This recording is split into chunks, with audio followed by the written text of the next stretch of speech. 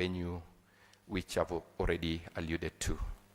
With your permission, Chair, and dear members, at this juncture, therefore, I wish to read the notice and agenda of the hybrid annual meeting of the Kenya Institute of Supplies Management being held today, Friday, 25th April 2025, from 2:30 to 5:30 p.m. at the Age Convention Center, Nairobi, and virtually via video conferencing. It reads as follows. Notice is hereby given that in accordance with Section 28(3) of the Supplies Practitioners Management Act, the annual general meeting of the Kenya Institute of Supplies Management will be held on Friday, 25th April 2025 from 2:30 to 5:30 p.m. physically at the Age Convention Center, Nairobi, and virtually via video conference, Zoom platform, to transact the following business. Number 1, Secretary to read the notice convening the meeting. Number 2, adoption of the agenda. Number 3, silence in tribute to the departed members. Number 4, confirmation of minutes of the AGM held on 26th April 2024. Number 5, matters arising from the AGM held on 26th April 2024. Number 6, the Chairman's report for the period ending 31st December 2024.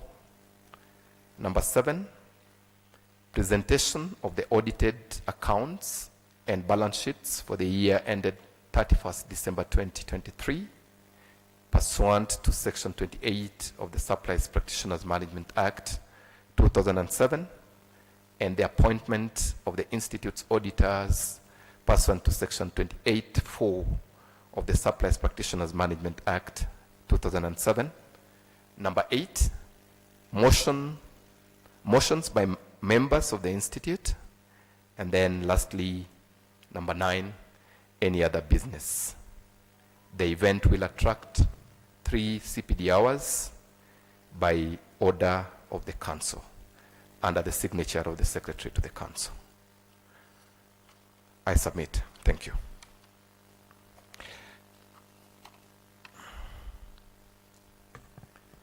Chair, I also confirm, in furtherance of that notice, that members were requested to provide motions for deliberations at the AGM with a deadline of 28 March. I confirm that one motion was received from one of our members, Mr. Joseph Wamiti, but he subsequently withdrew the motion on his own volition and noted that the matters that he wanted to raise were already being handled by the Institute administratively, and therefore we did not circulate the motion to the members. Chairman, I also confirm that the Institute received the audited accounts and balance sheets for the year ended 31st December 2023, pursuant to Section 28 of the Supplies Practitioners Management Act. The audited accounts have since been circulated to the membership via email, alongside all the documents supporting this AGM, and the same was done via a link which has been accessed by members.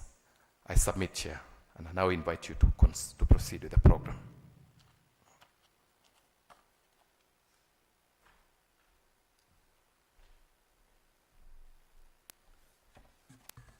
Thank you so much, Bonasio, for that recap. I now want to request for a proposer and a seconder of the agenda as read out by the CEO, which can actually be put again back here for the ease of people to read what this notice was, and also the proposer and seconder should state their membership, numbers, and full names to enable us capture in the minutes. So this can be anybody online or in the room here. We need a proposer and the seconder of the meeting notice as read out. Sir, you can, I don't want to say your name, and then, can you have a microphone, somebody, so we can record one of Mayende's details? He's right here at the front, Killian.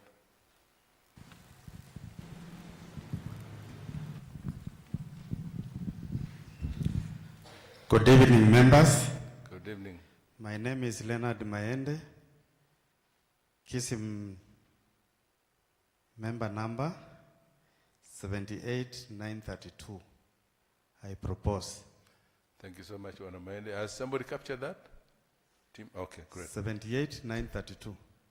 Leonard Mayende, thank you so much for proposing. I need a seconder, and I can see one, okay, on the same line. Go ahead, sir. Good evening, members. Good evening, sir. My name is Dr. Evan Songati, Kism member 73540. I second. Thank you so much, Wanangati Evans. So that's already formally done. I now call upon the Secretary again to confirm that indeed we do have a proposer and the second of the agenda. Karibu Wanasio. Thank you very much, Chairman. Mr. Chairman, Mr. Leonard Mayende, member number 78932, as proposed, and Dr. Evan Songati, member number 73540, as seconded the agenda. Thank you. Thank you, Wanasio. I'll now like to kindly ask all our members to be upstanding as we observe a minute's silence for our departed members who departed over the year since we last met here. So I would like the Secretariat to put a timer on the minute on the board so we can count our 60 seconds. Let's be silent in honor of our departed friends and colleagues.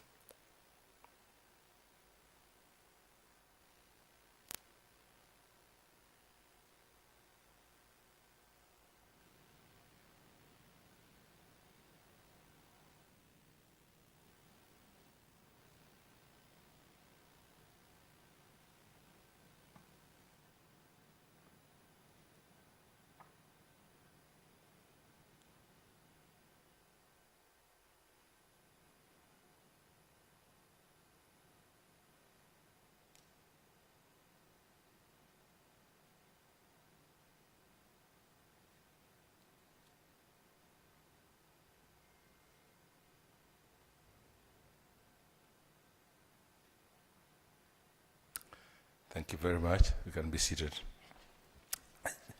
Agenda number 4 item is to confirm the minutes of our last meeting, the 7th meeting that was held both virtually and in person on the 26th of April, exactly 1 year ago, at the Bomas of Kenya, and virtually by video conferencing. I'll now ask the Secretary to take the members through the minutes thereof so they can all be up to speed. Karibu Wanasio.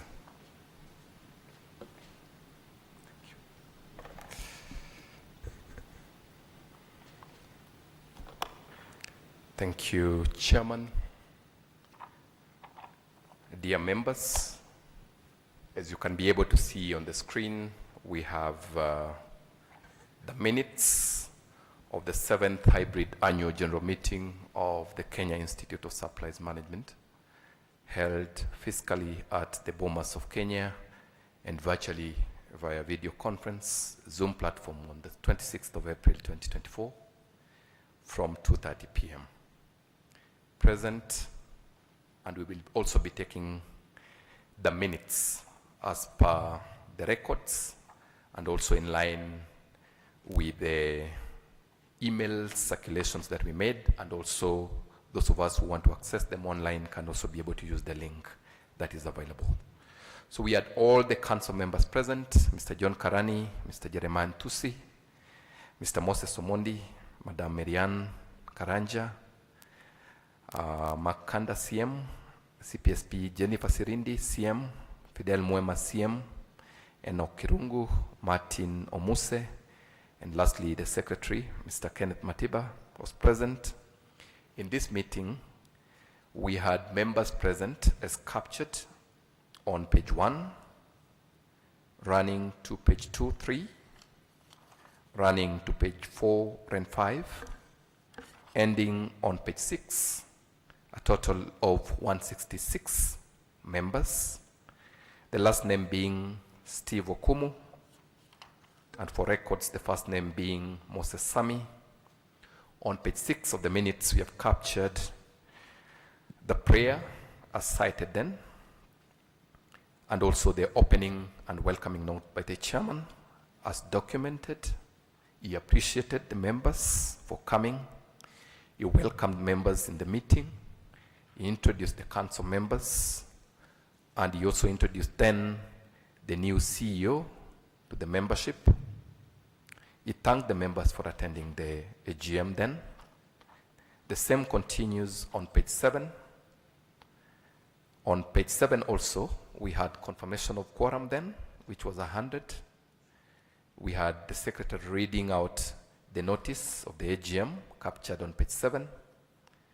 And we had the adoption of agenda captured on page 7, running into page 8. On page 8, we also paid tribute to the departed colleagues. We confirmed the minutes of our meeting held on the 6th, during the 6th annual general meeting held on 28th of April 2023. We captured the matters arising therefrom on page 8. The same continues on page 9, where we also picked questions and provided responses as provided on page 9. On page 10, the questions continued. There were 6 of them, and the responses therefore, thereto. And members resolved that the supply chain management bill be shared with the membership within 2 weeks from the date of that AGM. And also, members resolved that the Secretariat spearheads the conclusion of the general regulations within 1 year, and the resolutions were proposed by member Kennedy Ariambi and seconded by member Rosaria Cheriot. On page 11 of the minutes, dear members, chair and council members, we have captured the chairman's report.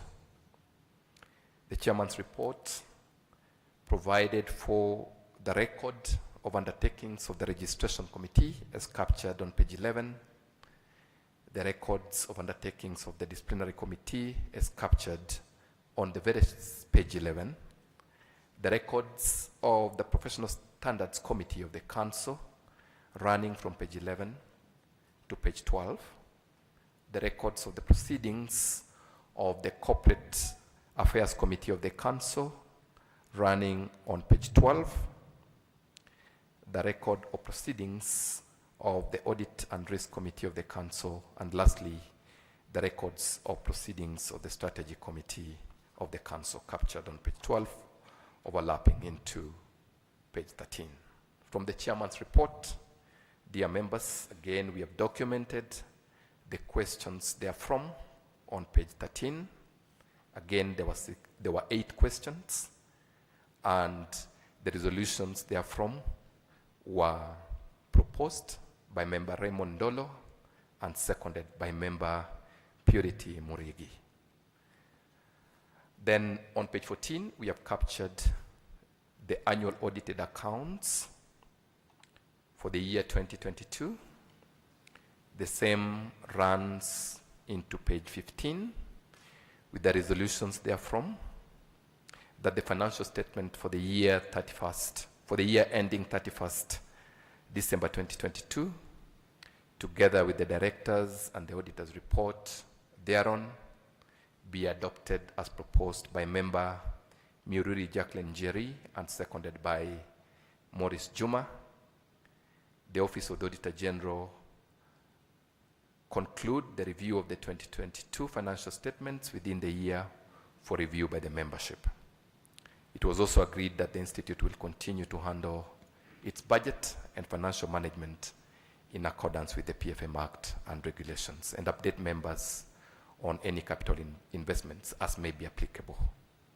Lastly, Chair and members, on page 16 of the minutes, the motions, 2 of them, were documented. The motion by Mr. Andrew Juma Malala was noted as withdrawn and an apology taken, and the motion of George Ochola was not discussed as the mover was not present. That marks the end of the minutes of the last AGM, and the meeting ended at 10 p.m. with a supply chain prayer. I submit, Chair.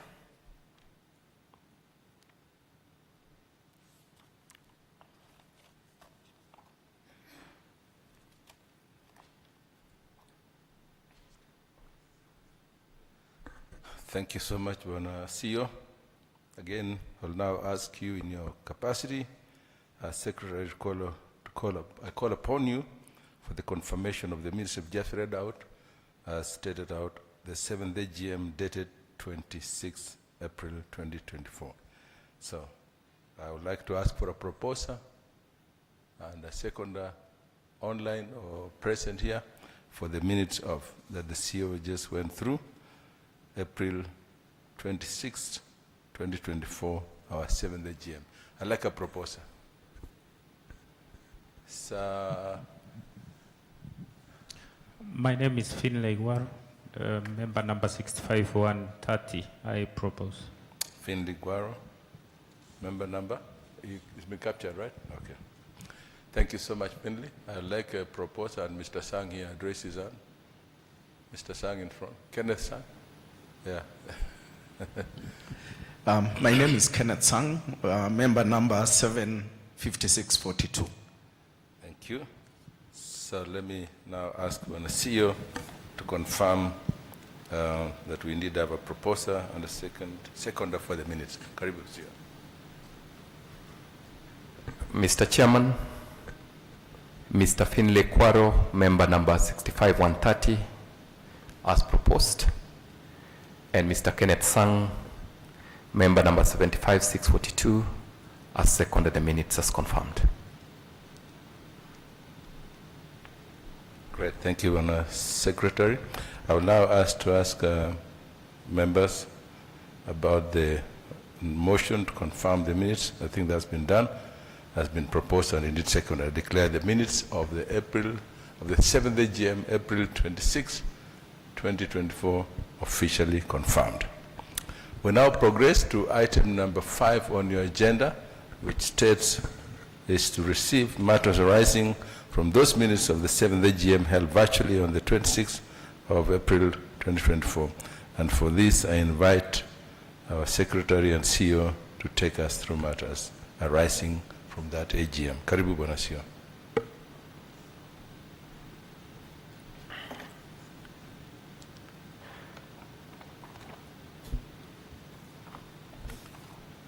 Thank you, Chair. I wish to confirm that the matters arising from the minutes of the 7th AGM have been circulated to the membership and are as follows. Number 1, arising from the minute number 03 of that sitting was in regards to the matter of Kism Towers.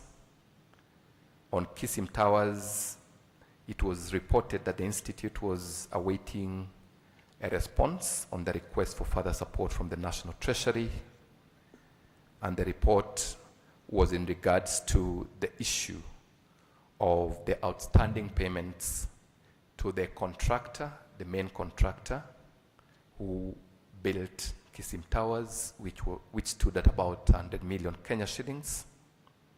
The status of that particular item is that the pending bill of 100 million has been partially reduced. The Institute has been able to pay 30 million during the year under review, and that further, the bills were taken up by the government by the pending bills verification committee, and we are awaiting official outcome for closure of the outstanding debt. The second issue, Chair and members, was in regards to minute number 4 on the matters arising, and that was in relation to the supply chain management bill, which was supposed to be shared with members 2 weeks from the date of that last AGM. And Chair and members, I confirm that the bill was shared with the members as per that resolution. And further to that, Chair and members, we received views from members which we collated and shared with Parliament. The bill is currently pending legislative processes in Parliament. The next item, which is a subset to that item, was the issue of the general regulations. The status, dear members, Chair and Council members, and our invited guests, is that the development of the general regulations pursuant to the SPMA and making reference to Section 36 of the SPMA has been initiated and is underway. We have formed a multi-agency team comprising the National Treasury, Office of the Auditor General, Kenya Law Reform Commission, Kenya Association of Manufacturers, Kenya Private Sector Alliance, Kenya Institute of Supplies Examinations Board, Public Procurement Regulatory Authority, to facilitate the process of developing the attendant regulations to the SPMA. I submit that as the status of matters arising, Chair.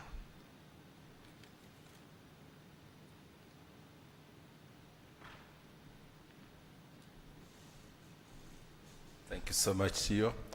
Allow me also at this stage to recognize some of our members who just came in.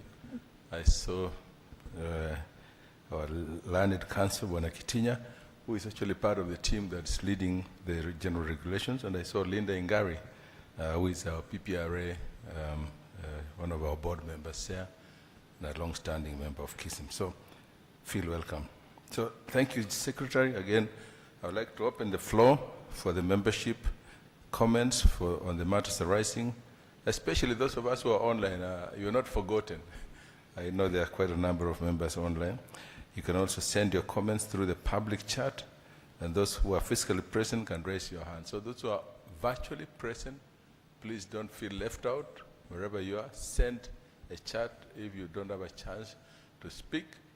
But if you do have a chance to speak, those of us who are online, physically here present, please give us your comments specific to the matters arising that we just talked through. And those who are virtually present, please do give us your comments either on the chat or you can notify us when you're there. So that's what we're waiting for. We want to start with those who are physically present, comments on the matters arising so that we can go to the people online. Anybody online? There's a microphone going around. Who? Yeah, Samayende, go ahead. Thank you, Chairman. Once more, as I said, my name is Leonard Maende, member number 78932. I just want to make a comment on what has just been said on the pending bill of the contract of 100 million. We are told that from the 100 million, you are able to raise 30 million, settled to the contractor. And then later on, the 70 million left. But as here you say that the voucher, it has been taken to National Treasury. Now my question from there, if it went to Treasury for verification, is it that the National Treasury or the government will settle this 70 million, or after the verification will be taken back to Kism for you to settle. And why Kism is semi-autonomous from the Treasury. Why should you take the pending bill to Treasury for verification when you have the Committee on Finance for you to verify for those bills? Thank you. Thank you so much, Samaende. Let's take a few more while we are physically present here, those of us who are inside here. Okay. Anybody online from the online team? Any comments on the matters arising?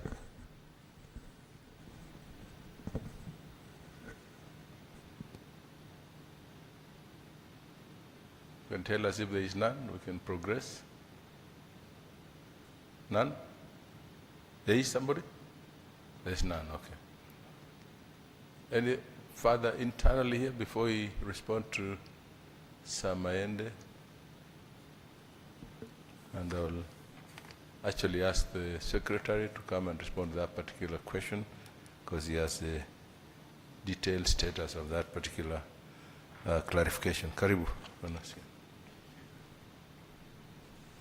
Thank you very much, Chairman, for the opportunity. Thank you very much, Mr. Maende, for the question. It's a very, very good question. Yes, I want to respond as follows. Number one, the issue of pending bills at Kism is a historical issue. The government of Kenya, to some extent, supported the construction of Kism Towers. And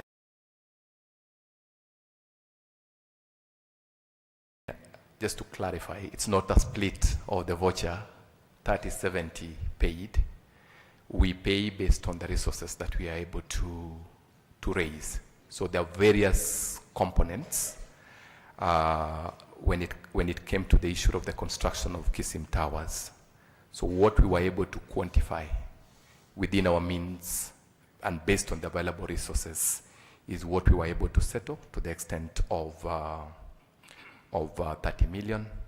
But in regards to admissibility, the government generally, to deal with the issue of pending bills across public sector in totality, constituted a pending bills verification committee that I'm sure you are aware about, and all public entities that had pending bills were directed by the National Treasury to submit documentation.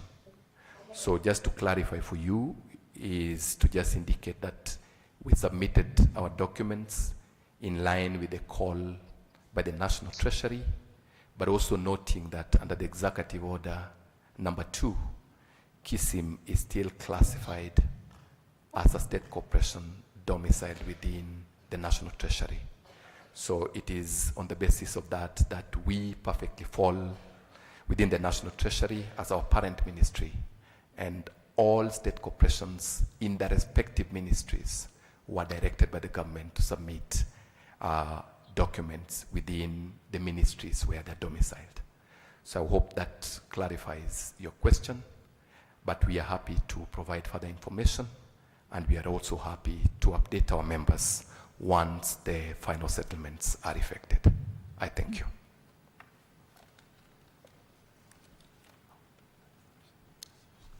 That's sufficient, Bwana Maende.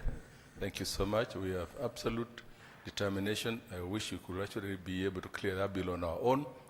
And we've done a lot of work towards that. But for now, as the CEO has said, there is an expectation that since the National Treasury was involved from the beginning, we expect them to at least complete that payment. Excellent.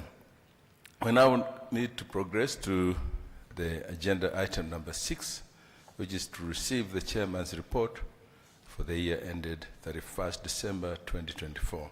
I will now progress to do that, and I will read them as I've tried to craft them with the team, support with my council members who are here. Will also come here and give a state of the affairs. What happens, ladies and gentlemen, is that when we come for this AGM, it's our time to report back to you. It's a report card, as it were, a status quo, a status of what we have done so far while we are here away, because in between there are so many things that happen, but this is a formal time when we come and present to you our scorecard. So, esteemed members and fellow professionals, council members present here, Kism Board of Directors led by the chair, our parent ministry, National Treasury, our sister institution, PPRA, again represented here by Linda Ingari, Kism management team led by the CEO, and all our esteemed partners who are here today. Good afternoon. It is indeed my great pleasure to welcome you to the 8th annual general meeting, and indeed the 3rd one for the elected council members who came into office upon gazettement on February 3rd, 2023. I'm very happy to share the highlights of our 2024 report in line with the requirements of our SPMA Act 2007. The report covers the programs and activities undertaken during the period ending 31st December 2024. This report provides an overview of the operations of the Institute and summarizes the impact the Council has made through its various committees, as they will come and highlight them in a short while. Operational and indeed governance performance and the activities undertaken the full year 2024. Further, the report, which I hope you have on your tables, represents the identified material information of the key activities undertaken by the Institute in the year 2024. The Council believes that this report indeed addresses all material issues and presents a balanced and fair account of the Institute's performance for the reporting period, as well as an accurate reflection of our core strategic commitments for the short, medium, and indeed long-term institutional operations. As we look back into the year in review, we have achieved great milestones in the journey towards transforming both our profession and indeed our institute by amplifying the critical role that we as supply chain professionals and the profession at large occupies in our nation and beyond. The year 2024 has been, this year 2025 actually is indeed a unique one for me personally. Hopefully I'll be the only one who will be making my last AGM remarks as your chair. It's been about this 6th year now, actually 5.5 years. This is the last year since 2020, when together we've realized the following milestones. And so it's indeed a pleasure for me to enumerate the milestones we've achieved together. I say we because I could never do this on my own. And I really believe yesterday when we had the strategic plan here, we were told that we have truly transformed the Institute, and now we've got visibility. We still have a lot of work to do, but it's good to celebrate, take a pause, and really take stock of what we've achieved so far. In 2020, I'm always very proud to say we operationalized Kism Board of Examinations to offer examinations and certifications for persons seeking to join the Institute through the SPMA. And this year, we also are able to make sure we say CPSPK is the only channel, the only pathway towards becoming a member of Kism.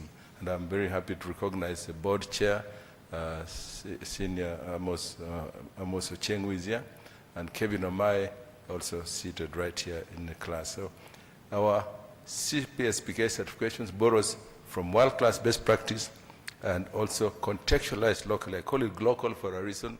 We've basically taken the best in class, but contextualized with the operating environment to create the best-in-class standard in supply chain management profession. We have over 77 institutions accredited to train CPSPK and the Kism, and there are countries from across the region who have come actually to be part of our journey together because they have seen this really, truly Pan-African or regional food profession. Instead of going to say London or other places, we have our own regional qualification. All the way from South Sudan, Somalia, Rwanda, Burundi, including people from Angola, have come here to benchmark with us.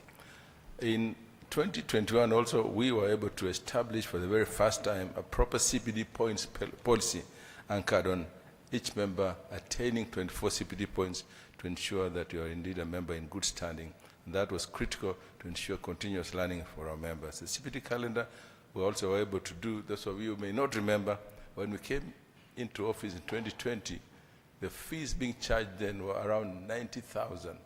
And I'm happy to tell you that we have now reduced them to 65,000, and we've maintained that from that time.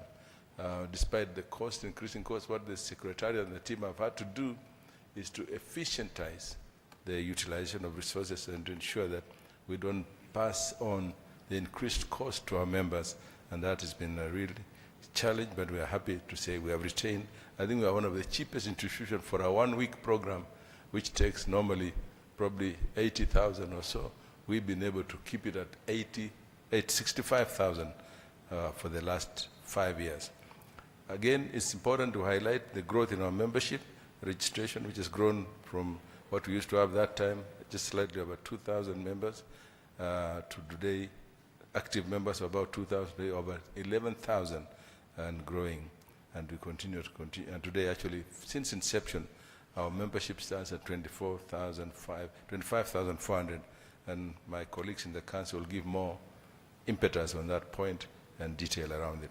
We attribute this increase, of course, to in our membership to our rigorous recruitment drives by our Secretariat team, but we also were very blessed. Yesterday we were here with the head of public service, who gave us a circular in 2023, which has been very instrumental in directing all procurement and supply chain officers to be members of the Institute. That has been a great thing. We also have initiated compliance efforts within the Secretariat, and enforcement of that has yielded much fruit, and now forcing many members, it's aimed at ensuring that only those who are duly registered and licensed are the ones who are practicing in the field of supply chain management, and we want to drive 100% compliance at the end of this year. The Council also developed, ladies and gentlemen, and approved the regional chapters policy, which has been a long outstanding issue, and we've started operationalizing that in 9 chapters already that has been earmarked for operationalization, and for the first time we launched our own Huduma Center in Machakos in partnership with Huduma, our own regional chapter rather, which is really following the footprint of Huduma centers across the country. And this one in Machakos was a very fast one. It will utilize the infrastructure of Huduma centers, which will be overseen by the devolved Lower Eastern Regional Chapter offices, because that's where now our members come to Kism to support what we are doing. The Council also developed and approved the fellowship policy, another long outstanding promise that we made to our members, which will now enable us to recognize and award outstanding men and women in our profession who have made continuous and continue to make a significant impact and contribution and changes in the supply chain professional. That's a major milestone that we must celebrate with. We also took the challenge that we got from especially the head of public service to find a mechanism for addressing the needs of our many experienced members who have been working for various years, but they don't have the requisite academic qualification, and they are probably over 50 years old, and they cannot go back to school. And that's why, in line with the cabinet policy, we became the very first professional body to implement the recognition of prior learning, which already has attracted a lot of members from both our membership who want to become members and also those who want to become trainers. We got over 45 applications under review right now. I'm also happy to say we never left our youth behind. We launched our mentorship, internship and coaching policy, which is aimed at supporting our upcoming professionals to know how to navigate the tumultuous terrain of supply chain management. Happy that that's taking shape and going on and continuing like that. So despite all these things, ladies and gentlemen, we still have a lot of things that we have done. Actually, in this 2020, let me address this one. We also initiated key annual programs that have become the anchor of our annual calendar. And alongside our other CPD programs, we now have our Heads of Procurement Forum, which was initiated 3 years ago, and you can see it's been growing over the years, and it's continually. Last year we had over 1,000 members. Our annual national dialogue, which brings together all actors, not just in supply chain arena, but all actors in this sphere, from public sector, private sector, third sector, board members, accounting officers, CEOs, and people from the counties, and that has been a big game changer. In last year we had a very big forum there, over 1,000 members also coming in Mombasa to talk about, come and reason together in that arena of supply chain. Our other real hallmark event that we started last year again with the support of Head of Public Service, is the annual Women in Supply Chain Management. That's been a great, great success. Last year we just about 211, and this year I was told all the offices in town were vacated. There were no ladies, because we had about 1,000 ladies in Mombasa, and I'm told some offices were really empty because all the ladies took off for a week. We want to make sure that number goes to 3,000-4,000 next year, because I think there were still some ladies who remained behind. We need to look for them. Why were they staying behind? It's a great meeting, and I know the men have complained to me very ferociously.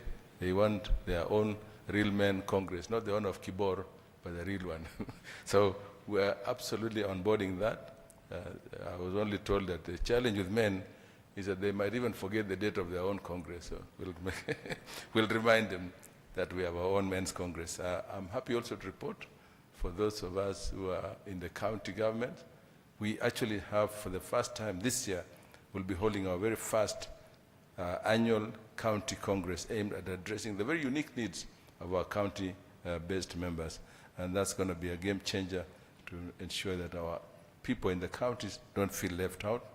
We also had some programs, and I'm happy to see our friends from KEMSA, Sibwana Kitui here, to specifically speak about the unique challenges of those who are in the health supply chain sector.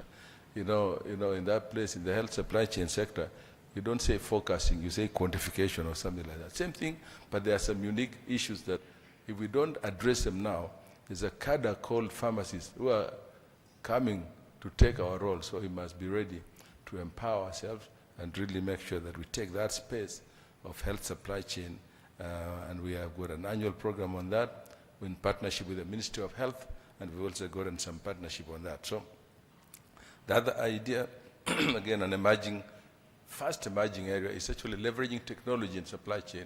Technology is so fast-paced, and we in supply chain should be ahead of that game, whether it's data analytics or all those things to do with technology.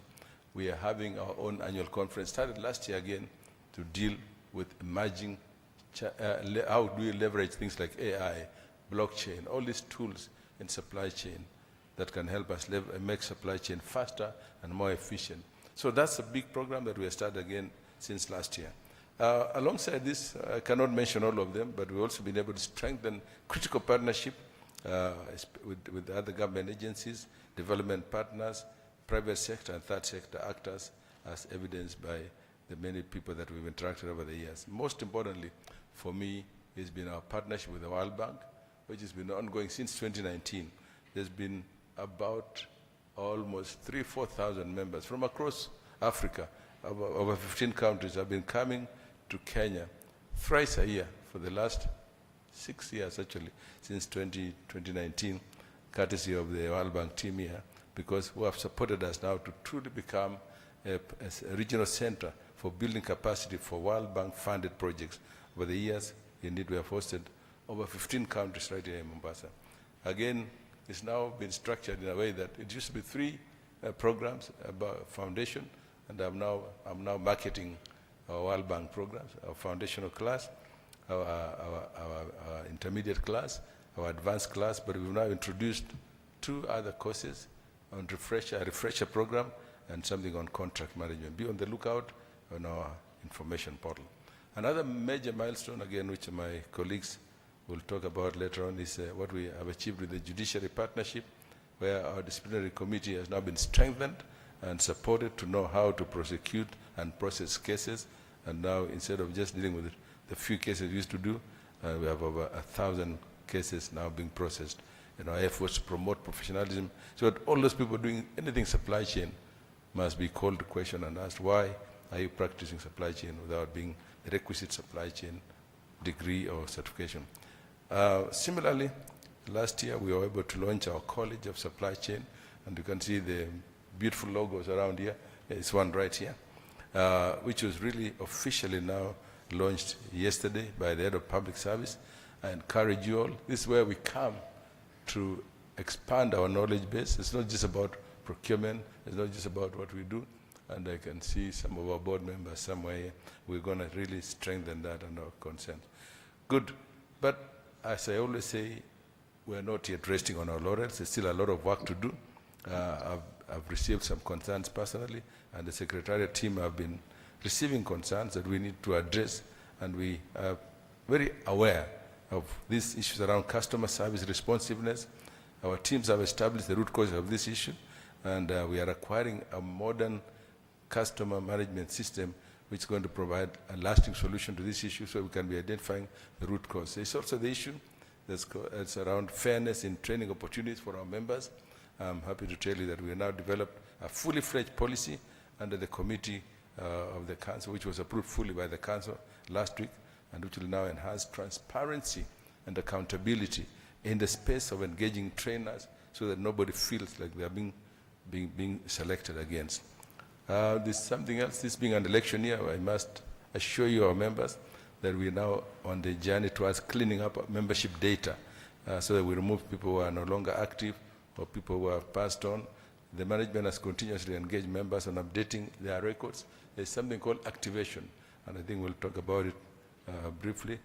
To have a lasting solution, the institute is now working with the Integrated Population Registration System, IPRS, department, which is a state department for citizens, and on verification of members' details at the point of registration. We assure you that before the elections, we shall have a very clean register, which is important. The issue that Samaende talked about, pending bills in Parliament, we have consistently been following up with Parliament on the matter of fast tracking, and we will work on that. However, yesterday, with the support of, we requested the head of public service to support us in this matter, so that we can actually close out this matter once and for all. There is also an emerging issue, and I've seen it in circulation, about the role of supply chain professionals on pending bills. One of the things I'm always fully against is that we cannot blame our members for pending bills that happen because of abandoned projects or change in leadership.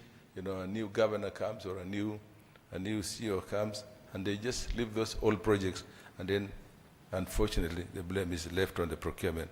We must approach a whole of PFM approach cycle. We will not allow the blame and negative profiling of our members and our professionals alone. So we are working actively on that. This role is squarely the role of accounting officers, and they should bear ultimate responsibility unless somebody does not know the process. So we'll work on that and ensure that we absolutely defend our members where necessary. And of course, where you know you have played any role, we'll also help you to know how to navigate that one. At this point, ladies and gentlemen, it's important that I allow my council members to share and put into context the milestones they have achieved during the year 2024 and through the respective committees, because the council works through the committees, and they only come to the council after they have deliberated the issues deliberately, deeply, and they come and present that. I will now start with the chairman, who was 2024 Registration and Licensing Committee Chair, CM Moses Omondi. Karibu, CM.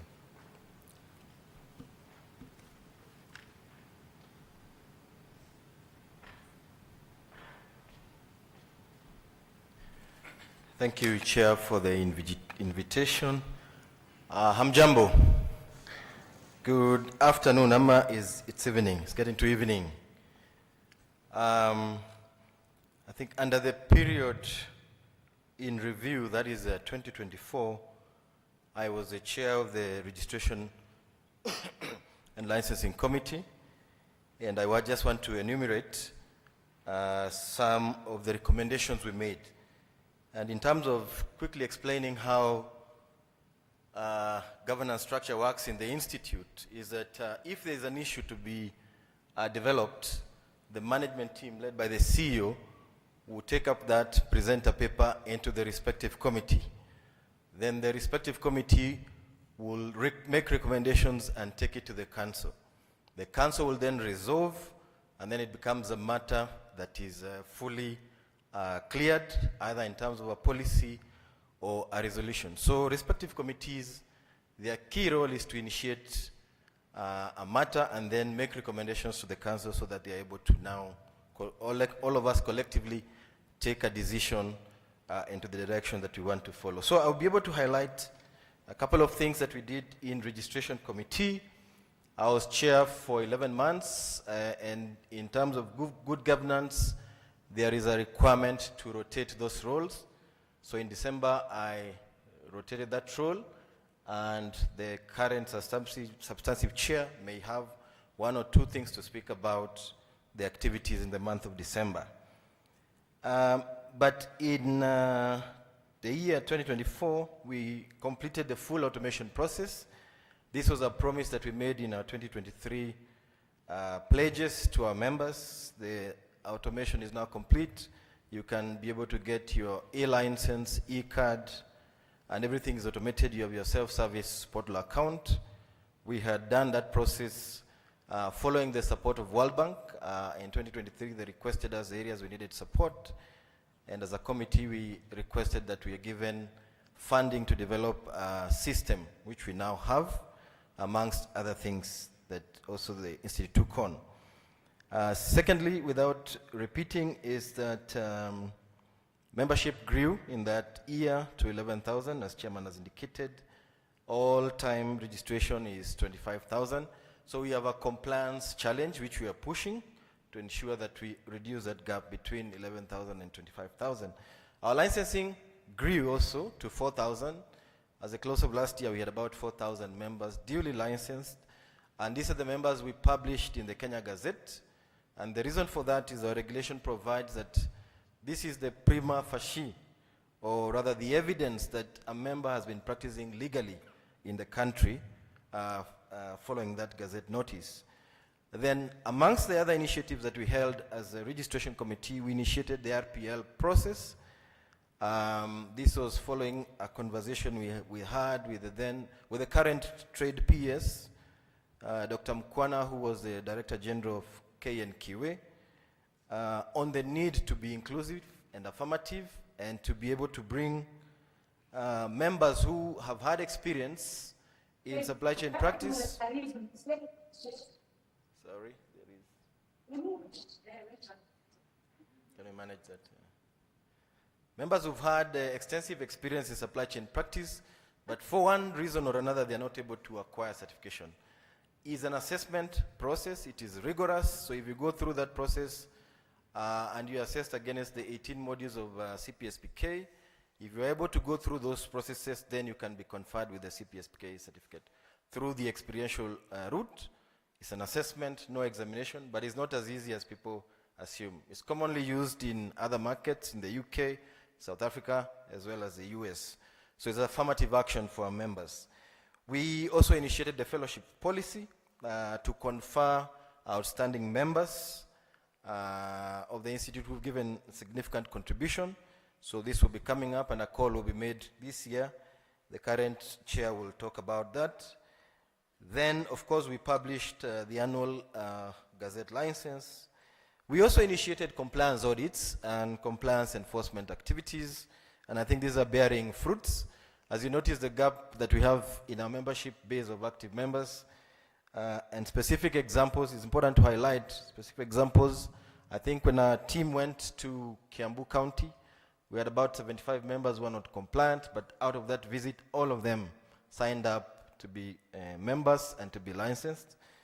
In private sector, we had the example of EABL, 14 members signed up, and there are many other examples that are available for us to see.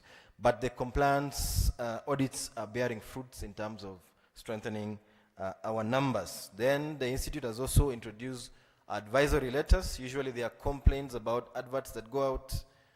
There are inconsistencies or they do not align to the requirement of SPMA, and there are so many letters that the CEO and team have issued out to many agencies in private sector to comply with the requirements of the law. I think about 150 letters have been written towards that. So that is also helping us. In that period also, we had an opportunity to register or bring in the military into membership.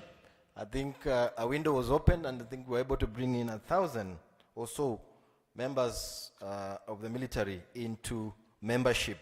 So we'll be following up. Some of them are different levels, associate or full members, but we're following up to ensure that they are fully capacitated to do their work.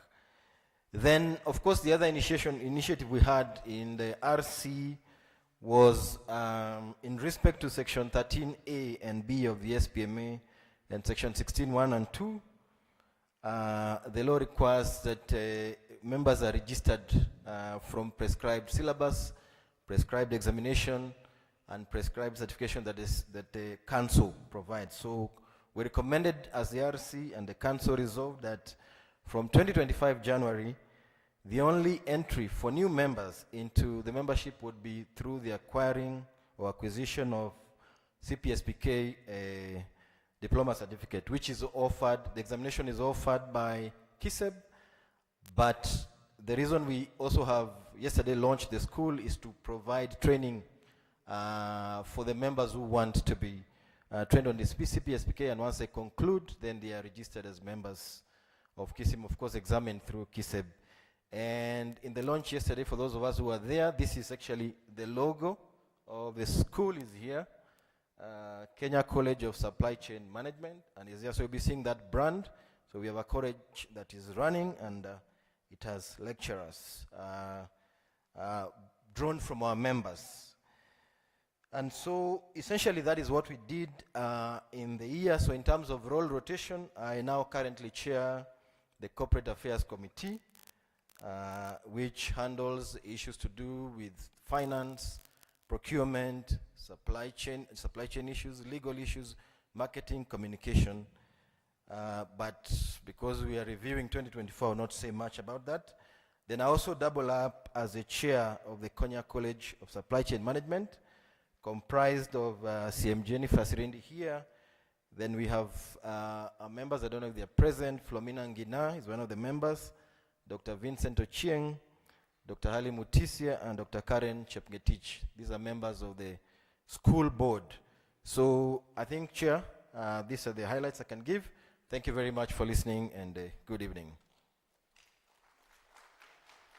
Let's appreciate CM Moses. Let me also recognize, I've seen one of our Mwalimu CM Moses, Mwalimu Joe Munora. I've seen him somewhere here. There he is. Excellent. Thank you. That's one of our lead trainers, by the way. I appreciate him right there. Thank you so much. Allow me now to move on and call the next council member who will come and give the update to you, our members, on where we are so far. And that will be the chair in 2024 of the disciplinary committee, which was CM. She's not here, right? Okay, but CM Fidel can give something? On behalf, if you don't. Yes, CM Marianne was chairing that committee in the last 1 year, but I think she's not able to be here today, but I think CM Fidel, who took over from her, can give a quick preview on the status of the disciplinary committees, which he took over from December last year. I think I've caught him unawares, so you okay? Okay, sorry about that.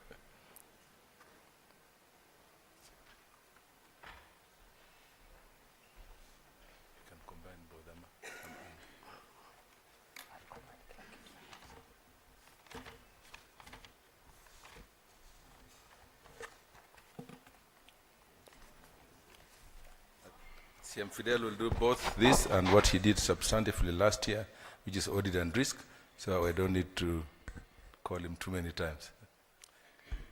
Thank you, Chairman.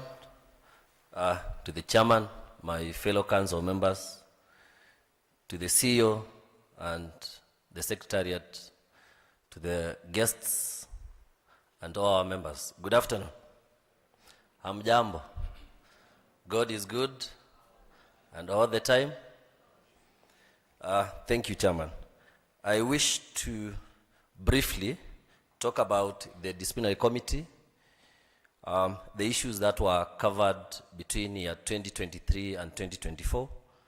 During that period, the Institute initiated a collaboration with the judiciary through the Kenya Judiciary Academy, and we were able to have one training of a kind in Kisumu, where the disciplinary committee was empowered and was taken through the process of disciplinary and how to write judgments, and also how to conduct hearings. During that period, The disciplinary committee was also able to develop a draft disciplinary manual.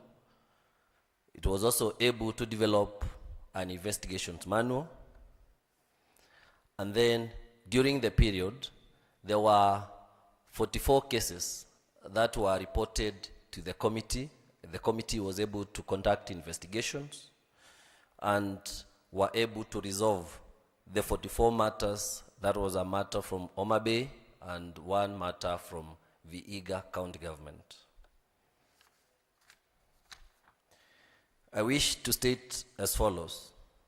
The mandate of the committee has been bolstered by the compliance enforcement programs, as it was reported last year, and I think this was in the mainstream media. You saw our CEO speaking. I saw it in the Citizen TV and also KTN News. We were able to carry out compliance, enforcement, and audit across the country. And as of today, I can inform you members that the committee currently is reviewing 116 cases, disciplinary cases, of our members who have been reported through the appropriate channels. Investigations have been conducted, and next week but one, the committee will be reviewing the investigation report and then summon the accused persons accordingly and give them a date for hearing. During the period that I've been the chair, because currently I'm serving also as the chair now disciplinary committee, we have been able also to develop some key documents, policy documents that will help the committee to deliver on its mandate. And one, we were able to finalize the investigation manual, which was approved by the council. We were also able to develop the first of a kind fines and penalties policy, which we subjected to members for their review and comments. And I'm happy to report to membership that that policy document was also approved by the council last week, and now it is operational. We have also been able to review the disciplinary guidelines which were developed in 2021. The document was approved by the council, and now it is going out to the membership for their views, so that we incorporate in that policy guideline.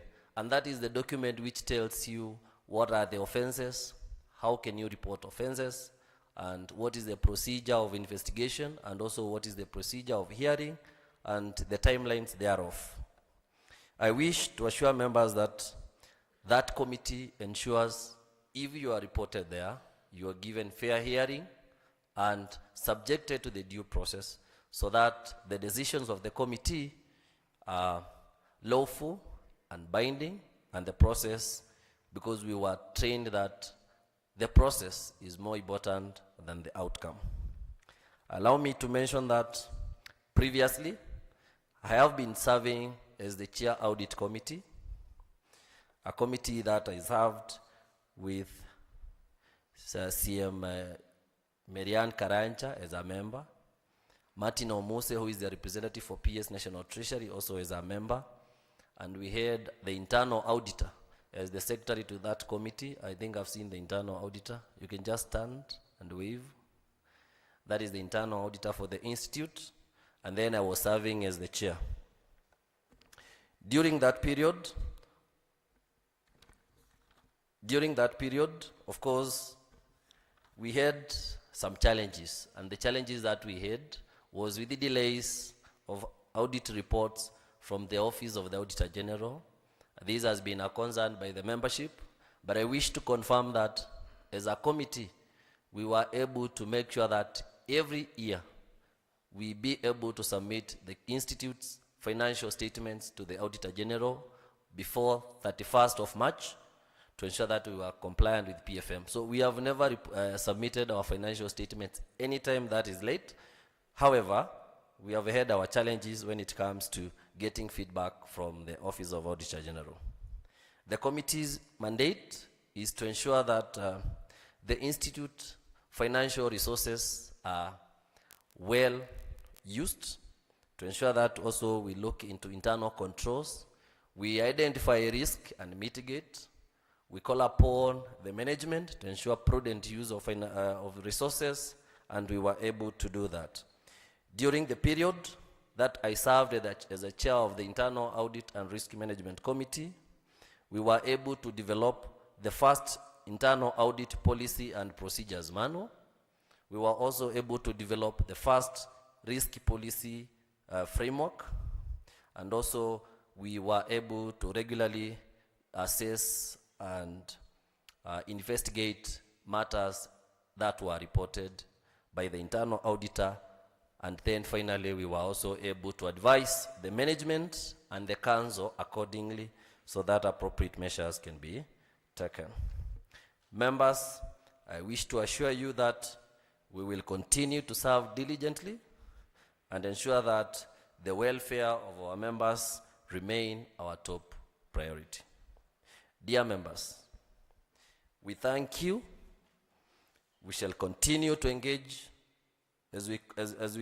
we shall continue to engage as we give our very best and ensure that we make a difference in the profession during this period that we are serving you.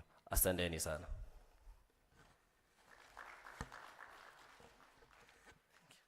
Let's appreciate CM Fidel one more time. Yeah, you know what, especially disciplinary, let me highlight this issue. We aim to become the first port of call for our members for any issues to do with disciplinary members, so that we don't get our members being taken to court before they have been given a fair hearing, and yet the issues are very administrative in nature. And that's why we have actually been very intentional in strengthening our disciplinary mechanism internally. Let me now call upon the chair in the year 2024 of the Professional Standards Committee, CM Jennifer Surindi, CPSPK. Karibu CM.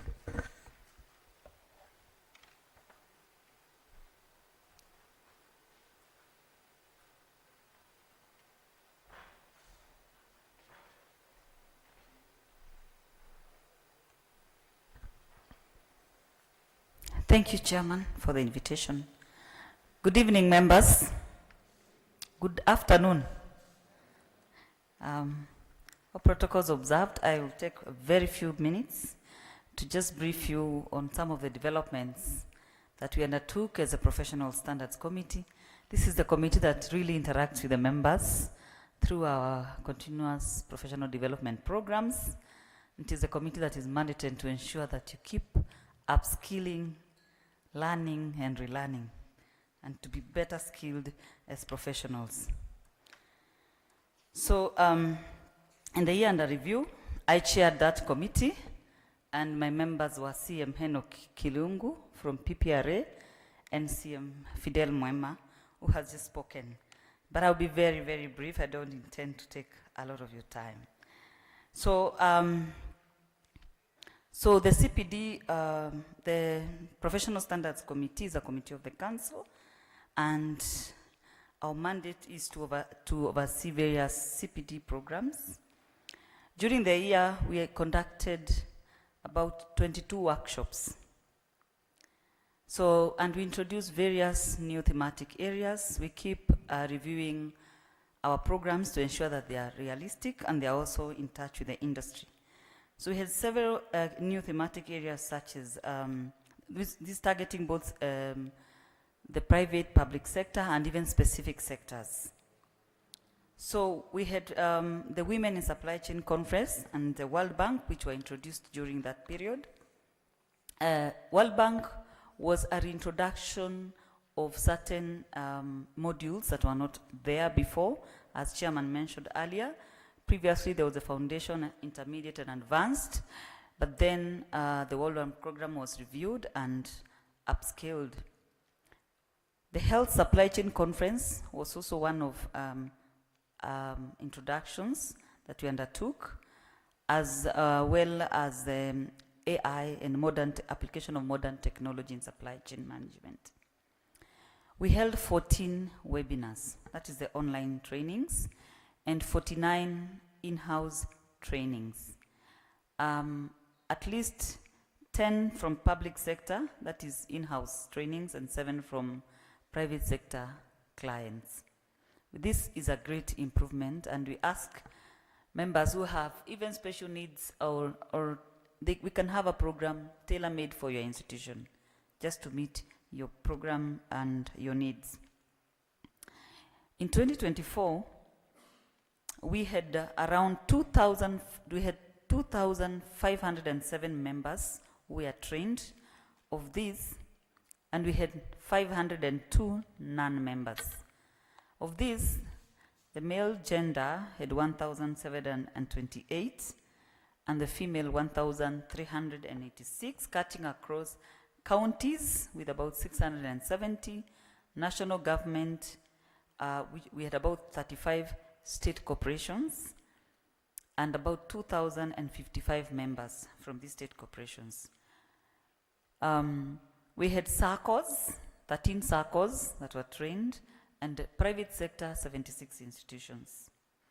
So we also partnered with various stakeholders to run sector-specific training, such as the ethics and anti-corruption. As you're aware, we've also signed now a MOU with them. And later this next month, we'll be having a webinar for members to understand what is the MOU between Kism and the EACC. It's a very collaborative MOU to ensure that our members are accorded dignity and also to build capacity on areas of ethics. We also partnered with, of course, our very own KISEB in ensuring that we keep ensuring that we have a very good curriculum. Institute of Certified Secretaries, we ran various programs with them, including corporate governance programs for the council members and also some other institutions. HRM, we did a webinar with them.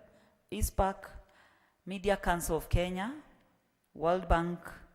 We had a training and webinars on alternative dispute resolutions, where we partnered with the Nairobi Center for International Arbitration and also the Chartered Institute of Arbitrators. We also partnered with the Office of the President in our programs, especially when doing the Women in Supply Chain Management conference. And with this, we really appreciate as an institute the Office of the President through the Office of the Human Rights Advisor, Honorable Harriet Chigai. We also partnered with the Ministry of Health, among others. So another key milestone, which is a really plus for the Institute and has been a thorn in our programs over the years, was coming up with the CPD guidelines. We went through the parliamentary process, and these were approved and gazetted by Parliament as the Supplies Practitioner, under the Supplies Practitioners Management Act, as the guidelines for CPD accreditation. Another item that we are very proud of as a Professional Standards Committee, which I'm sure many of you may have attended, is the SPAS Award. This is where we recognize those who have really contributed, those who really made a lot of progress in the areas of professionalizing procurement and supply chain management. And I'm sure, as the chairman mentioned, this year we have moved a notch higher. We shall also be awarding fellows of the Institute. So the SPAS Award was conducted in Nairobi at the Agile Hotel last year, and the event attracted 44 submissions. I'm hoping all of us this time will be able to make submissions and get awarded for whoever is for those who are making tremendous effort to improve the profession. So among these, we had 44 submissions and 11 sectors.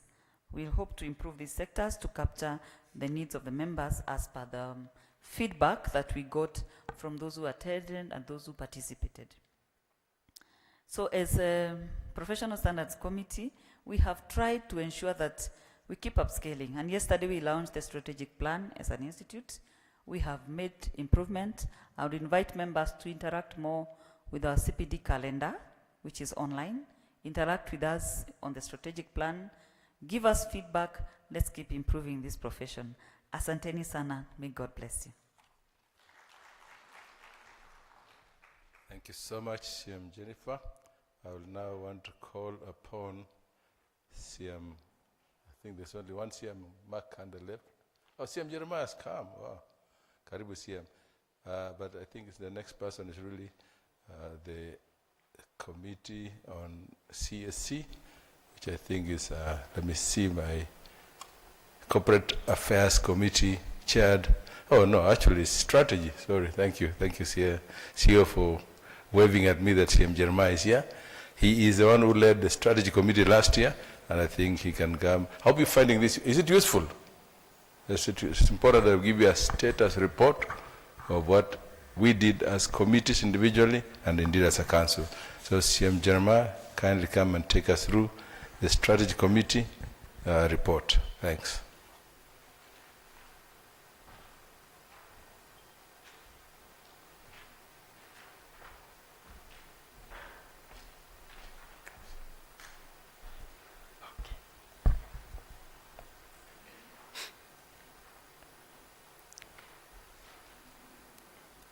Mjamboni.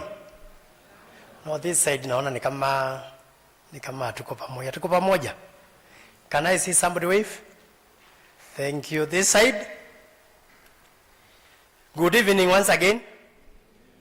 Thank you very much. So to Kism Chairman, the council, fellow council members, our CEO and the whole Secretariat, Kism, our guests and other stakeholders, our esteemed fellow supply chain practitioners, good evening once again. I'll very briefly talk about the strategy committee and the board of the College of Supply Chain Management, which I chaired in the year 2024. I will avoid talking about some of the issues that could have been mentioned by my colleagues, but to say that the strategy committee does the oversight on the implementation of the whole Kism strategic plan. So in the year 2024, the Institute was able to drive the process of, the committee was able to drive the process of reviewing the strategic plan, and the review involved all the stakeholders, and notably for the purpose of addressing those areas to drive the strategy 2020 up to the year 2024. And this informed the development of the new strategic plan, which is currently under implementation. And we are happy to mention that this is a plan that was launched yesterday, and we thank you all for the contributions that you could have done directly or indirectly. So the Council in its manifesto pledged to initiate devolution of Kism at the regional levels in its efforts to encourage member participation in running the affairs of the Institute. And the committee was able to facilitate that whole discussion and navigated the Council's dream and made it a reality. So the Council was able to approve the regional chapter governance policy and the operationalization of the 9 proposed regional chapters, which I could name as the Coast Regional Chapter Forum, the Central Rift Regional Chapter Forum, the Lower Eastern Regional Chapter Forum, Nyanza Regional Chapter Forum, the Northern Rift, the Eastern Regional Chapter, Mount Kenya, South Rift, and the Western Regional Chapter. So the Kenya College of Supply Chain Management, which I also chaired, is was able to see the operationalization of the Council dream that we had harbored for quite some time. So the college now has a board which we were able to oversee input for purposes of policy formulation, and it also has a very strong management team headed by a principal and administration, all these under the leadership of the Kism, CEO. The college is strategically collaborated with prestigious institutions and bodies to provide esteemed qualifications such as the Certified Procurement and Supply Professional of Kenya. This is the one administered by Kism, the Chartered Institute of Procurement and Supplies, and the Chartered Institute of Logistics and Transport International, among others. So in the year 2024, the Institute finalized the process of onboarding onto the government performance contract information system under the National Treasury, and we were able to sign its first ever performance contracts. So during the reporting period, the Institute also signed MOUs with various partners, and notably the ESCC, for the purpose of collaboration in various aspects of the practice of supply chain management, and notably for them to appreciate that we are very critical stakeholders in the way we can be able to train and sensitize our members for the purpose of ensuring that we comply with the matters that drive supply chain management, especially the ethical values. And again, also joining together in giving sensitization to our members. Additionally, the Institute has also signed an MOU with the Kenya Institute of Supplies Examination Board, among others, the operationalization of the recognition of prior learning to be able to give opportunity to those people that don't have the relevant certifications, but they have the other qualifications and experience that would be required for us to run supply chain management. The partnership with the World Bank has been able to see the support of the Kism ERP system, especially in support of registration and other services. I've been able to support in terms of broadcasting equipment, which is going to support the college virtual platforms, and also the provision of transport solutions. They have supported us in terms of motor vehicles. The Institute also initiated a cooperation with the Estonian government, among other donors, in supporting digitization and professionalization of supply chain practice in the country. The Institute also marked another milestone and partnership, signing an MOU with the Institute of Certified Secretaries of Kenya to enhance good governance, especially in supply chain management. I will stop there because most of the other issues had already been mentioned by my colleagues, and thank you so much for listening. Thank you very much. Thank you very much, CM. I think it's now my pleasure to bring on board CM Mark Kanda, who will take us through the highlights of Corporate Affairs Committee in 2024. Karibu, CM.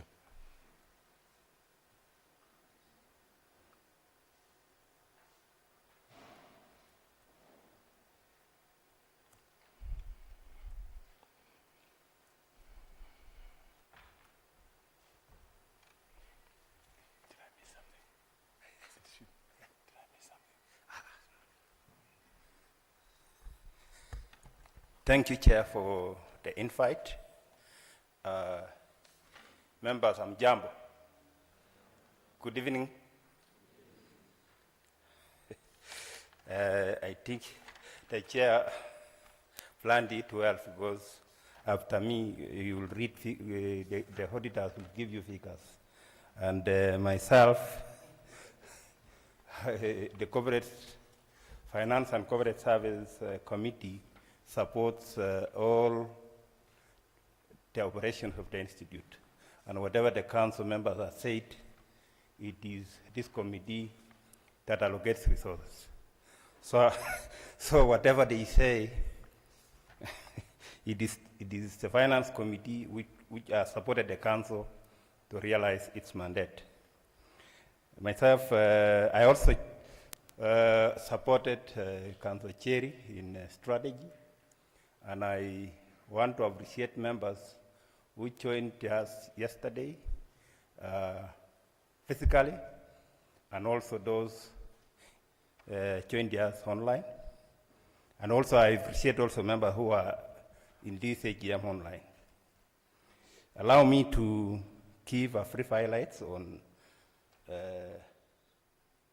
before I give highlights, I don't work alone. I was supported by Councillor Moses Amondi, Neo Muse, representing National Treasury. In 2024, the Council approved several policies. This one will assist us in governance. Of course, we had our HR policy, which was done earlier. We did coaching and mentorship policy that will guide our institute in mentorship. Work-life balance policy, succession planning. We have also communication policy, diversity and inclusivity policy. This one will guide us on placement of staff and other diversification issues. Risk management policy that my friend Fidel will be ensuring management is comply. SPAS award policy. I know yesterday we launched a strategic plan. This committee of corporate service ensured that the institute has internal competent staff. I know my friend, the CEO here, joined us 12 days during the last AGM. He was still new. And among others, we had had 5 directorates. So I can report today that our management and all the other departments are functional. Corporate service, standard and compliance, capacity development and accreditation, marketing and communication, HR, our audit, with our baby, and finance. And inside these functional areas, Finance and Corporate Service Committee is in charge of resource mobilizations and of the council. I want to report to this AGM that during that period, we mobilized 62 million from World Bank. That's why we are talking of ERP for members' management systems, and also finance, HR. HR will do our payrolls for our staff, and of course, we will not leave out our procurement. During the period, the Institute realized an income of 386 million, with a total net assets of 1.2 billion, 1.27 billion. Of course, this one excludes the current valuation of our institutes or of our Kism Towers, which is going on this 2025. In 2024, the review of the existing legislation proceeded with a pending bill geared towards the review of Supplies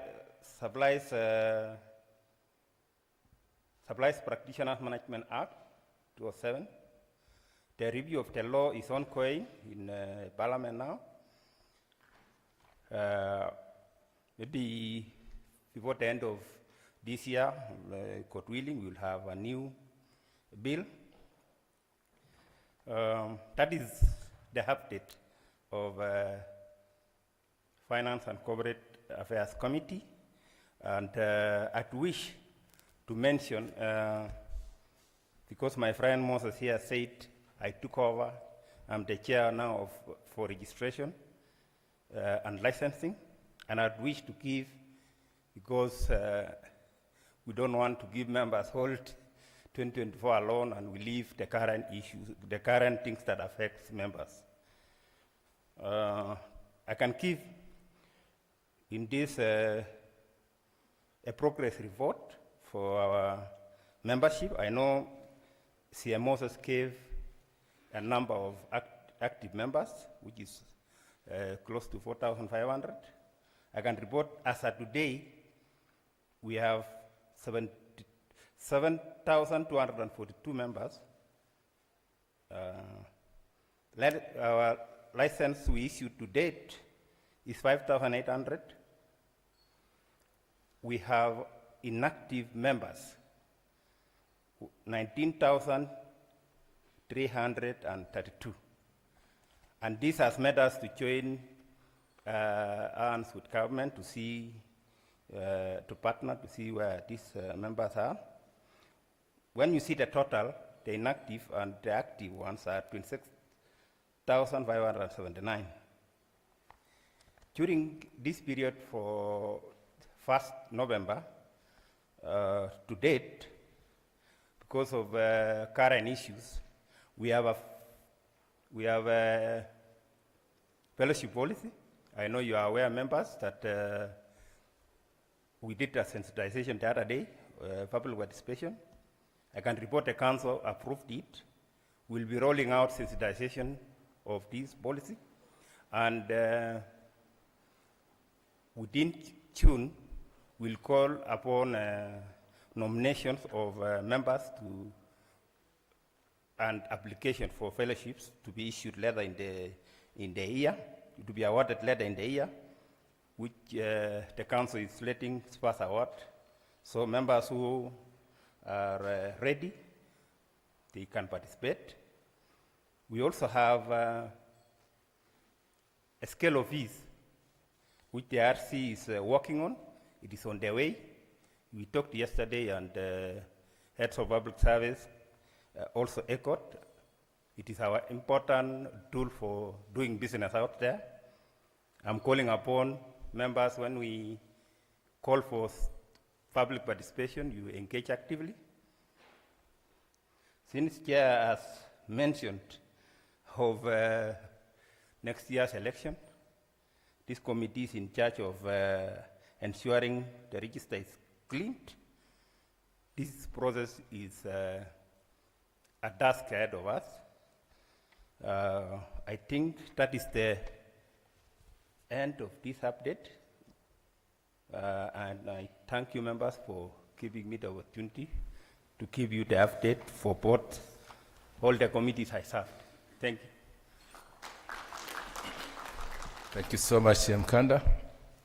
That brings us, ladies and gentlemen, to the end of the departmental committee updates, which is, I thought, is important to bring you up to speed with what your council members have been doing over the last 1 year.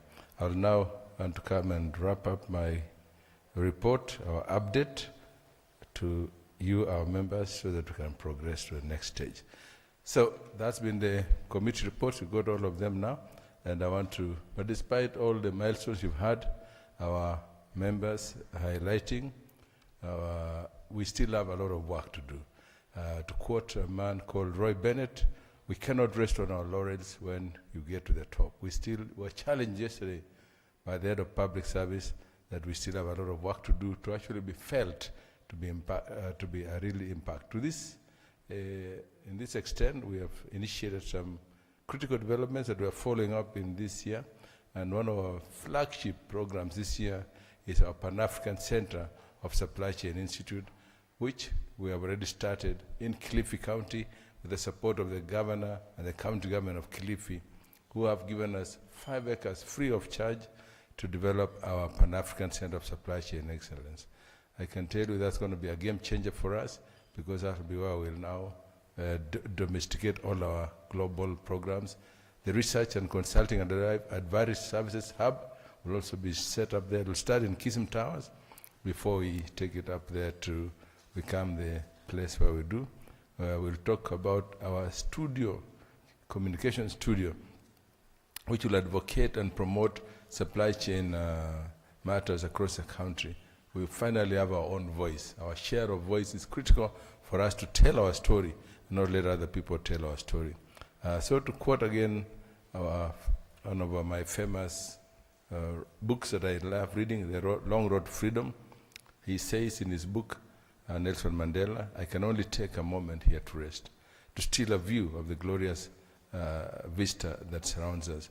Look back on the distance we have come so far, but we can only rest for a moment because with leadership, with freedom, indeed come many responsibilities. So we cannot sit on our laurels, we cannot dare linger, we must walk further because our journey is not yet complete.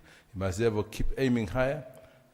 Again, really aiming high is what we need to do. What can we do more for you, our members? And that's why when we come here, we come to hear your feedback. Give us feedback. What can we do more to take our institute further? We 7 elected council members and 2 from the PPRA and Treasury. It's not enough to change our trajectory. We need you to tell us what we have to do, what can we do better. But again, I want to challenge you as I leave you with these words of our late founder of Starehe Boys Center, where I was privileged to go to school. He told us, my boys, the world is full of people who do their duty half-heartedly, grudgingly, and poorly. Don't be like them. Whatever you do, whatever your duty it is, do it fully and perfectly as you possibly can. And he told us one more that I've never forgotten. If you are ever given a cup to wash, clean it better than it's never been cleaned before, because you only get one chance in a lifetime to make a difference. It's now up to us to make a very determined agenda to take Kism to the next level, and really taking it to the next level means daily, quarterly, and annually, means deliberately having intentions to do what we can do. The best is yet to come for our institute, with your support. Let's believe in ourselves and embrace the future, because with every challenge that we come to overcome, like now the declassification, to me it's an opportunity. Our future is brighter. The future is not something you wait for. The future is something we ourselves must create. With those remarks, let me really, on behalf of the Council, Secretariat team, to express my deepest gratitude for your unwavering support over 2024 and the years to go, dedication, active participation, because these have been instrumental in making Kism World a success story. I want to assure you that your voices have been heard, your opinions are valued, your contributions are recognized. We remain committed to continuously improve and deliver value to you, our members, and indeed to the stakeholders around us as we work towards our shared vision of excellence in our profession. Let me close with the words of the good word in Philippians 3:13-14. It says, "Beloved, I do not consider myself to have made it yet, but this one thing I do, forgetting the past and pushing forward towards the mark of the high calling, we must press on to that prize of making Kism a truly modeled institution of excellence." Thank you so much for your continued trust and support on this exciting journey. Let's do it together, let's work it together, and make sure that supply chain becomes an integral pillar in the socio-economic discourse of this country, locally and globally. Asanteni sana.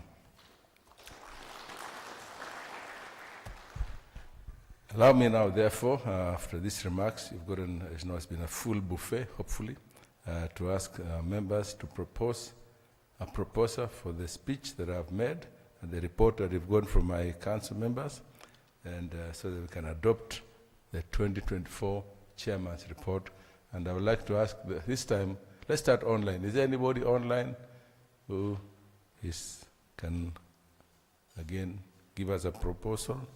And then we look for a seconder. Anybody online? So we don't leave them out. Before I come to the people in-house. Any person? I've been told that I need to give you time to report. We're just so, is it making sense? Is there any comments before we now call for a proposal? Sir Kitinya. Can you take a microphone to Sir KK? Comments on the report you've had so far from the chairman and the council members. Yes. Chairman, thank you very much. Thank you, sir. My colleagues, my name is Kitinya. I think most of you know me as KK. First of all, I want to thank you, Chairman, for this being your, I think unless we change the law, this will be probably your last report for the members here. So I want to thank you very much and very sincerely for the stewardship that you've given the Institute over the last 5 years and now going into 6. Of course, I know you are working with your 8 council members, the CEO and his Secretariat. So thank you very much, Chairman. It's not easy to lead those of us who are in leadership or management positions, and I think all of us are. We all know that it's not very easy. I have one comment and one question. My comment is, Chairman, and I think those who will be chairing or leading the team, going forward, I think we need to have, apart from the council members' reports or committee reports, probably we should have a report from our representatives from various institutions. PPRA representative, for example, to tell us something about what is going on there.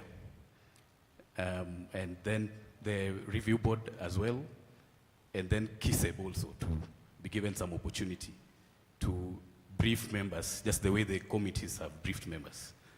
I felt it's important that way. Now, to my question, Chairman, I've had the committee leads make very, very great comments, which I really commend each one of them for having assisted us to reach that level. My only concern is that, you know, I like reading, and I had a chance to go through the strategic plan that was shared yesterday. And I'm a bit confused because, you know, I've had very, very good things that the team has done. But I'm looking at the weaknesses of the institute that the council and the Secretariat themselves prepared. And maybe I just need some clarity from the council. I'm seeing one weakness as constrictive organizational culture. Constrictive organizational culture. What is constrictive means it's a choking culture. Yeah? So the team feel that they have a choking culture. And then I'm seeing lack of strategy, another weakness. I am seeing weak internal controls, weak communication, lack of work plans. I am seeing poor communication. I am seeing poor customer service. These are weaknesses that the council and Secretariat prepared. I am seeing I'm seeing a lot of things. So, Chairman, I'm confused. What exactly is the problem? Because what is being, you know, what we have been informed and what was put yesterday in this document for strategic plan is not, you know, adding up. I think that is the only thing I would want to get from there, because I'm seeing we have head of internal audit. I've seen my friend here. I've seen a lot of things. Finance is there. Head of customer service. What exactly is the issue? Thank you. Very, very valid question. I think I'll respond to that particular one as the other people prepare themselves. And let me acknowledge, I think, maybe KK, you're not here when I acknowledge the chairman of Kism and our representative of the PPRA, Madam Linda Ingari, who are here. What you say makes a lot of sense. They are basically our representative, especially PPRA and PPRB. We need to be having, and we have told them that, we need to be having quarterly updates on what's happening there. Specific to Kism, we have an ongoing review between the board of Kism and board of Kism, and I think what you're saying will make sure that happens next year, that we ensure they just give us an update on what they've been doing, because there's a very clear advisory role that Kism plays, and Kism is supposed to come and tell us.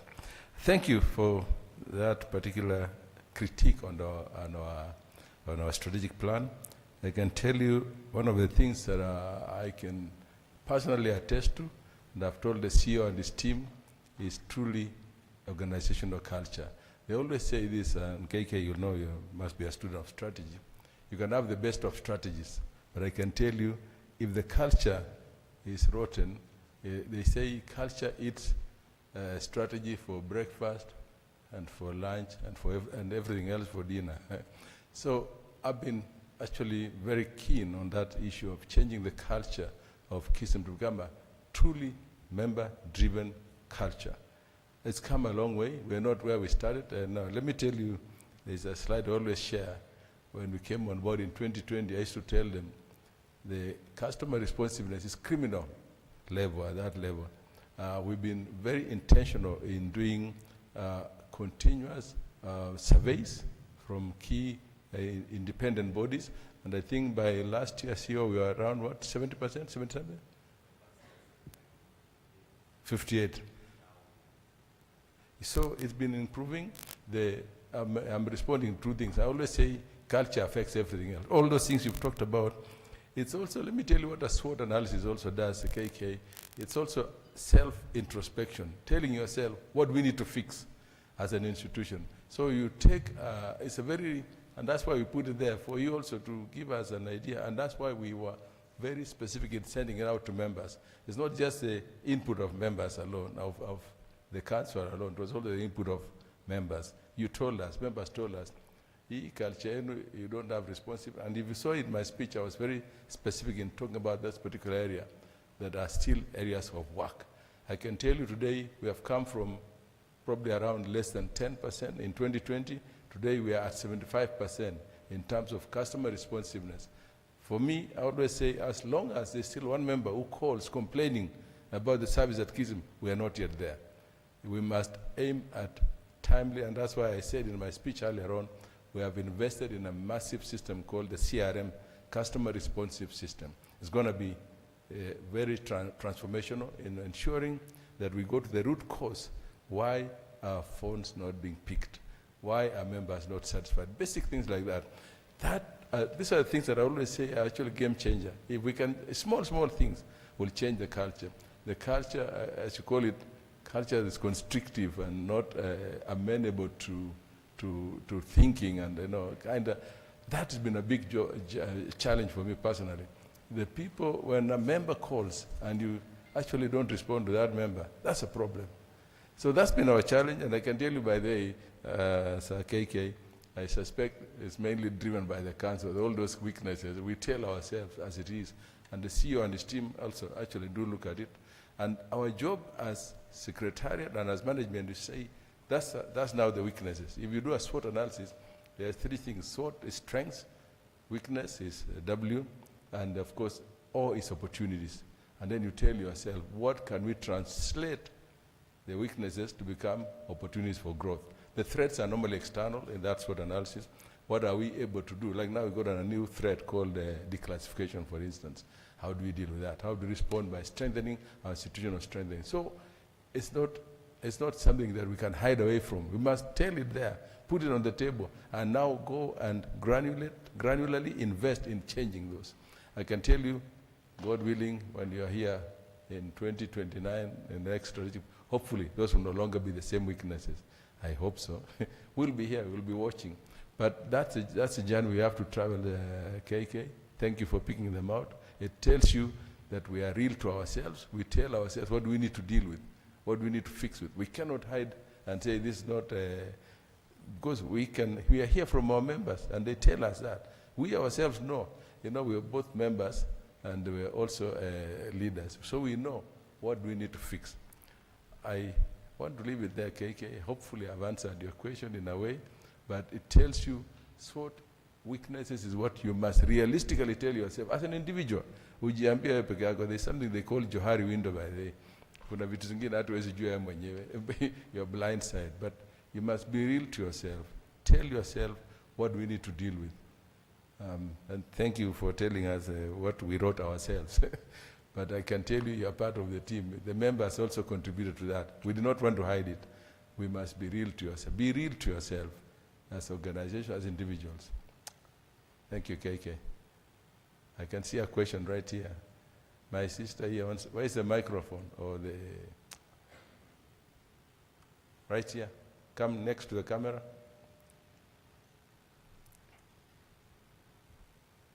Thank you. KK, did I answer you properly?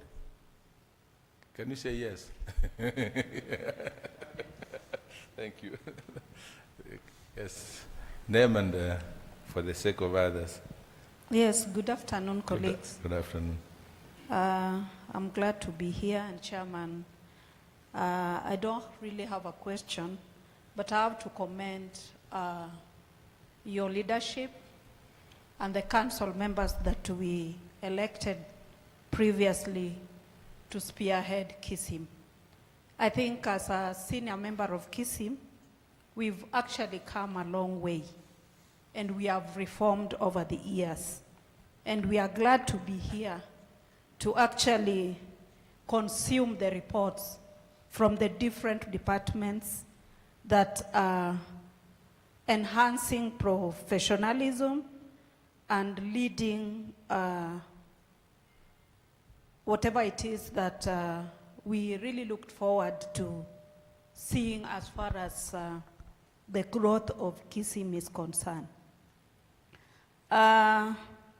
Our image has so far been enhanced as a professional body and as professionals. From where we sit, from where we work, we can now be understood as a people, as professionals who work in the various institutions that we represent. I have to applaud Kism and Kiseb for the school that has been waited for since 2007 up to when now we launched it yesterday. So that is a plus to us, and we really appreciate you for that. Chairman, my concern is still about, I don't know whether to call it the quirks, the assessment for the non-professionals in the various departments. Practicing procurement is still a real concern.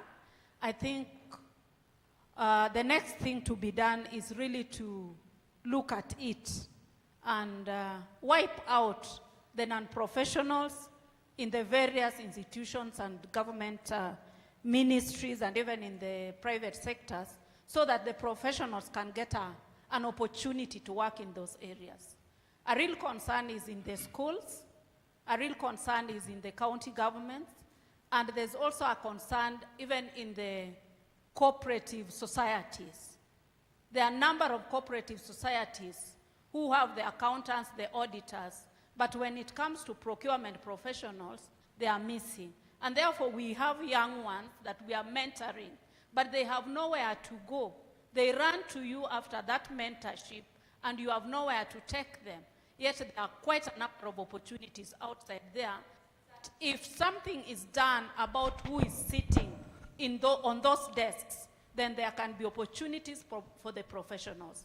That is the only way that we can align and also benchmark with other professionals like the accountants, like the human resource practitioners. So basically that was my concern. Otherwise, I think our brand image is enhanced, and you've been intentional, and we appreciate. We also appreciate the leadership of Kism. As it stands now, the network, we are able to reach out to very senior people to come and address us. Yeah. And a point in, is when we had even the women conference, the second women conference. We did not know that we could reach out to the kind of leadership that addressed us as women. And we pick it from them. And we need to run with this body as far as I am concerned. And thank you so much. You didn't say your name. I know you, but the rest don't know you. I'm Elvina Osodo. From?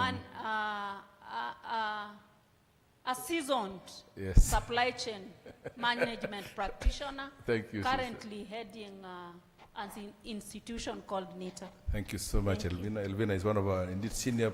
Let's appreciate her, please. I really appreciate those questions, Elvina. Very, very paramount, very, very real. If you heard what we've been talking about, we invested very intentionally. Actually, I just remember now, KK, we also invested in communication. a fully fledged communication department to deal with perception, customer service, and all those issues related to that, and corporate services also part of that. They are actually going to be setting up, they're investing in 6 customer service support team contract staff just to deal with that issue. It's a pain point for our members. I was saying that because I wanted to say to my sister Elvina, we have invested in a very intentional approach to, we are very, very lean right now, compliance and standards, and they have gone through how many institutions, Bonasio, so far? 168 so far. You know, they even went to a place called Kapenguria, where I was born in, you know, very far. I was shocked. How do you go to my home without telling me? But anyway, I'll sorry for another day. That tells you that it's a lot of work, very intentional.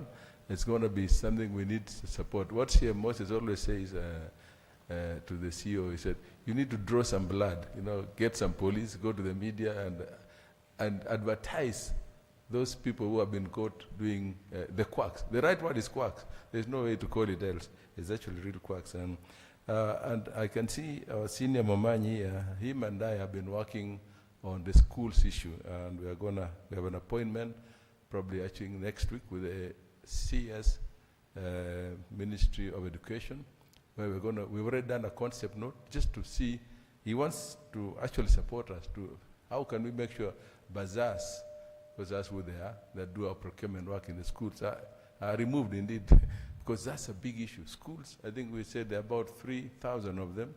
When you take just one person there, that's 3,000 jobs. All our mentees will get jobs right there.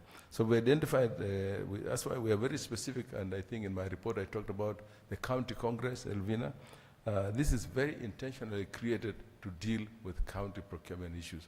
It's not just going to be an event, but it's also going to, and I think I've been able to visit by the way to 30 counties in this country, more than 30 actually. Just talk about professionalizing supply chain at the county level. That is a place which has a lot of headache. You talked about the SACCOs. We're now starting a program on SACCOs. There's another group called TVETs and another one called TTIs, those schools right there. So there are schools which have got massive budgets, bigger than some of your PEs, but they actually buy them through quotation, or they go to the next shop. It's the job of the principal or the deputy principal and the bazaar. It is criminal what's going on there. So with the support of the ministry, and we are working on this very intentionally, we're going to be having a very robust discussion with the CS Ministry of Education to just handle that particular issue. It's a big issue for us. It's a long journey, guys. I cannot tell you we have a one fixed solution. We have to be very deliberate. 168, you're talking about 1,000 plus institutions we have to visit. By the time we finish that, but we'll start now amplifying the notch and also talking about it, because we realize we've been doing it quietly. We need to be shouting about it. Tell people we are going to profile you. Bring the newspaper, bring the police, and then, as my colleagues here, Moses says, we must draw some blood. We must shed some blood. Excellent. Before I go back to the online fiscal, is there anybody virtually? We don't have field them. We don't have field left. Is there anybody who wants to raise a question virtually? I'll give about 3 more so we can go to the next agenda item. Anybody online? Yes, Chair. We have 122 members online. Wow. And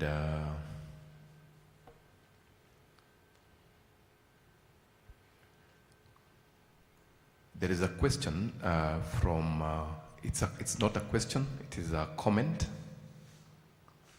from a member called Okwiri, just one name, and he's asking about, is commenting about the concern of accountants practicing in procurement, just as a point of emphasis.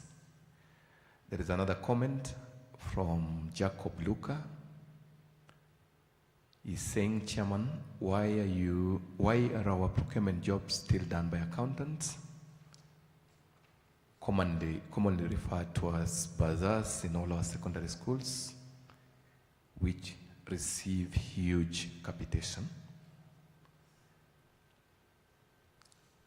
There is another comment from John Paul, who is encouraging us to weed out quacks. There's another comment from Caroline Auma, who is saying management and council have done well and the progress is encouraging. Leadership is not easy.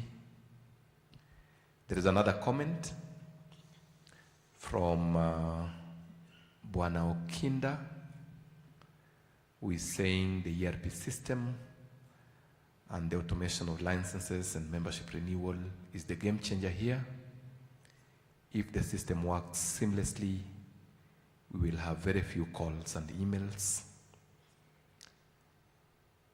There's another comment from Anes Sanduta, who is saying a lot needs to be done for organizations to accommodate supply chain professionals as required.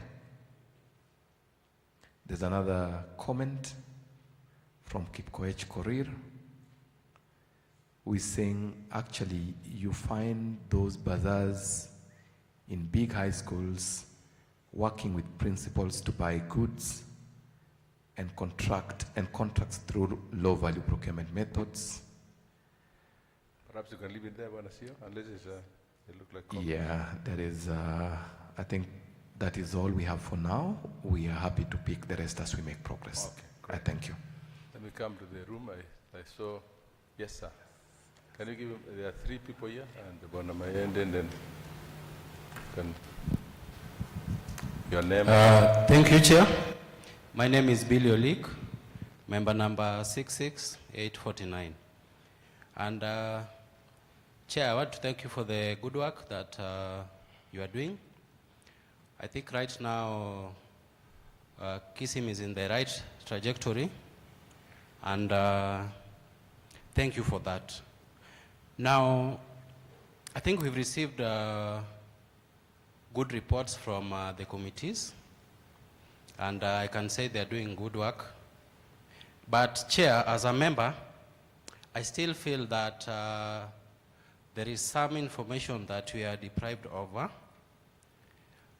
If I may start by number 1, at the council, is the council fully compliant to the almanac and Mwongozo in that case?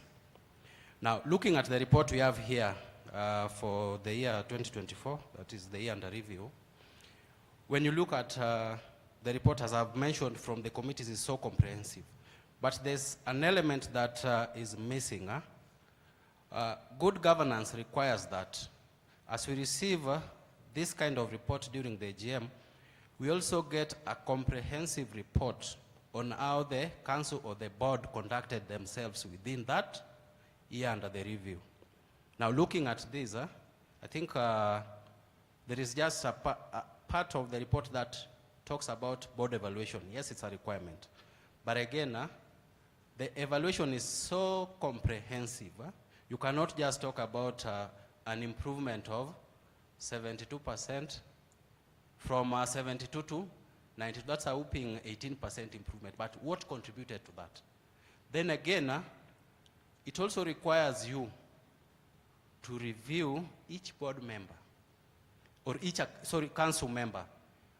I know you are elected, and we would also need to know, like, we have a report form of how you performed, who attended the meetings, who went to all the international trainings and all that. And there's also a requirement for council member capacity building. Did you go for any? How much did you spend on each council member? As in, we really need to, there's something that we still lack, and it really needs to come out clearly when we are reading such a report, or give us something at least that we can just have, I hope you are getting me. I get you. Yeah, it should come out clearly. For instance, we spent 10 million on Council Omondi. Yeah, if it was for good cause, we will not make noise, but we really need to know. As also budding council who wants to become, it can also encourage us to vie. So let it be out there. Yeah. Excellent. Yes. Then also, actually, it should be comprehensive even on the staff. Were there promotions? We'll not make noise here if you tell us that there was a 15% salary increment and they're doing good work. And this relates to what KK has talked about. Huh? When there is a, it's called what? Customer dissatisfaction. Huh? The word is not coming out clearly. When you call asking for information, somebody hangs up. You know, you see now, we are members, you should serve us. But when you are giving us good service, huh?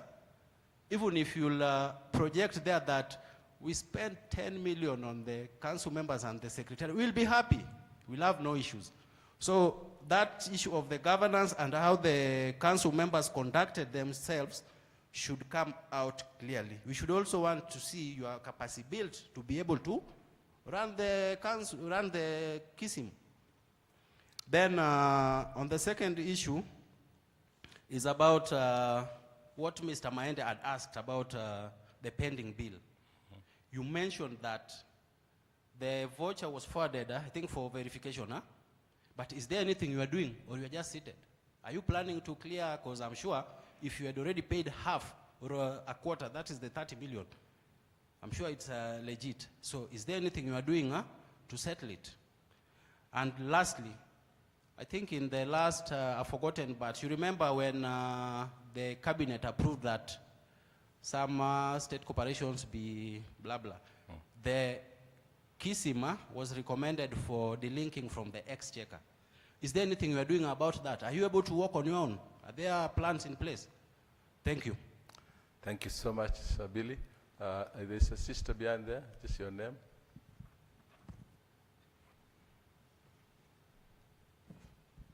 Okay, my name is Naisera Andwiga, 760, 22 membership. I think I'll be known more on talking on private organizations. So my question is directed to the Professional Standards Committee, CMCDD, because like this year we don't have any training in Nairobi, and I think last time I raised that, especially those who are working in private sectors, even to be paid for the training is hard, and even membership fee, renewal, and license, we pay from our pockets. So my question is, what's happening that, like 2025, we don't have any training in Nairobi, and in private sectors, if I have to engage my boss to pay for me for the CPD points, at least I've managed to push that. But now on accommodation and travel, it becomes a big issue. So like in this case, 2025, we don't have even 146, even CPD. Last year, I registered for one, and for some reasons, it was postponed, and the renewal was taken to Machakos, and I was told the reason was because there was no quorum. So what is Siridi and her team doing to encourage people to register in Nairobi, because I don't know what's happening in Nairobi that people don't want to come to training, and to help us in private sectors to acquire the CPD points without having to push our management more than we have already pushed them to pay for us for the training. That said, my concern is also, like my friend there talked about, people practicing in procurement as procurement practitioners, yet they have not done procurement. Like you find, you're talking of bursars in schools, and then in private sectors, you find the admin people, the accountant, also some companies call them facility team. So what is the committee doing to ensure that they engage private sectors and make them feel encouraged that procurement is a professional, and it is one of the key fields that help in cost reduction and a lot of issues affecting organization in terms of finances we can say procurement, we are very key with that. But now, the committee, you need to come up, push to get to the private sectors, because it is a challenge for us who are working there, because like I think my entire practicing in the two companies, it is private sectors. I'm grateful that I was able to convince my boss for the payment of the training, but like for this year, I'm also pushing, like, can you at least pay for accommodation? Even I'm not asking for the travel cost, which is it's quite, because even the kind of pay we get also in private sector, because of lack of support, it's not like we are being paid so well. I think those are things that the council should consider to assist us who are working in private sectors on that. Again, on the issue CPDs, I see we concentrate more on procurement and contracts. And some of us, again, in private sector, is like we are everything. We are doing the real supply chain management, from procurement to stores to warehousing to logistics. And I've seen majority of the training is basically procurement, public procurement, which is okay, and contract. But when you're addressing warehouse, inventory, stores, and logistics, you find like it is put in 1 day of the 5 days training, but once in a year. But also we want to know more. Like for me, I'm like in all of them. I'm in procurement, I'm in stores, I'm doing shipment, public, in international procurement. Those things should be being catered for in the CPD, the international procurement, the shipping costs, that is logistics, the inventory, because I'm in stores, the procurement. I appreciate it's been done that, but can we capture everything to ensure that it is being covered, not just like a one-off or the one for, it's called what, webinar? Yeah. You find most of them are just like, by the way, pushed Correct. in. Because I understand, because most of you in public sectors, you are specifically in procurement. But in private, we are like a jack of all trades. Thank you. So that should please be addressed, because like this year, we might miss some of us to have the CPD because of the logistics. Thank you. We got it. Thank you so much. Nice. Madam Samayan, the last one, then we can close this chapter and go to the next space. Can you bring Michael? Sorry, there's somebody behind you. Oh, it's been hijacked. Okay. Good evening. Good evening. Thanks for the good work that you're doing, Council. Me, I think I just spent 30 seconds. After saying your name. My name is Saul.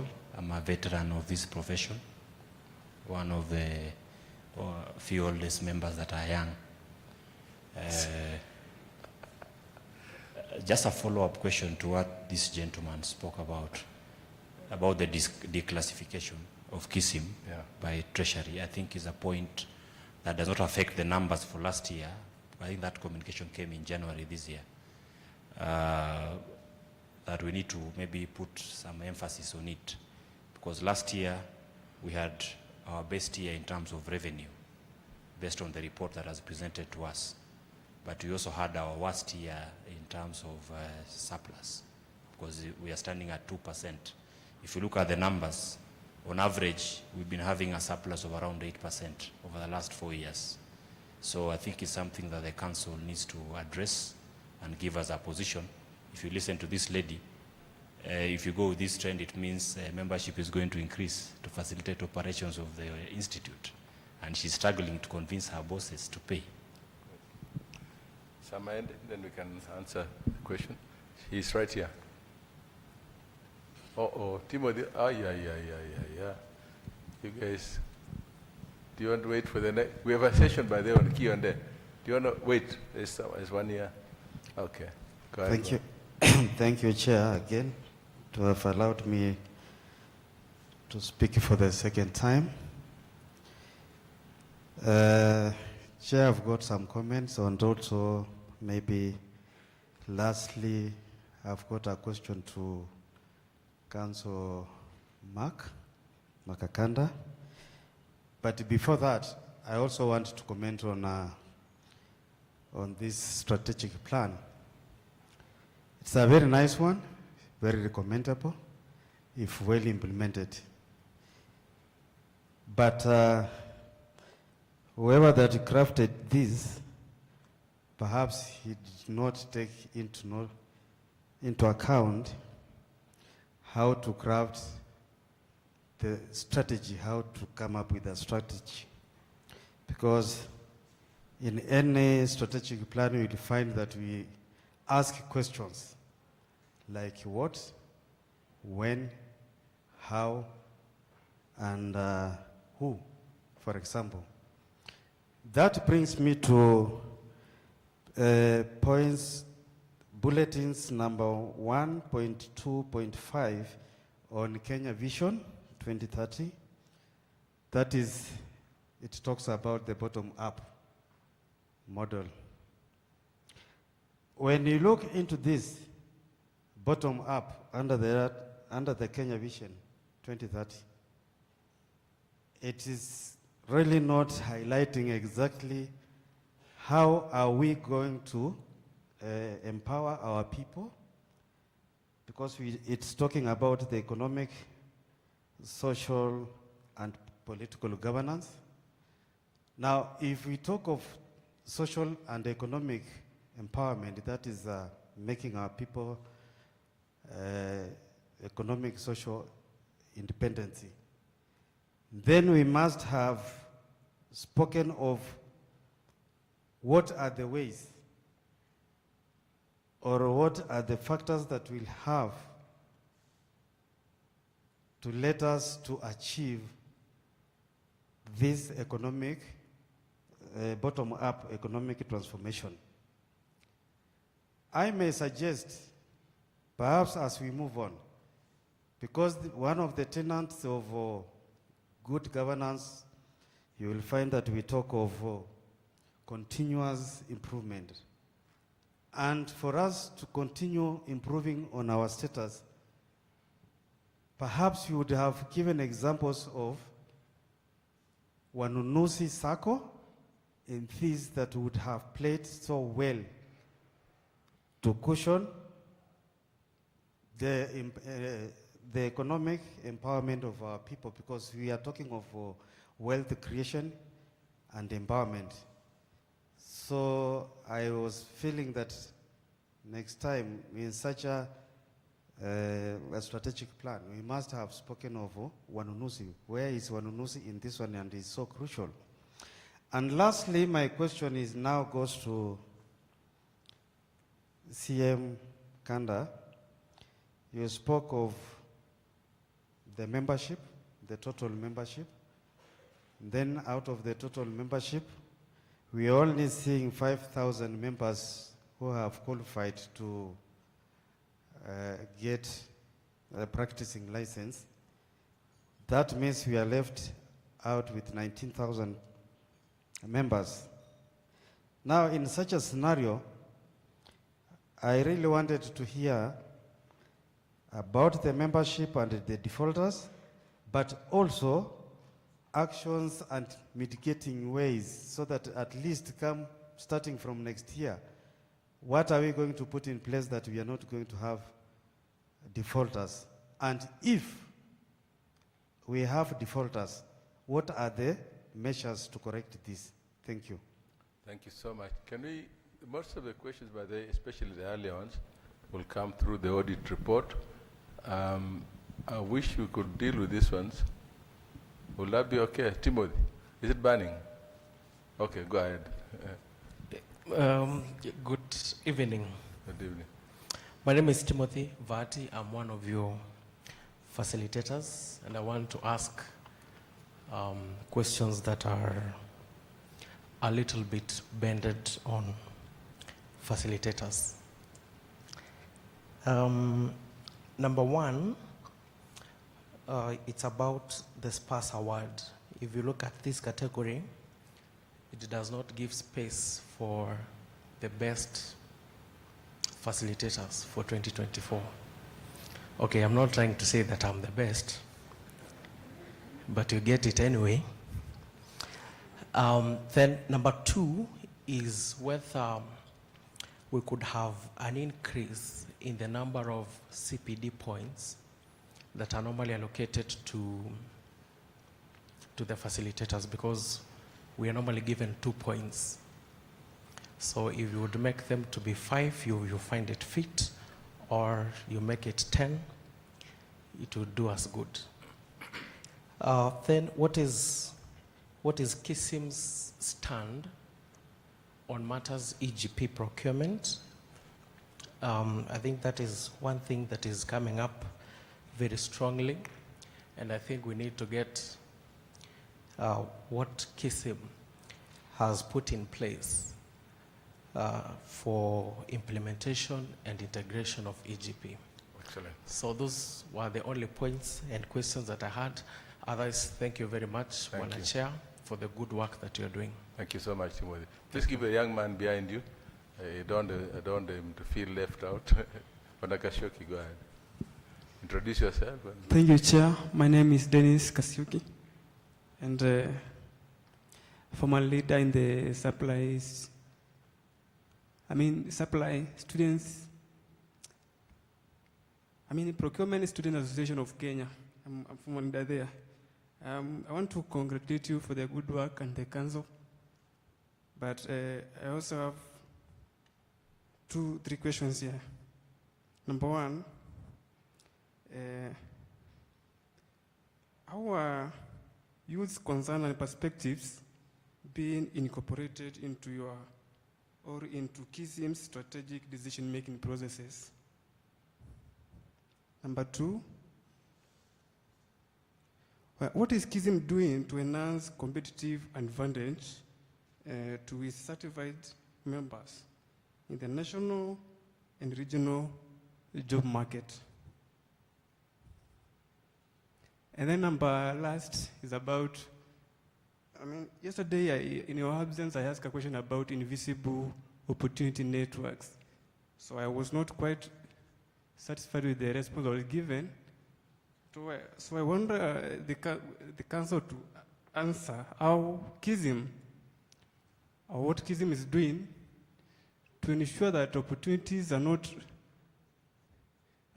they do not remain closed to those without family connections. Thank you. Thank you so much. I'll allow us to respond to those ones, and I will actually, very good points, all of us. Before I call my council members to take some of them, I must respond to this one by Billy. To tell you, Billy, we do have an almanac, very, very structured. Actually, ideally, I wish we could meet more often, but we are constrained by the almanac. Our own almanac that's anchored through governance practice. So the board, the council is very well guided by a governance almanac, which is very well structured, quarterly meetings, unless there's a need to do a special meeting, in which case we write to the National Treasury. We do not do meetings without that support, but most of that will come through the team from the Auditor General. So the issue of board evaluation is indeed very, very, very intentionally done, and what we do with that, we have a PIP report, Performance Improvement Plan, that comes out of the SCAC evaluation, which is very thorough, and based on that, we now actually engage the same people in SCAC to help us to do the training on performance areas. In terms of the council budget, and the team from Auditor General will tell you, it's always consolidated. You cannot, there will be actually an intrusion on a member to say this is attributed to individually. We have a consolidation of the budget, we have bucket, we say how do we allocate that amount of, and it's a very structured way they have done it through the governance structures. It's limited to a certain amount. I think 5% or so, a maximum of 30 million or so. So we cannot go beyond that. And one of the things we have done, even the staff members, we have a very intentional report back to the office. Even I as a chair, when I go for any program, I come back and say, this is what we learned, this is what we did and that. So very, very deliberately done. So I'm very confident that our governance structures, that's what we entrenched in 2020. When we came into office, the first thing we did was how can we, who are we as Kism? We are actually a state corporation. So we have to work within the ambits of the governance structures that govern all the state corporations. And that's what we've actually been able to enhance. And in fact, let me tell you this, and I must say this for the sake of all of us who are aspiring to be council members, there is no salary. You just get an allowance for sitting in a meeting. And I will tell you how much it is. It's 25,000 less tax. Take the tax, you get less than 20. It's got to be a leadership sacrifice. If you are not dedicated to commit this, not these people here, it can never pay them. None of them can actually come here because of the money of the, and anybody wants to go to the council, I'll tell you this, please don't let money become your motivation. Let the motivation be that you have something to give, you have an impact to give. Be motivated by the fact that you want to give and serve. I cannot tell you anything else other than that. To tell you, it's never about the money, never. And I can tell you these council members are well remunerated elsewhere. We have some of them, when they go for meetings, they are paid 30,000. So they come to Kism and say, it's a joke to come to this place, but it's got to be a sacrifice. And that's what all of us should be driven. I think leadership must be a sacrifice for anybody who wants to lead in the council. You must be committed. You know, my wife always tells me, sasa hii ulitoka kutafuta ile consultancy yako, ukaenda kufanya kazi ya union. That's how she looks at it. Kutetea watu wenye wako na kazi zao. You know, and that's a very serious thing. You are asked very difficult questions, and you tell yourself, is it worth it sometimes? So you got to look at it, how many members will be impacted if you don't do your job? How many members will be affected if you don't stand up for them? And that's how you do it. It's got to be a calling. Thank you for that. I must respond to my sister, Nice. I always call her Nice. I know she's talked about this for the last 5 years since I came on board, the private sector onboarding. I can tell you that it's been a very tough arena to develop programs that speak to the private sector. One of the things, and I'll have had a slide here, that encourages all of us to think supply chain holistically. Don't think procurement is just a subset of supply chain. And it's important that we, all of us, think ourselves as supply chain professionals. Today you might be in procurement, but tomorrow you might be in logistics or warehousing or inventory management. How can you equip yourself holistically like that? And my CEO and his team here are very intentional now developing programs that speak. And I think there'll be a logistics conference, right, CEO? This year there'll be, and there'll be a warehouse. So they've been doing that. You be on the lookout for those. But let me tell you the one issue you raised that is really been told to me by several members. Why do you take all your trainings to Mombasa, Kisumu, Naivasha? We in the private sector, I come from private sector. I worked all my life in the private sector, and I will never have been able to afford, unless a company paid for me, to do training within Kism, because you cannot pay for yourself. So I will tell you that today I've challenged my team to develop a curriculum specifically for Nairobi. And we got into partnership, I can say it now, but we tried Kism Towers, and we realized that Kism Towers was not motivating many people to come. The people were just saying, Apple is not exciting. So we've had a lot of, there's been no traction in getting Kism-based training, which we thought would be affordable, can make it as cheap as possible. But we now got in partnership with the KCB, Kenya Commercial Bank Training Center in Karen as a potential. They have actually come to me and said, Chairman, we cannot go to Mombasa, but we can offer our training facilities in Karen for your members to come. So we'll actually, and the Secretariat is hearing that, and that will become a big part of what they'll do to curate a program specifically targeted at people in Nairobi, so that you don't lose out on the CPT points. We hear you. One of the things we do, and again, as the CEO and the council members, we go now to private sector people to talk to them and tell them, you know, it's not a luxury to train our people. You have to capacitate them for them to give you value. There is a real problem with the private sector. You think it's not county government, it's actually more in the private sector than anybody else. We are very aware of that, Nice, and we are looking at how we can actually we got a team recently from a company, private sector, say, come and talk to us, our CEO, they need to know the value of procurement. They need to know the importance of procurement. because Kism is not just for public sector, it's for everybody, for private sector. It's a tough job. I always say it's tougher. I've been here, myself and CM Moses come from the private sector. It's been 5 years trying to break into private sector, and we were joined recently by Marianne from Safaricom. And I can tell you, she's been very helpful. She's now the one leading CPD, by the way, so she's very aware what are the needs that we'll do for private sector. To motivate you guys, there's been a challenge, of course. You can do some training, you call them, but people don't come. But I think we got the secret. You need a Nairobi-based training, and I know we'll do that. Let me finalize before I call my council members to respond to other issues. EGP, what are we doing in EGP? And I'm very happy to see Kimani Mwema here, who is actually, you can stand, Bwana Kimani. So, yeah, thank you. That's Kimani Mwema. He is actually among three. Where is Valerie? Valerie must be, yeah, there she is. So Kism, and we have got 3 other consultants who have joined the initial TOT program with Treasury to be part of the people who are the lead trainers for EGP the pilot stream. They have targeted only about what, 20 in? How many, Sir Kimani? How many entities? And B12? Yeah, including 12. And I can see MTRH represented here by Mr. Moses. And this team is actually at the forefront of that. They're inside it. I know that Kimani was somewhere in Elgeyo Marakwet. So what are we doing? We are now having a bigger MOU discussion with the National Treasury. We told them, and I always say this, the supply chain professionals are the greatest beneficiaries and are the greatest impacted people with the EGP rollout, enhancing transparency, openness, and all those things, so that you don't need to be told to pull out papers from the tender. It's all online. So we had the launch of EGP about, how long ago, CEO? 2 weeks or so.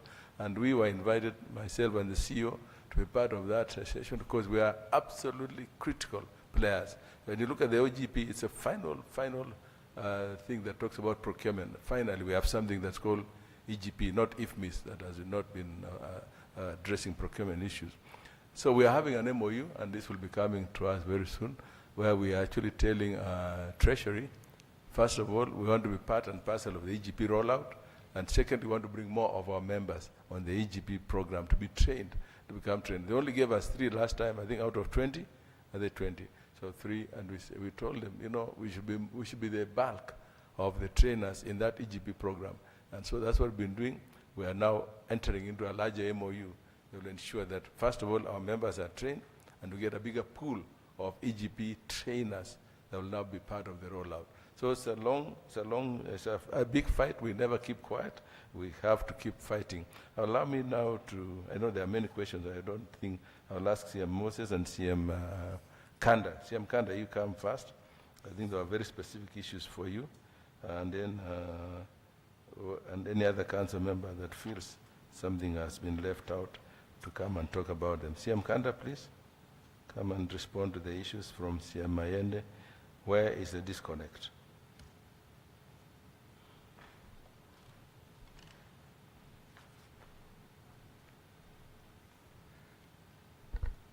First of all, I want to thank Mayende because you have picked a question in one news platform. But I am unable to respond to one news, but it's good you have picked so that it is formal. It is true that we have our inactive members, and I want to attest that we have 7,242 members who are active, fully paid this year, and we have 5,800 licensed.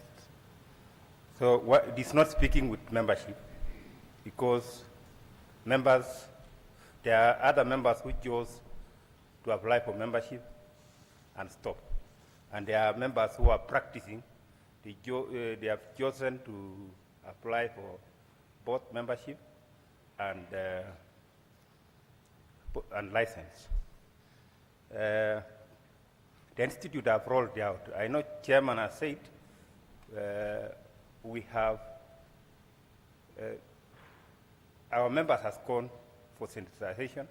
The RC the other day tasked the Secretariat to write to all BEs to keep a database of their members, and if they are fully paid up or not. Where I come from, that's why I want to ask our members, these members in this room and members online, that we need to support the institute. How do you support? Myself, I'm not giving a member in my department to do an evaluation when he's not having a practicing license, because he is representing me, Sindio. And by doing so, I'm supporting the institute. And we have also disciplinary mechanism in the institute. I know Fidel will be talking. We have forwarded some members to disciplinary committee for actions. By doing so, and other media doing an engagement with key players like Ministry of Education and all other ministries to support the institute, will increase this membership and license. We have also, you've talked about 19,000 inactive members. The institute, through RC also, will issue a notice with due course in our print media and all our platforms to give notice and to pave way for the registration, so that these people will apply a price. That is the measure the institute will do, because the members are all over the country, but by doing that notice, it will boost the number and reduce the number of inactive members. The institute also has collaborated with IBRS, Integrated Population Registration Service, with government, so that we trace these people. So it means now the institute has holistically looked into how to reduce the number. There's something that also my brother Mayende talked about, pending bills, and also there is something about 30 million. The institute for 3 years, last 3 years, the pending bill for the building was around 400 million. But today we are reporting around 90. Huh?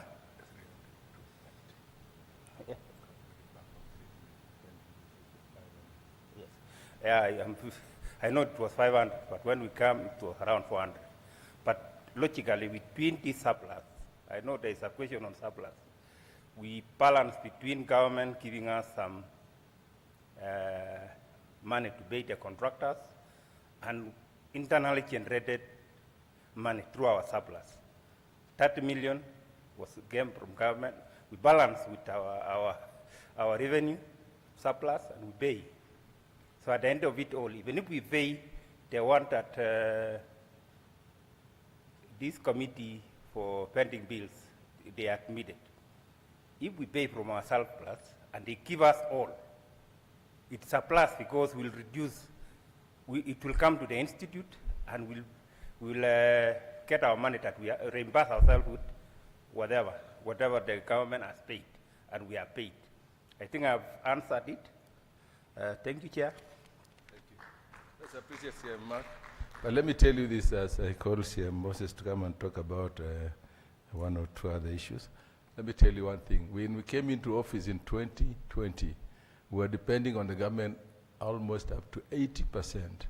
Today, we are very determined and deliberate in reducing our dependency on exchequer. I'll tell you this, wherever you come from, money from the government is not good money. So we came in very deliberately saying we must reduce our dependency. We did not know that they'll one day come and remove us from the exchequer. Today we are less than 10%. I can tell you we'll plug that hole very easily, and we will. We do not need to depend on the exchequer. We will stand on our own by God's grace. Thank you.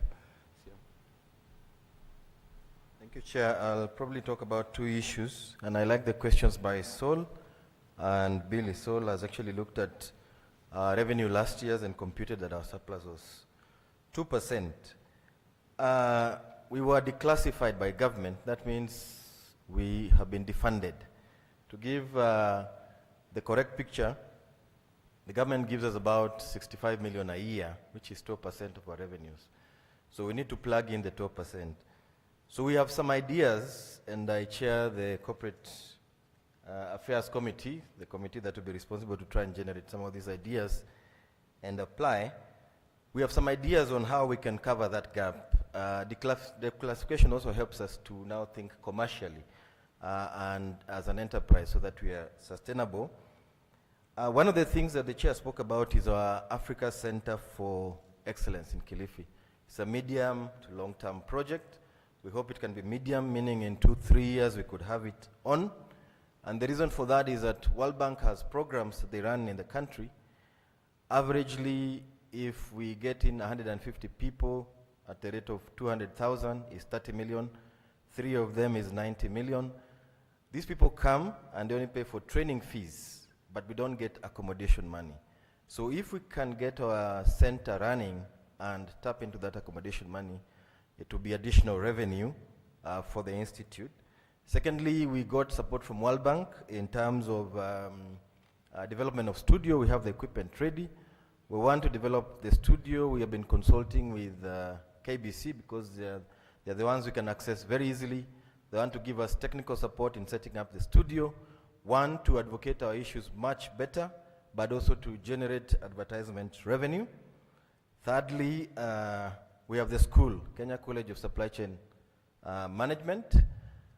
If we got 2,000 students this year, and that's our new stretch target, we would generate close to 80-90 million, would plug the gap by government. A student pays about 45,000 a term. By 2,000, you can see it's good money for us to be able to cover the gap. So there are ways in which we can be able to cover that gap, make us more sustainable. We also have the research and consultancy hub. And this, I'm a consultant personally with development organizations. I know there are ways in which you can be able to raise our own revenues. Riding on the back of the big Kism brand, we can be able to attract development partners, more development partners, UNICEF, the UN, USAID of course now is a different story, but the others that we're able to attract to develop our consultants for them to be able to undertake those services, and then Kism benefits, our consultants also benefit. Then content development in school is an area where we can also develop and sell out that content. And importantly, which was said by CM Mark, but I can reinforce, compliance, audit and compliance enforcement will help us to bridge that gap of currently 19,000 outstanding members. By law, they are required to practice. If we don't pay up your fees, either we get you out of the institute or you pay. But if we get you out of the institute, you cannot do your job. So when you do compliance, we'll come and ensure that you either pay that fees or so we have avenues in general to ensure that we can remain afloat. Yesterday, the head of public service also challenged us to think about private practice more seriously. So these are avenues in which we can follow through. My dream and my hope is that one time we'll be able to have shops across the country, just like lawyers have, so-and-so company advocates, so we can have supply chain advocates back in Siaya or in Lamu or wherever it is, supply chain associates, people who practice supply chain for a gain. So those are areas in which you're able to take advantage of. Secondly, on the issue of schools, it's an interesting one, Chairman spoke about it, but statistics is that, been said previously by PPRA, is that we have 33,000 schools across the country, primary, tertiary, and secondary. And the budget for schools in the country is about 635 billion. Bazaars are not accountants. Actually, even ISPAC does not recognize them. But ISPAC fought that battle for about 10 years, and last year they were able to get a role for all schools, the role of chief officers. So our push, and I think the intervention the chairman is following, is to ensure that by law we're able to plug in the role of procurement officers specifically. Then that will throw them throw them out. So those are areas we can take advantage of. And then NYSERA, my background is private sector, 5 organizations in private sector. My member number is 62893. I joined Kism 2004. For private sector is individual initiative. You want to become a professional because you desire and because you know it's good.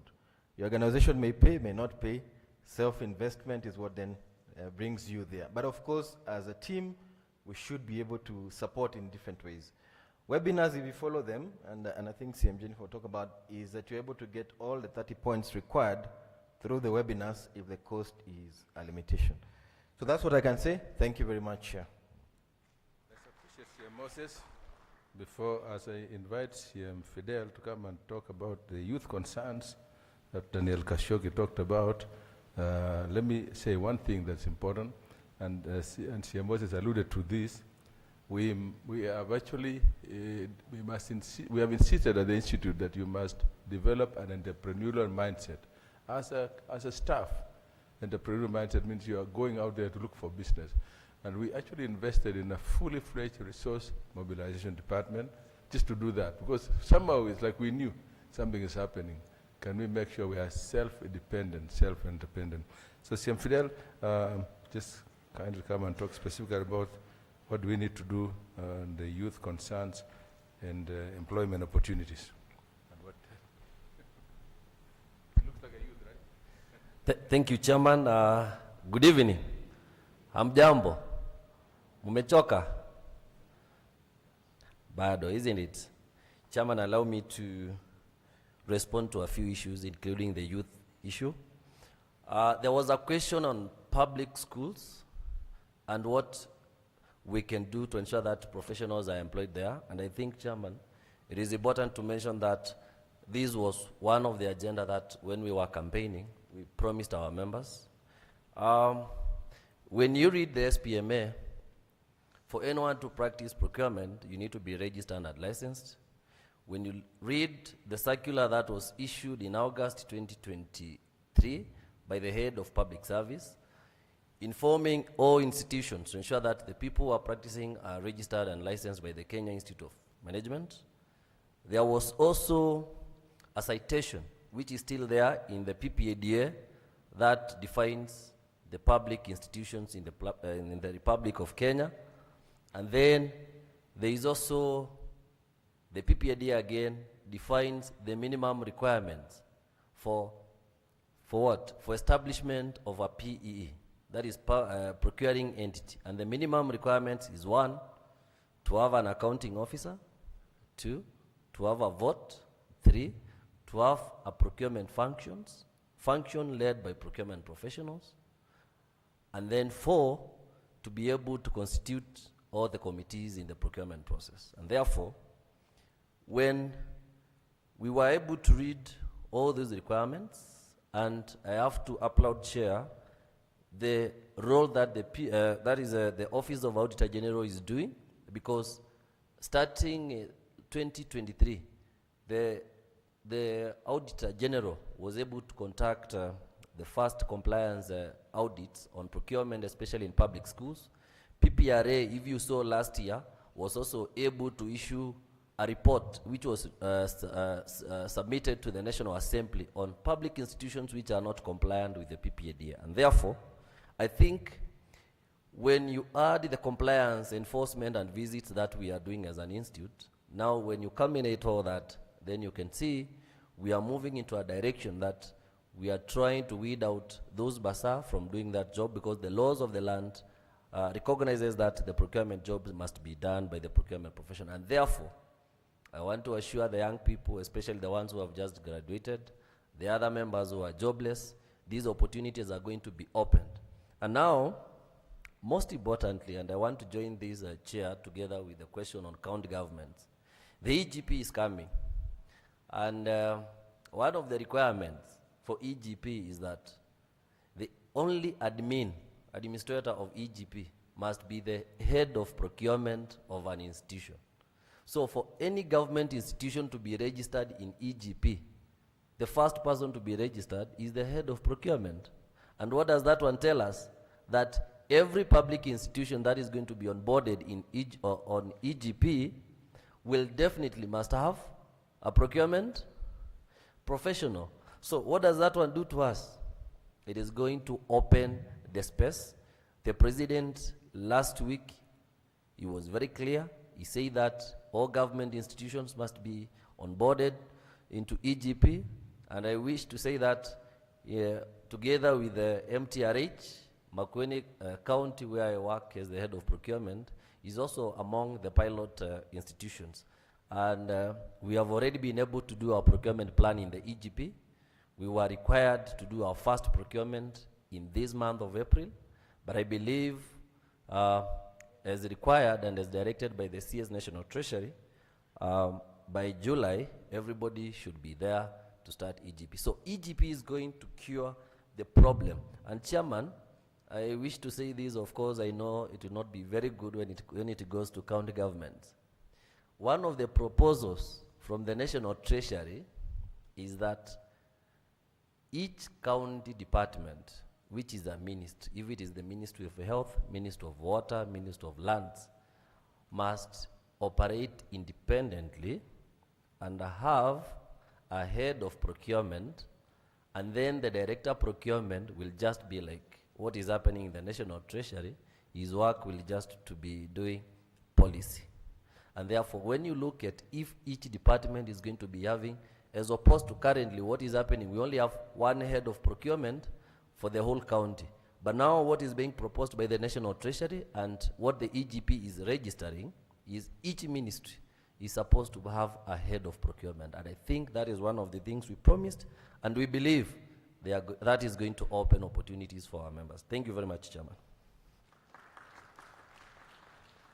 Thank you so much, Fidel. Let me just reiterate one thing that's important about that, what Fidel has talked about, is that the linkage, there's a linkage between the EGP system and Kism, very direct, right here?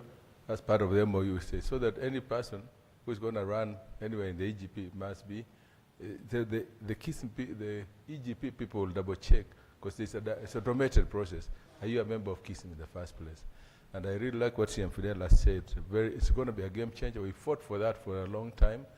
How can we translate each department to become a PE, a bind? That means, say, if you have 12 ministries, that's 12 new heads of procurement. That's going to be a big game changer.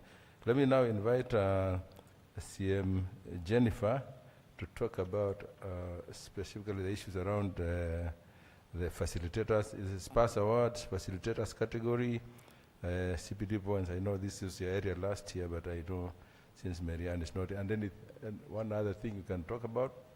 Yeah, that should be good enough.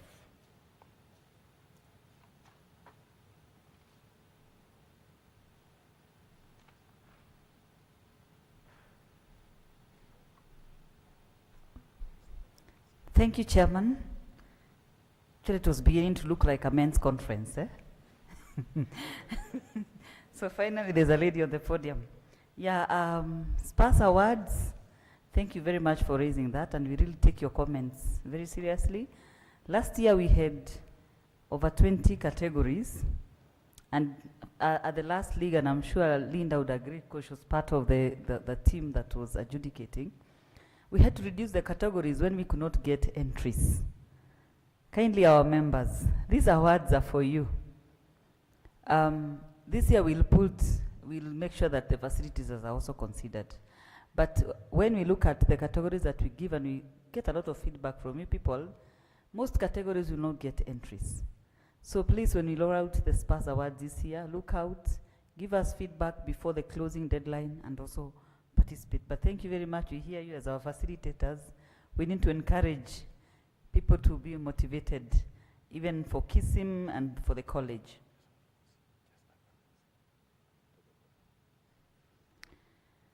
I also want to talk something else about Wanunuzi Sacco and empowerment. The gentleman here talked about bottom-up economic transformation agenda and empowerment. Maybe by a show of hand, how many of us also in the room are members of Wanunuzi? Wanunuzi Sacco is a Sacco for supply chain and procurement management. This was a baby of Kism, and it was meant to really empower our members towards financial freedom, having a Sacco of our own that should invest in. We are aware as a council, we've done a preliminary assessment of Wanunuzi, that the Sacco is not doing too well, partly because our members are not joining. We are not enough numbers. AGMs have been called twice and had to be adjourned because we could not raise enough numbers. We are looking into the issue of the leadership so that we work with the leadership of Wanunuzi to ensure that we revive and revamp it. But we are calling on our members, kindly join Wanunuzi and show up even for the AGMs. Let's make this our institution as well.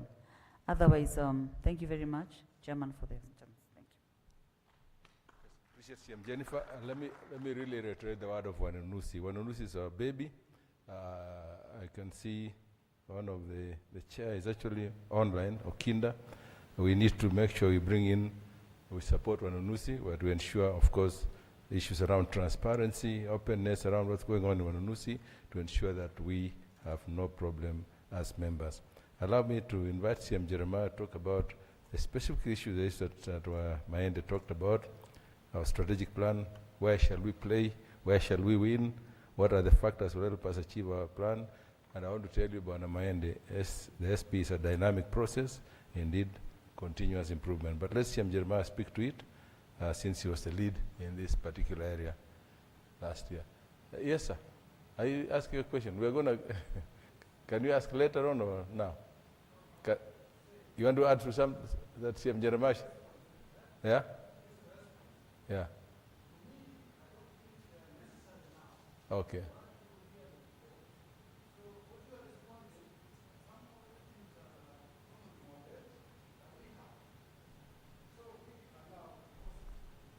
Yeah. The responses could come later. Once we have we're done with what was supposed to be Precisely, done. yeah. I actually did this because of the fact that we are being also sensitive. We are dynamic. The truth is that there's a very structured process for the AGM. But since members raised the questions at that time, let's just finish this last one, then we'll continue with our process. Is that okay, Secretary? Thank you. CM.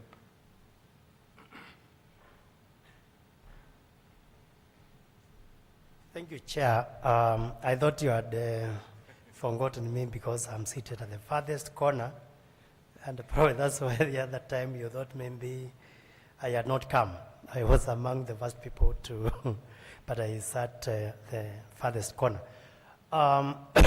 Just to appreciate the good question from my end, because the strategic plan really gives answers to those very many various questions as to what, as to why, as to how.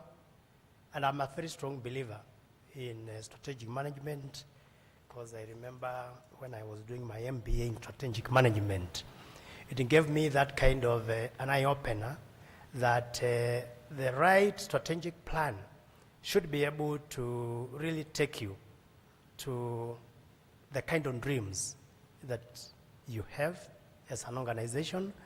And therefore, it's a very good challenge.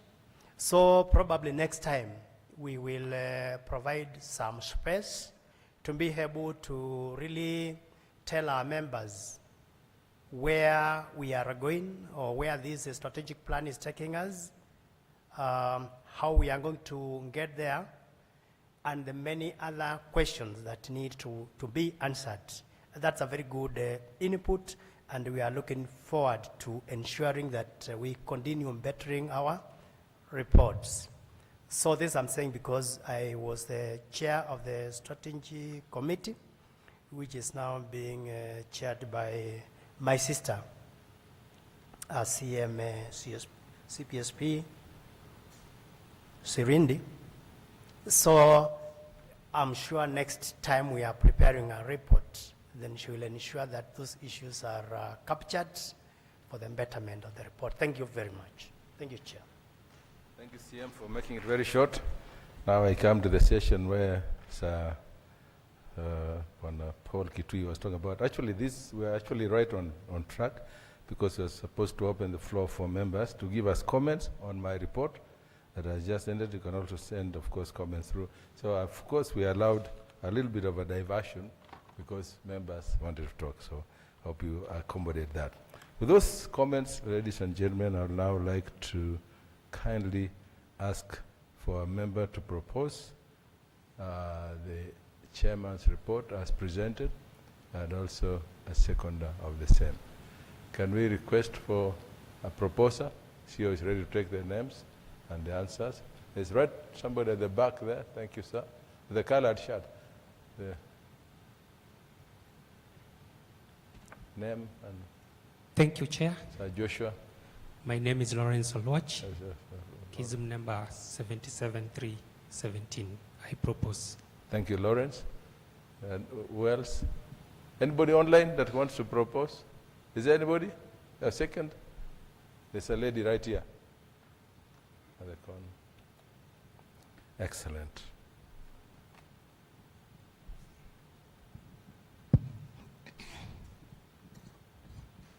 Good evening, colleagues. Good evening. All protocol observed. My name is Jacqueline Amoke, member number 85650. I second. Thank you so much, Jacqueline. I appreciate that. When the CEO just now ask you to confirm that indeed we have a proposer and a seconder as we progress. Mr. Chairman, Mr. Lawrence Lodge, member number 77317, as proposed, and Ms. Jacqueline Amoke, member number 85650, as seconded the adoption of the annual report.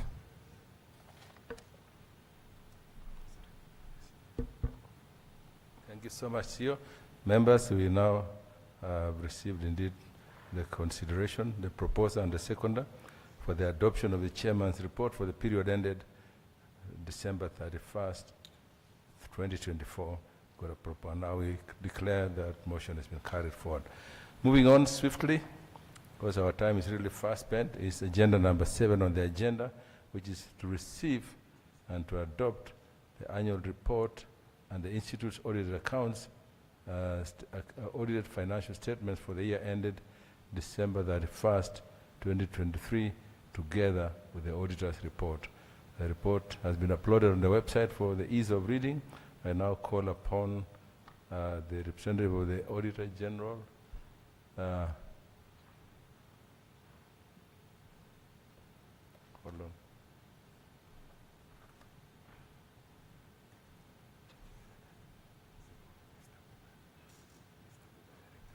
Sorry, Director, I was trying to get your name, Director Buka, if you don't mind coming over to read the auditor's report. Let's welcome him, please.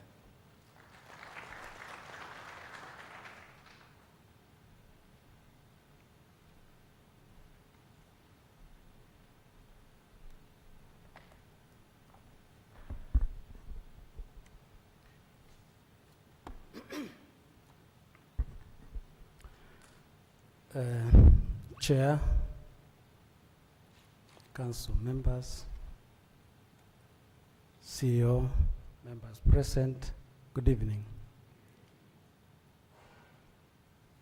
I'll take a short while to present the auditor's report and the financial statements for the year ended 31st December 2024. And before I go into the main paragraphs in the report, I would wish to read the preamble, what I call the preliminary presentation. Chairman, the CEO, distinguished stakeholders, members present, both physically and virtually. Good evening. My name is Fred Abuga, representing the Office of the Auditor General. And I now present the audit report of the Auditor General on the financial statements of Kenya Institute of Supplies Management for the year ended 31st December 2023, which was signed on 5th September 2024 and issued with a qualified opinion. I'll take a few seconds to run through the structure of the report of the Auditor General. The report of the Auditor General is structured in 3 sections. The first section is the report on the financial statements. And this section deals with basically with the accuracy of the financial statements and whether those financial statements have been prepared in accordance with the required approved financial reporting template. This report has a qualified opinion, and I just want to say what a qualified opinion is. A qualified opinion is that opinion where, yes, issues were raised during the audit, and those issues which were raised, are yes material, but are not pervasive. And therefore, they will influence the users of the financial statement in a material way, but not a pervasive way. And that opinion goes, in my opinion, except for the effect of the matters described in the basis for qualified opinion section of my report.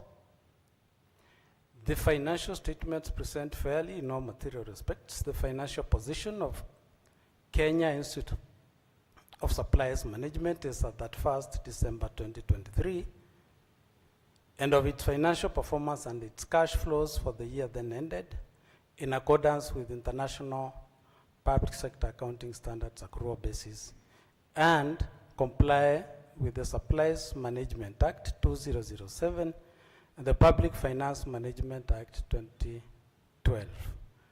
Under this section, we had 3 observations, which I will read slightly later. But they are highlighted as 1, inaccuracy in cash and cash equivalents, accuracy of receivables and exchange transactions from exchange transactions, and supported deferred income, asset grant balances. There is a section on report on financial statements called emphasis of matter.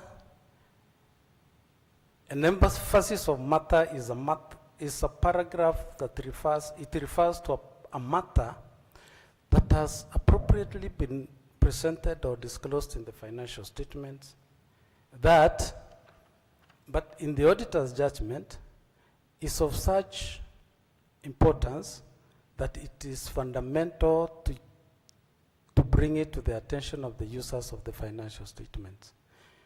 And in 2023, we had 2 issues under emphasis of matter, and this is material uncertainty relating to going concern, and budgetary control and performance.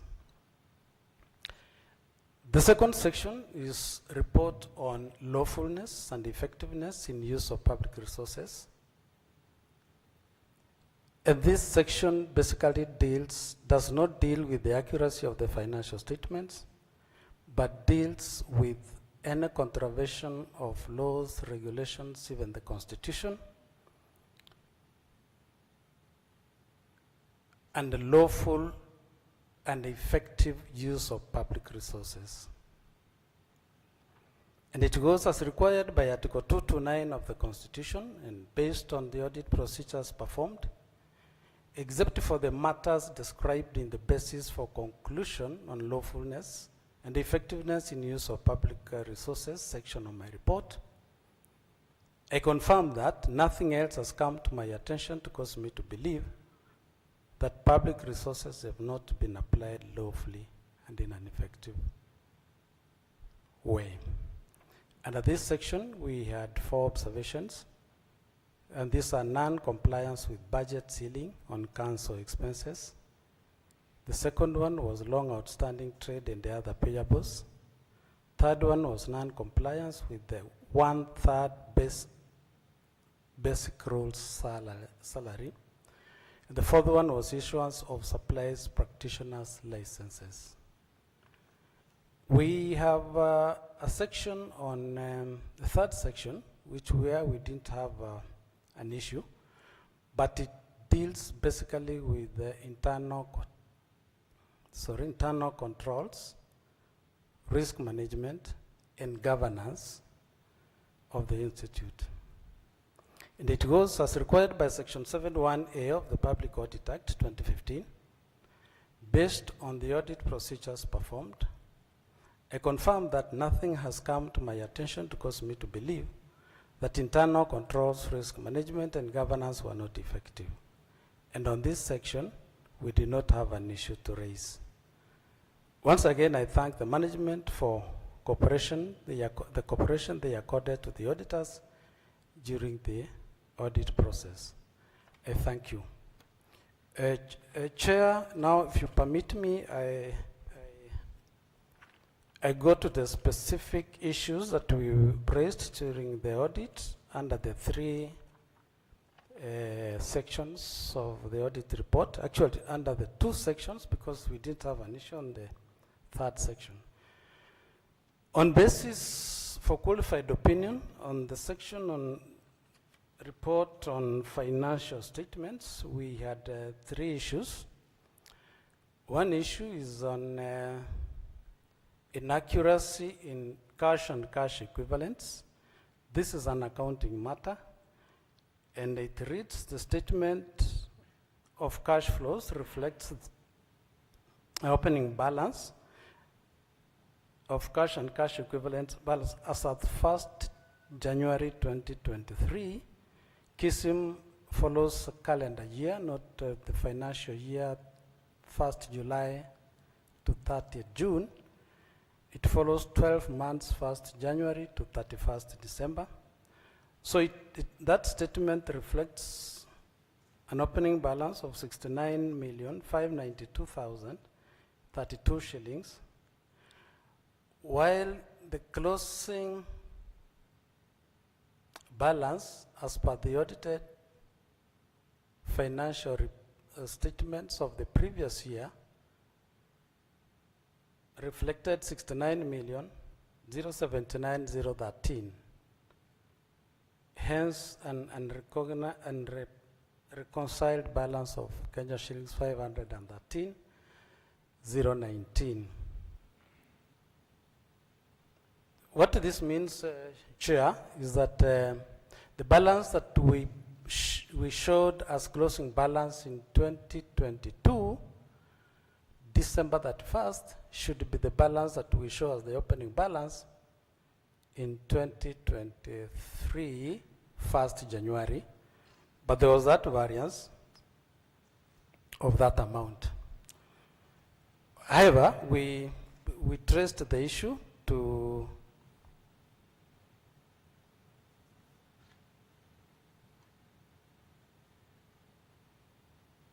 I think it was a tabulation error, that's what I can say. Because if you go to that statement of financial, statement of cash flows,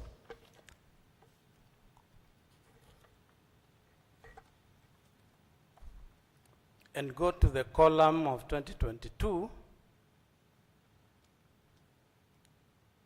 as at the 31st, as at 1st January 2023, the balance is shown as 89,225,543, which was correct. Then we have the closing balance of 69,592,032. Then we have a difference, that increase or decrease, it's those who know accounting, it's increase or decrease of 20,146,490. That increase or decrease shows the movement of the balance between the closing balance and the opening balance. But when you do that calculation, to bring, if you put in 20 146,490. It will bring 69,592,032. The correct balance that should have been brought there from the books of account is 19,633,471. And that is the exact difference between the two balances. We have since advised management to pass what is called a prior year adjustment in the financial statements for 2024. So once we audit that, those financial statements, we will confirm whether that has been done.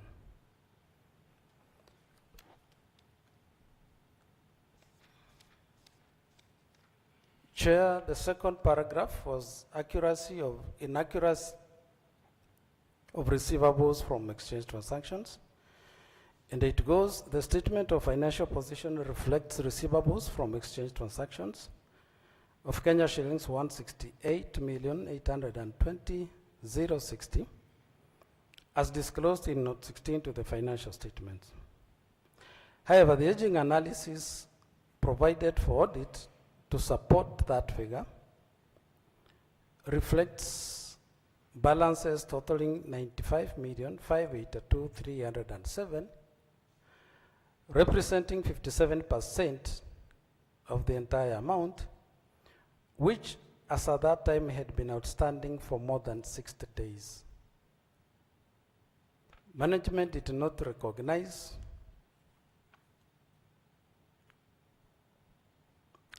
a loss allowance for expected credit losses in the financial statements, and this is a requirement of paragraph 73 of International Public Sector Accounting Standard number 41, which states that an entity shall recognize a loss allowance for expected credit loss in a financial asset that is measured at amortized cost. This translates loosely to a provision for bad debts or doubtful debts. But because this is a financial asset, it's called expected credit losses. Number 3, Chair, is unsupported deferred income asset grant.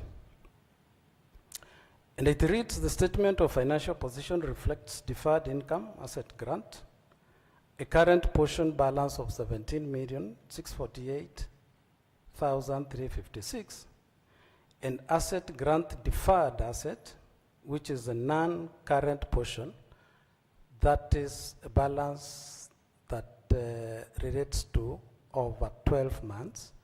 The current portion is a balance that relates to a period of up to 12 months. That balance is 793,425,879, which is disclosed in note 20 to the financial statements. Chair, however, schedules for each class of asset indicating the asset's historical values, accumulated amortization brought forward, amortization for the year under review, and then deferred income at the end of the year.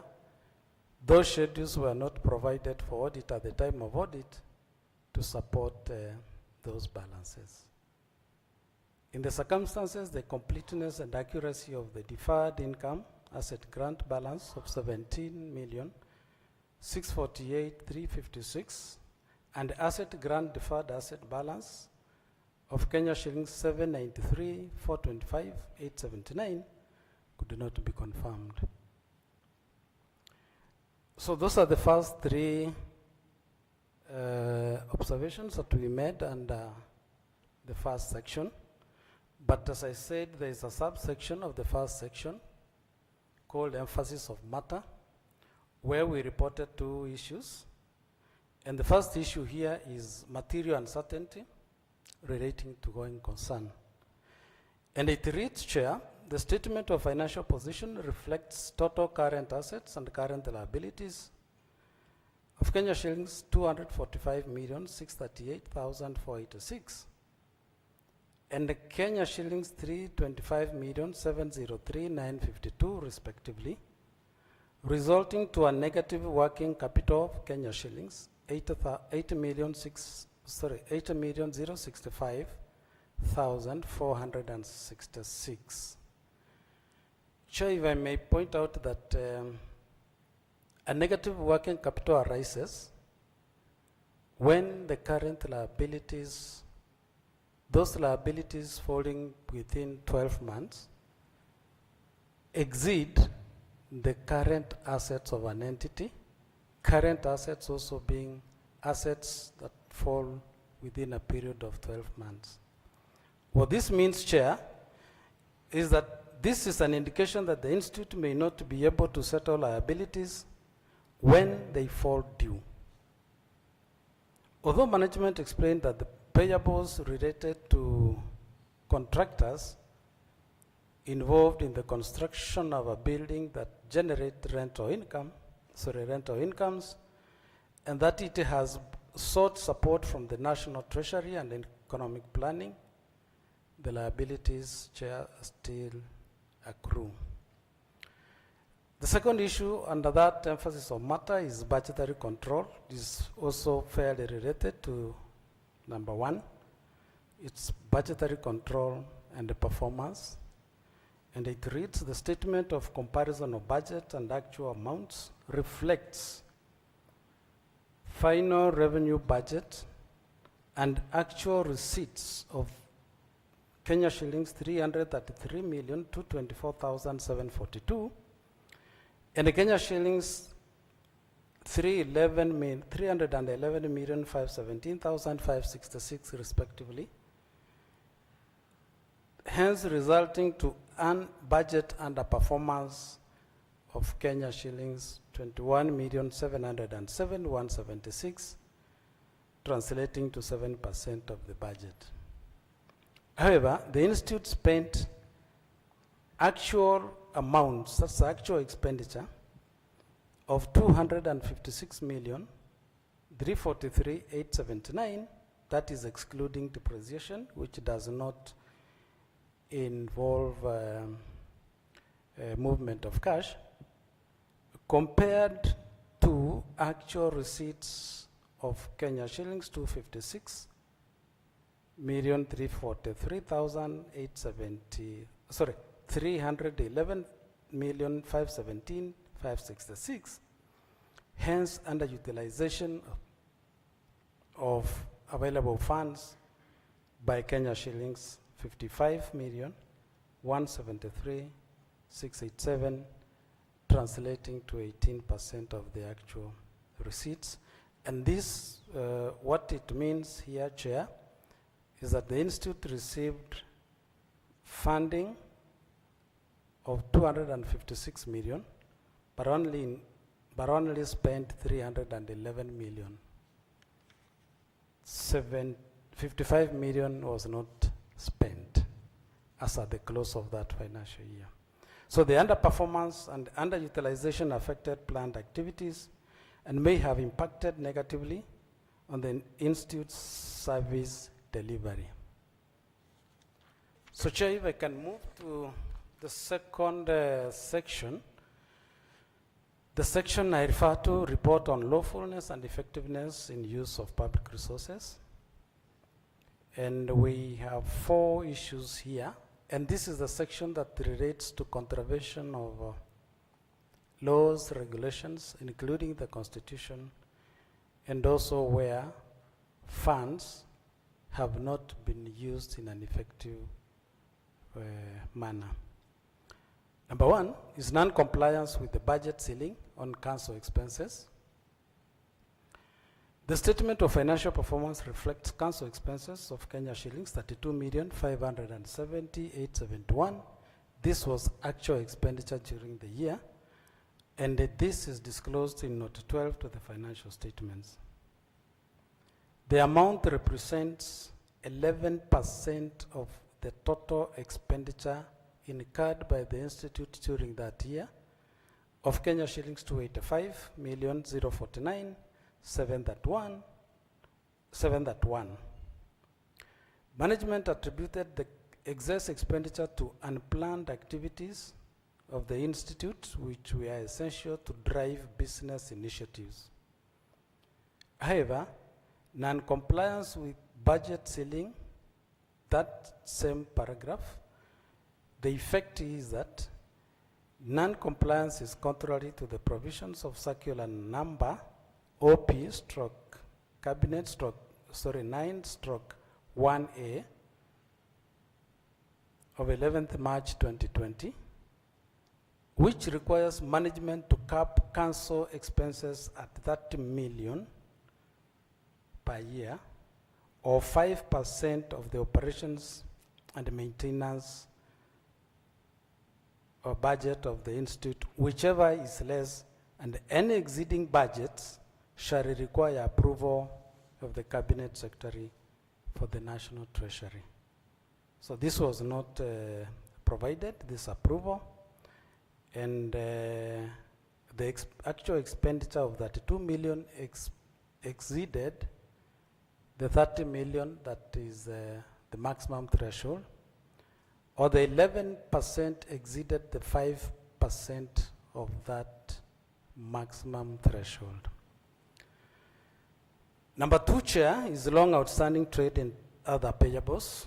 It reads, the statement of financial position reflects trade and other payables balance of Kenya shillings 308,055,595 as disclosed in Note 19 to the financial statements.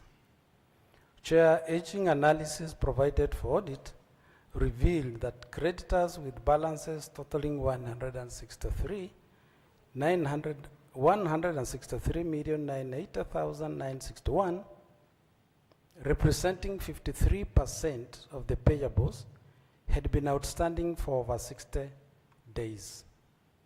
Further, and although management indicated that the payables related to contractors involved in construction of a building that generates rental income, and that it has sought support from the National Treasury and Economic Planning, the payables continue to accrue.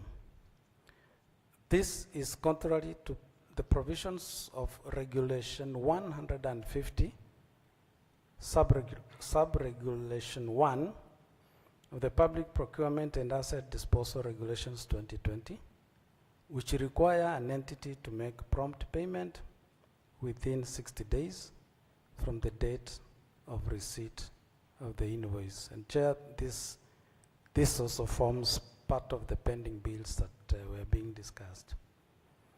Number 3, that is second last, is non-compliance with the 1/3 of basic salary rule. And it reads, during the year under review, 5 members of staff earned a net salary that was less than 1/3 of their respective basic salaries.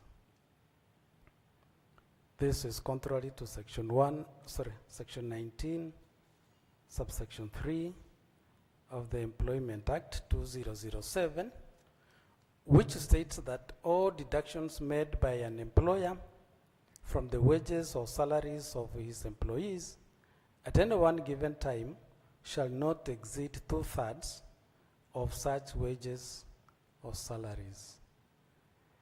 And the last item here, Chair, number 4, is the issuance of supplies practitioners licenses.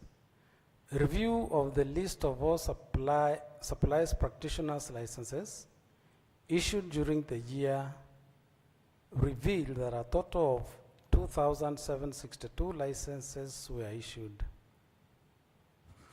Examination of the licenses revealed that they were signed by the chairman of the council and the chair of the registration committee. However, this was contrary to the provisions of Regulation 26, Subregulation 2 of the Supplies Practitioners Management, Registration and Licensing Regulations 2015 and the Kenya Institute of Supplies Management Career Guidelines 2023, which require the certificates to be signed by the chairman registration and the secretary as the registrar. Chairman, that brings us to the end of that report. We didn't have an issue on the third section, but also as I conclude,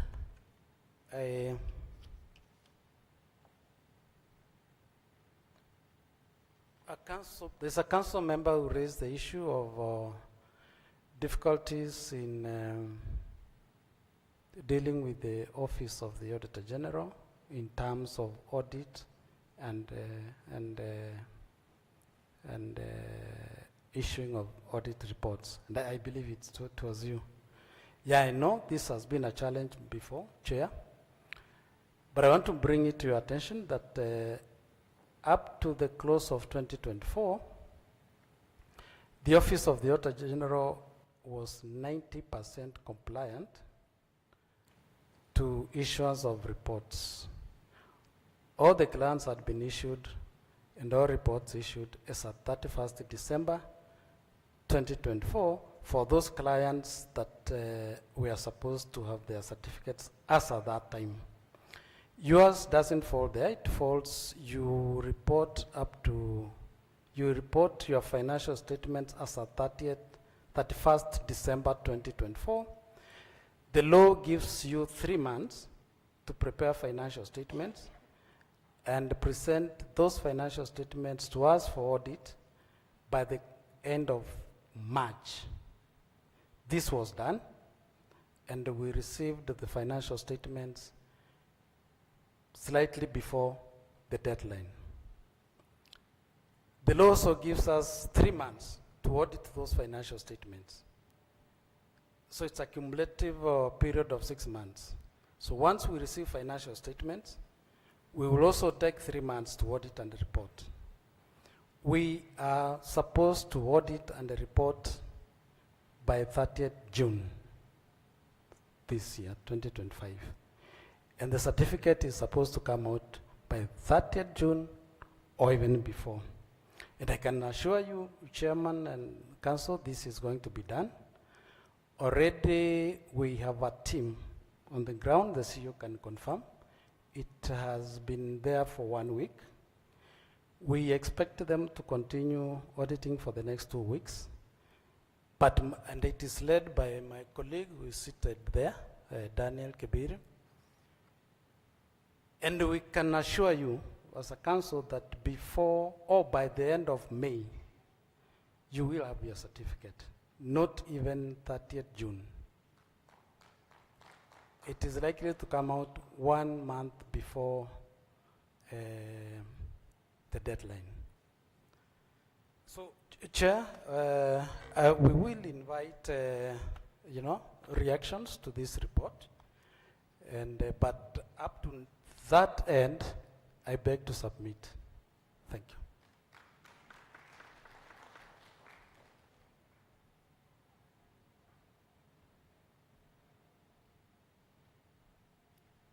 Thank you so much, Bwana Buga. Let's appreciate it one more time.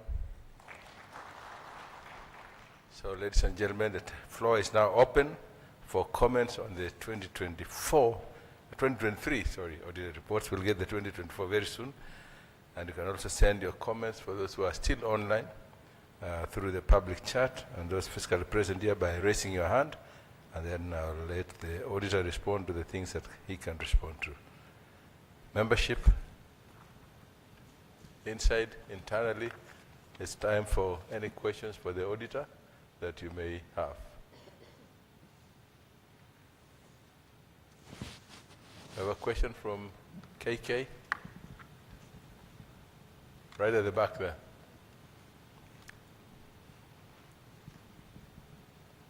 Thank you very much, Chairman Karani, and Fred, the Auditor General.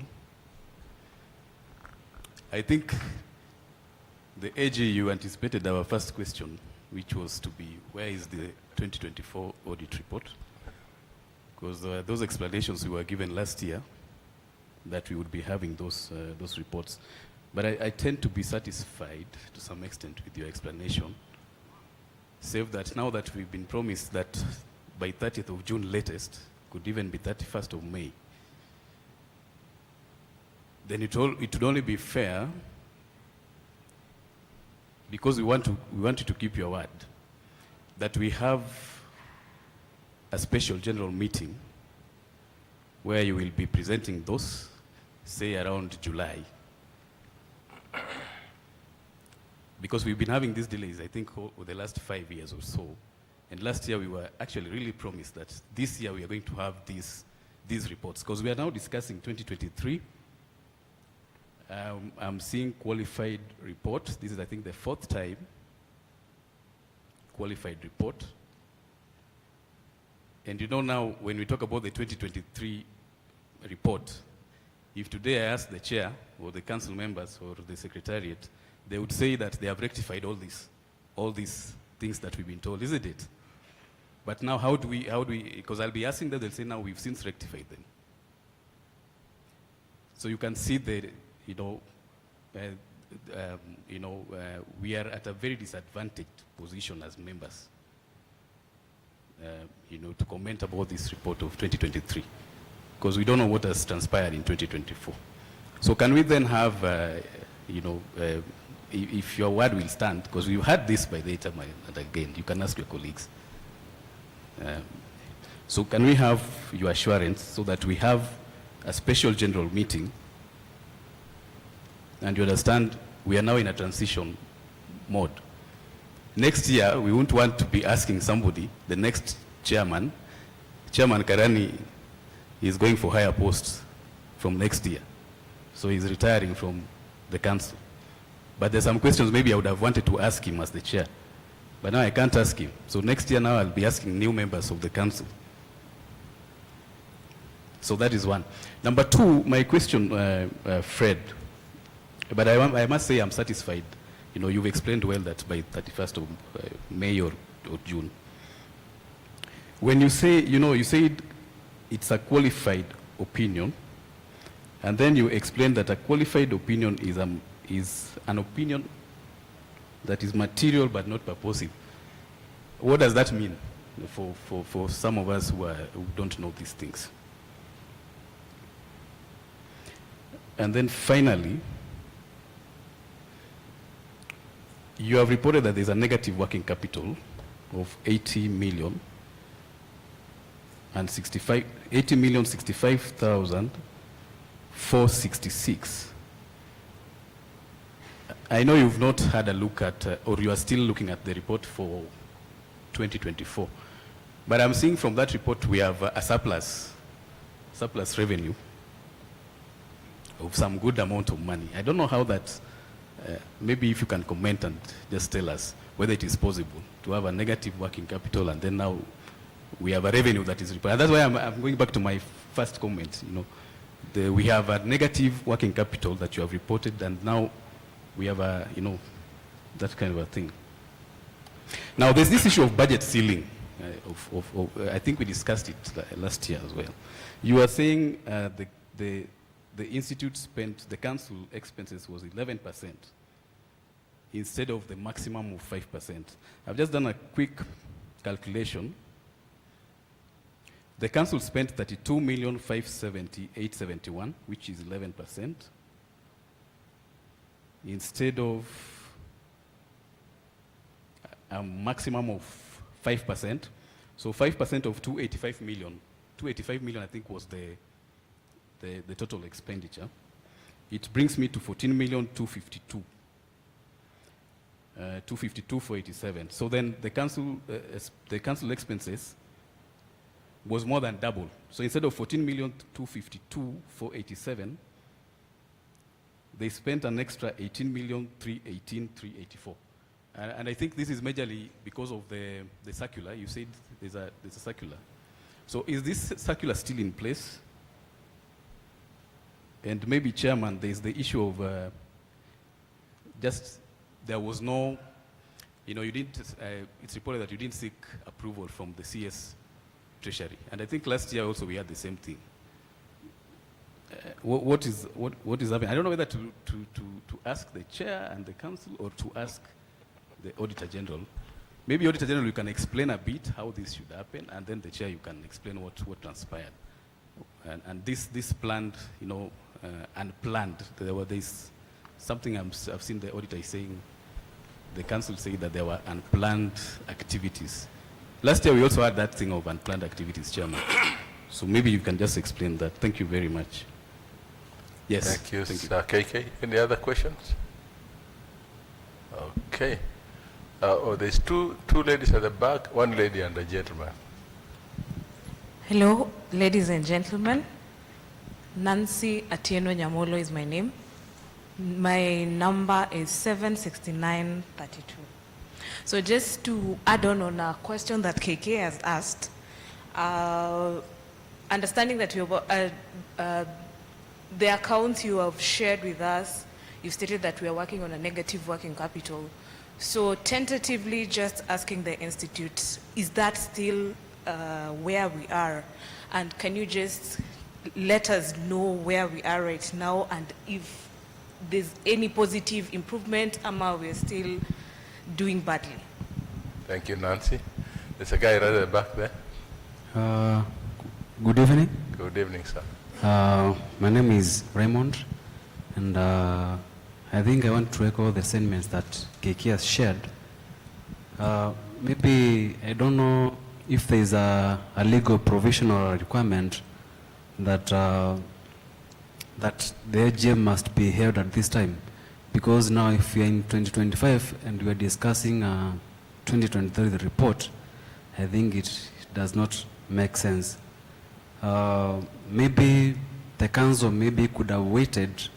We discuss 2024 report. Maybe in the AGM maybe could have been in July after the Auditor General presents the report.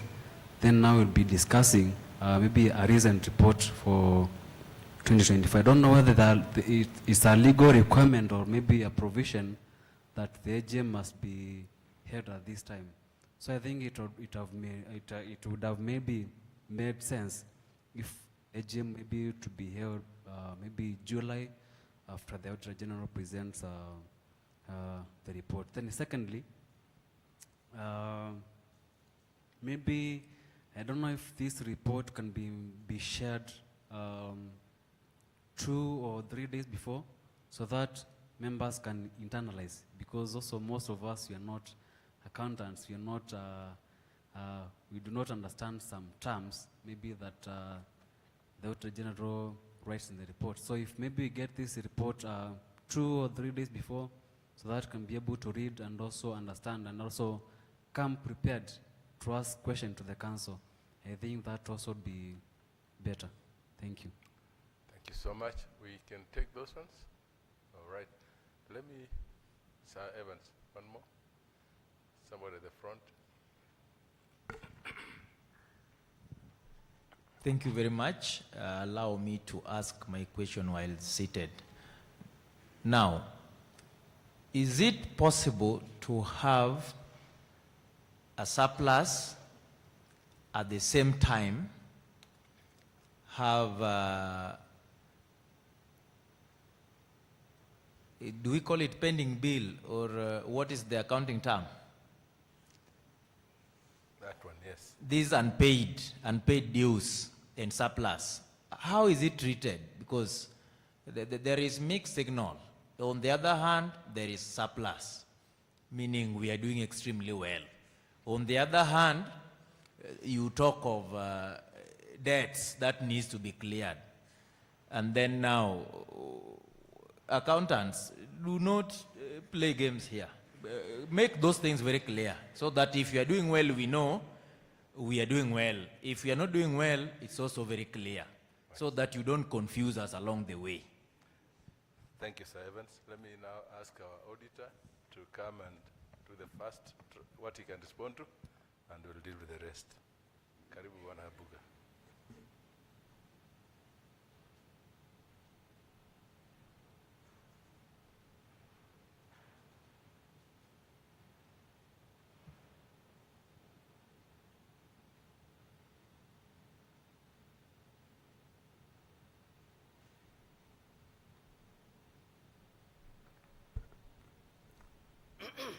Thank you, Chair. I want to start with KK. And I want to assure you, KK, that that report will be ready by end of May, but in any case, not beyond June. Because we also have other issues, we also have other exercises that we need to do, and therefore we need to release those teams from there to go and work elsewhere. We gave them 3 weeks, they are already 1 week, and we are not very busy now because we were busy towards between October and December. So I think on this, KK, you can hold my collar if it doesn't materialize. Another issue you raised is on qualified opinion, material but not pervasive. We have a matrix, and this is a matrix in accounting. It's not within our office, where if you have issues which don't fail, you don't feel that they are material, and there are issues that can be, be done administratively, that is okay. You can then give what is called unmodified opinion. It used to be called clean opinion, but it's unmodified opinion. But still, KK, even when you give that unmodified opinion, it does not mean that there are no other issues under those other 2 sections.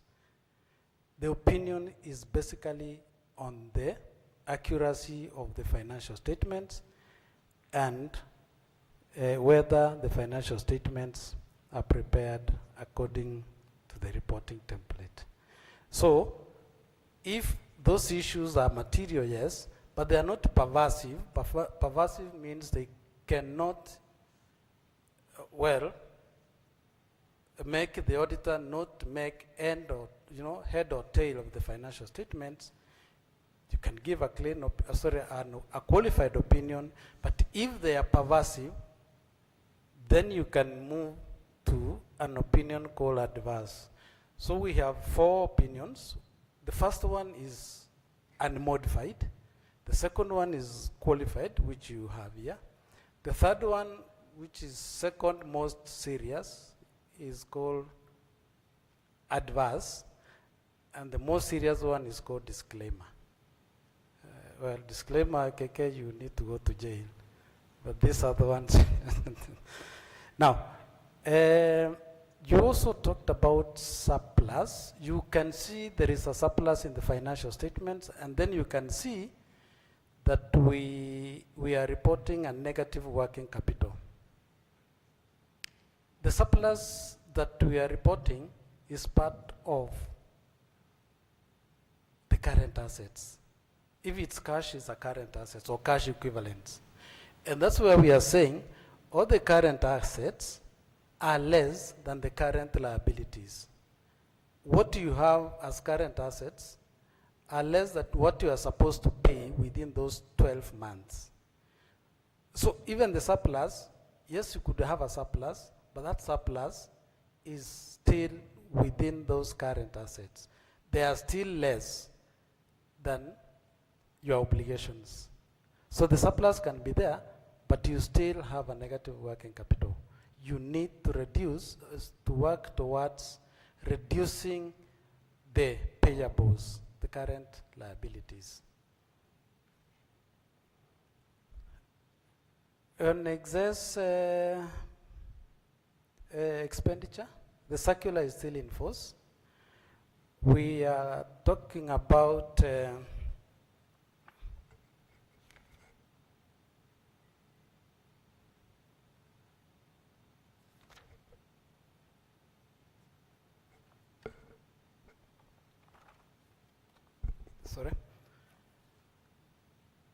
the circular talks about a maximum of 30 million. But that is in relation to, now the percentage is in relation to total expenditure of that entity. Your total expenditure is 285 million. So you don't need to go beyond 5% of that total expenditure of 285 million. So you either spend that million or you spend 5, or if it's more, then it should be 5% of total expenditure. But in this case, it was 32 million, meaning it is 2 point something million above the threshold. But if you look at the percentage, vis-a-vis the total expenditure, it's 11%. So that's where the difference is. But the circular is still in force. So what you need to work, our advice is that you need to go to those ceilings and ensure if indeed you need to spend more with those unexpected activities, the only thing you need to do then is to seek approval of the Cabinet Secretary to the National Treasury in writing. That will be given.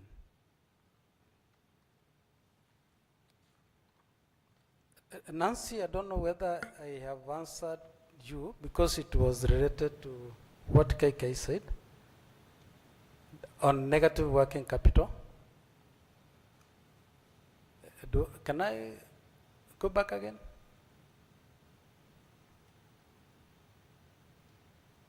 Then Raymond. Sure, you have. Okay. The first part of it maybe was yours and the other one was for the institute. Thank you. Raymond was raising issue of AGM, and but you see, Raymond, you can't hold an AGM before you get the audit report. The audit report must come out within 6 months of the closure of the financial year. So, like in this case, you can't hold that AGM before end of June. The earliest you can do it is July, when that legal provisions in the Constitution, Public Finance Management Act, and Public Audit Act have been met. So you can only wait until 30th June. Then from there, once you've received your certificate, you can even hold it in July.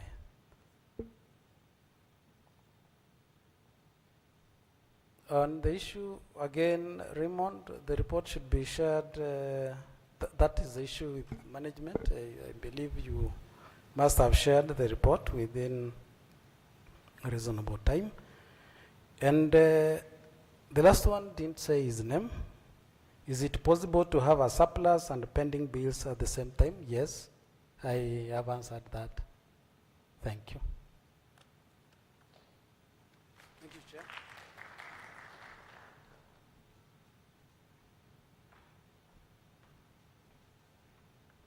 Thank you so much, Madam Fred, for the comprehensive answers. Let me just say quickly before I invite the CEO to say something about what management action has been taken, specifically to the issue on the council expenses, because that refers to what we do. We have had a challenge for the last 5 years to delineate. You know, we are measured like any other board, which has 4 committees standard. Standard boards have only 4 committees. We have 6. Out of those 6, there's 2 statutory committees, which has another 13 members. The RC, which is the registration committee, has 6 more members other than the council. And then the disciplinary committee has another 7 members, again as per the act. That actually, they are more than the council members. I can see Wanariembe smiling, he's one of them. And so they are treated like council members in terms of remuneration, in terms of, not remuneration, in terms of the allowances that they get. That has been a big issue. We have written to the SCAC, we've written to our own ministry, and so finally, this year or last year, CEO, we have gotten the segregation finally. It's taken a long time that they must segregate the statutory committees, which is essentially the DC and RC, which, as I said, they are actually more than the council said. They are twice as many. If you think about elected council at 7, these are 13 people, and then you got the 2 other members. So that's been a big pain for us, and I'm happy to report that we now finally have gotten the formal segregation so that we are treating the 4 council members separately from the 2 council committees rather, from the 2 statutory committees, which is really fully, again, treated like full council members. Specific to the extra activities that we undertook, by the way, they are very clearly, those of you who were there that time, were called 4 meetings actually by the head of public service. One of them was specifically for the HOPs, another one was for national dialogue. So there are 3 engagements that we engaged, but completely not in our plan. So our friend Billy has gone, talking about our almanac. We have an almanac, but you get other commitments that are completely outside your almanac. So you can either tell the head of public service, we shall not come, but we wrote to the National Treasury. Unfortunately, they rarely respond either on time or at any given time. So our job, we don't normally write to them. We always write when we have extra activities out of our almanac. We tell them this is not in our budget, what we handle. So that's been something we do all the time. All the time. We've never done a meeting without that. But unfortunately, when you're called by the head of public service for an event which you have to attend, you cannot say we don't have budget, because you're supposed to write to the TNT to give you the approval. Allow me to ask my CEO to come and respond to the management action that they have taken since 2023. I know that's what Kitinya was saying. These are things that have been covered, most of them, but let me respond. Thank you. Thank you very much, Chairman and council members, and of course our members of Kism. We really thank you.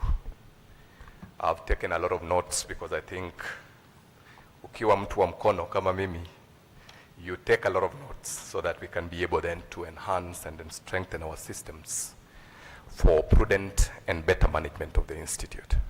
So I'll attempt to address the lawfulness issues, because that is largely the basis of the qualified opinion in that sense. And I will start with the last question.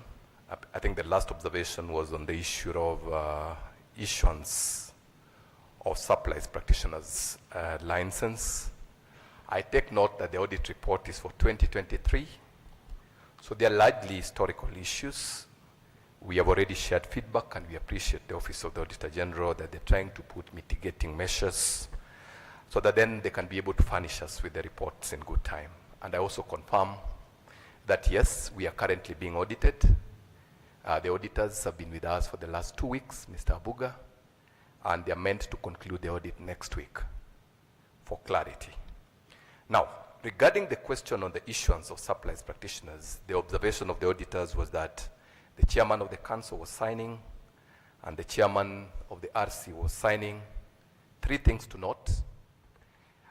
Under the SPMA, there is, under section 34, it talks about the validity of proceedings, and in that sense, the output of proceedings is the practicing license. The institute did not have a registrar. I think for some part of it, you are aware as members of Kism, and we cannot stop transacting business because we don't have a person in the office. Business has to be transacted, and the provisions of SPMA under section 34 safeguards the validity of proceedings. But fast forward in 2025, I think those of you who have renewed your licenses, you can attest to the fact that this has been mitigated. When you download your license today, it is signed by the secretary, and it is signed by the chair of the registration committee. So I confirm, and I think you can also confirm, that this was the situation maybe in 2023, but in 2025, it has been rectified. And I think also the auditors cannot be able to comment on the outcome of their findings until the process is concluded, but I think you as members, you can be able to confirm that is the obtaining situation. And I hope, members, that is satisfactory to respond to that question, because you have the evidence yourself.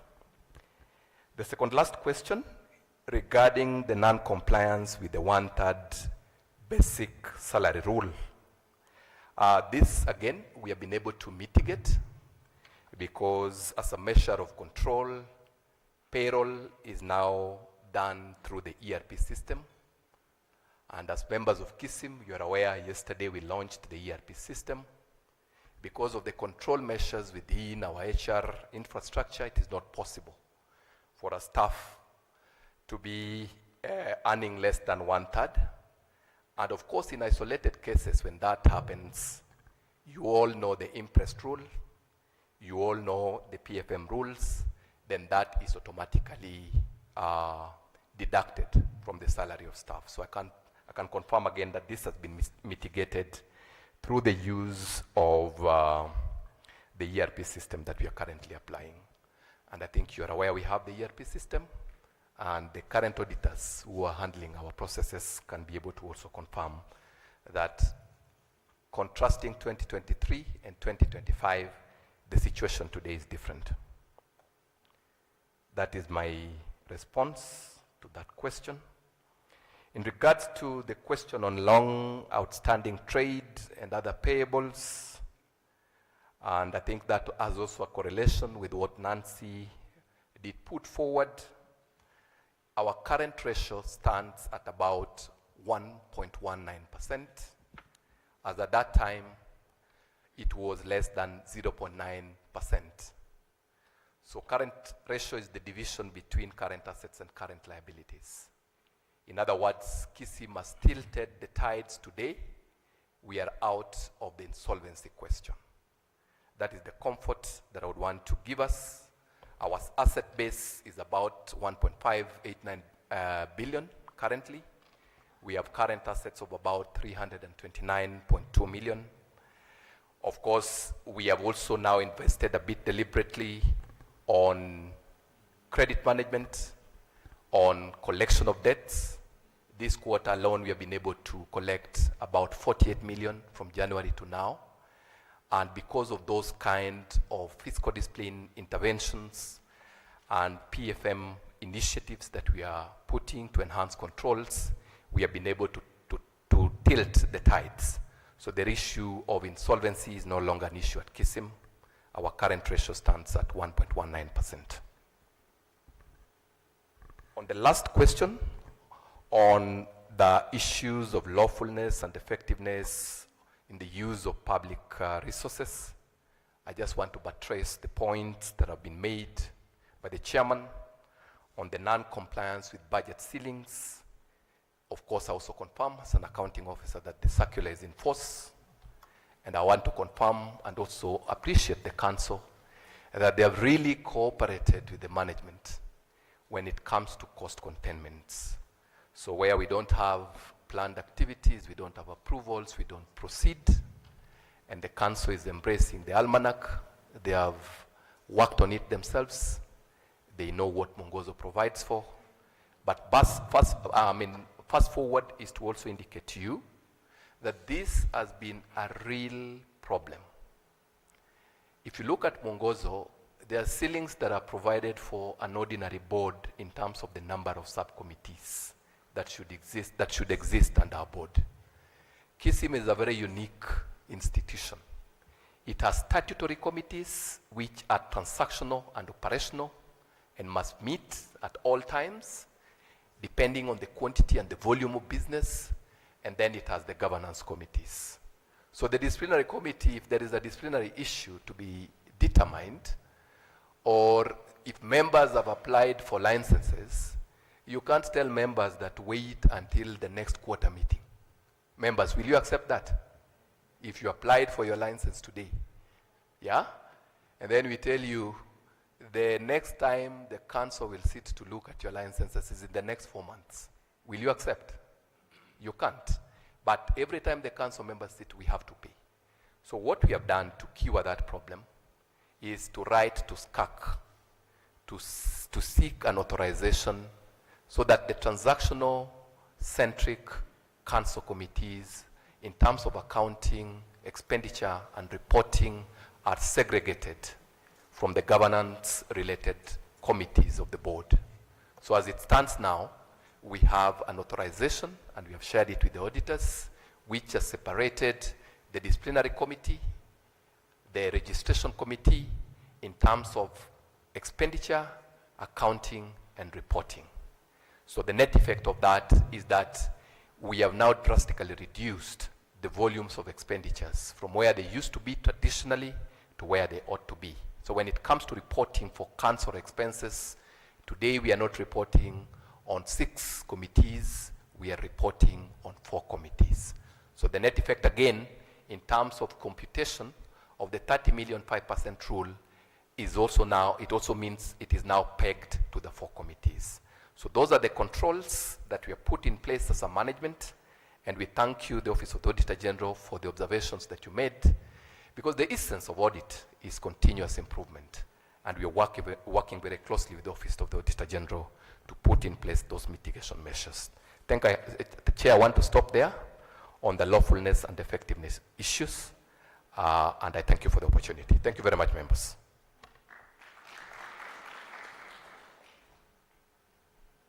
CEO for the action that's been taken.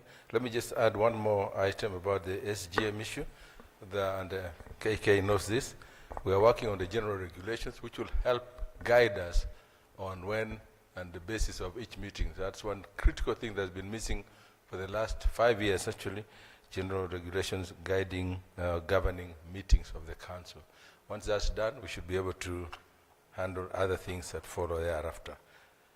Ladies and gentlemen, because of our time, I will now kindly ask us to, I think you've done your comments, I'll now like to request for a proposer, and you have kept our auditors for very long, it's already after 7, for a proposer and a seconder for the adoption of the 2023 audited accounts as presented by the auditor, audited financial statements. Can I get a proposer? Thank you so much, Elvina. Let's give Elvina a phone so that she can, not a phone, a microphone. Elvina Osodo, 68340. I propose. Thank you so much, Elvina. We need Elvina Osodo. Oh, you haven't read. So sorry, Elvina. Give her the microphone again. CEO was distracted.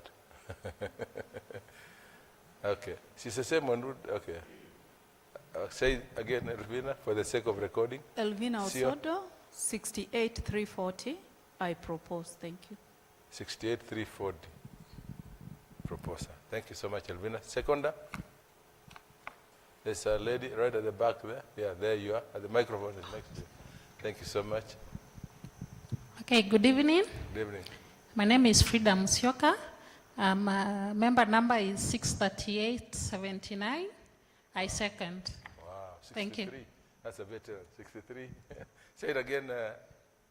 Member number is 63879. Wow, thank you so much. Thank you. Appreciate it. Great. Bonasio, you want to come and confirm the proposer and the seconder and make progress?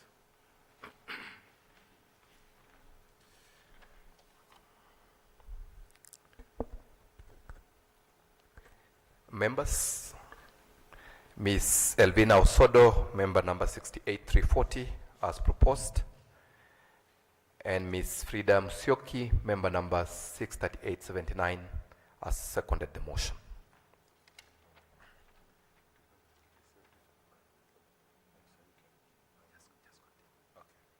Great, thank you so much. We now, members, we have now adopted the financial statement for the year ended 31st December 2023, has been proposed and second. I now declare that motion carried as duly voted. The next item on the agenda, ladies and gentlemen, before our auditors leave, is the appointment of the Institute's auditors. I want to note this in the sense that we are still, much as we are defunded, we are still a state corporation. I note therefore, ladies and gentlemen, that the audit of the Institute's books for all accounts will continue to be undertaken by the Office of the Auditor General or an audit firm appointed by her in accordance with the Section 23 of the Public Audit Act 2015.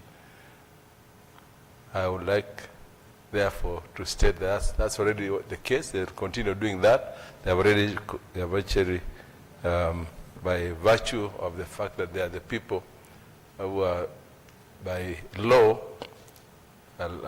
actually they are appointee or themselves if they are overwhelmed. And I think when Boga told you how they are now up to date. It's just our calendar year. If we are actually on the same calendar year like everybody else ending in June, we'll have been able to report it by now. But our calendar year is a bit unique. So I have to tell you that we actually have no choice in the selection of the auditor. It's the work of the Auditor General. I am declaring that motion as closed. We want to release our auditors. Are we okay? Any concerns with that? They're doing a good job, aren't they? Yes, great. One auditor, we can now release you and your team whenever you are ready to take your pleasure. You want to say some closing comments? Are you okay?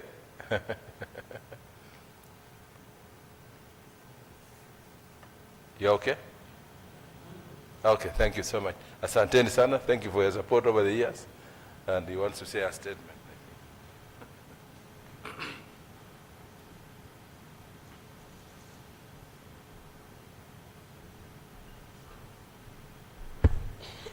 Thank you, Chair. Just to wish you pleasant deliberations as you continue to engage. And just to let you know that our office is wide open in the case of any consultations through management. And just to let you know that the audit that we do nowadays is not the audit of the 1970s. It is more advisory than punitive. In the case of any issue, our office is wide open. In case you also want to carry out, we have specialized units in our office, payroll unit, we have, all those specialized units, performance audit, everything. If we are able and we have the time, let that be your first call, point of call. We will appreciate. If then we don't have the time, we will engage and then advise that you can hire private, maybe even investigators. Otherwise, members, thank you very much. And we wish to take our leave, but we will continue to engage. On the audit that is going on, those issues that have been read in the report, we will be able to confirm them during the audit that is now, we are now undertaking. And once we are satisfied with the progress made, we will report. If we are not satisfied, we will still report the issues as they are. Thank you very much. Chair, thank you very much. Thank you so much. Let's appreciate our auditor one more time for a great report, and thank you so much for your continued support. So, ladies and gentlemen, we need to move quickly because of our time. The next item on the agenda now, on CEO, is any motions, if there's any, that have been given by any of our members. Can you kindly confirm if there are any motions received?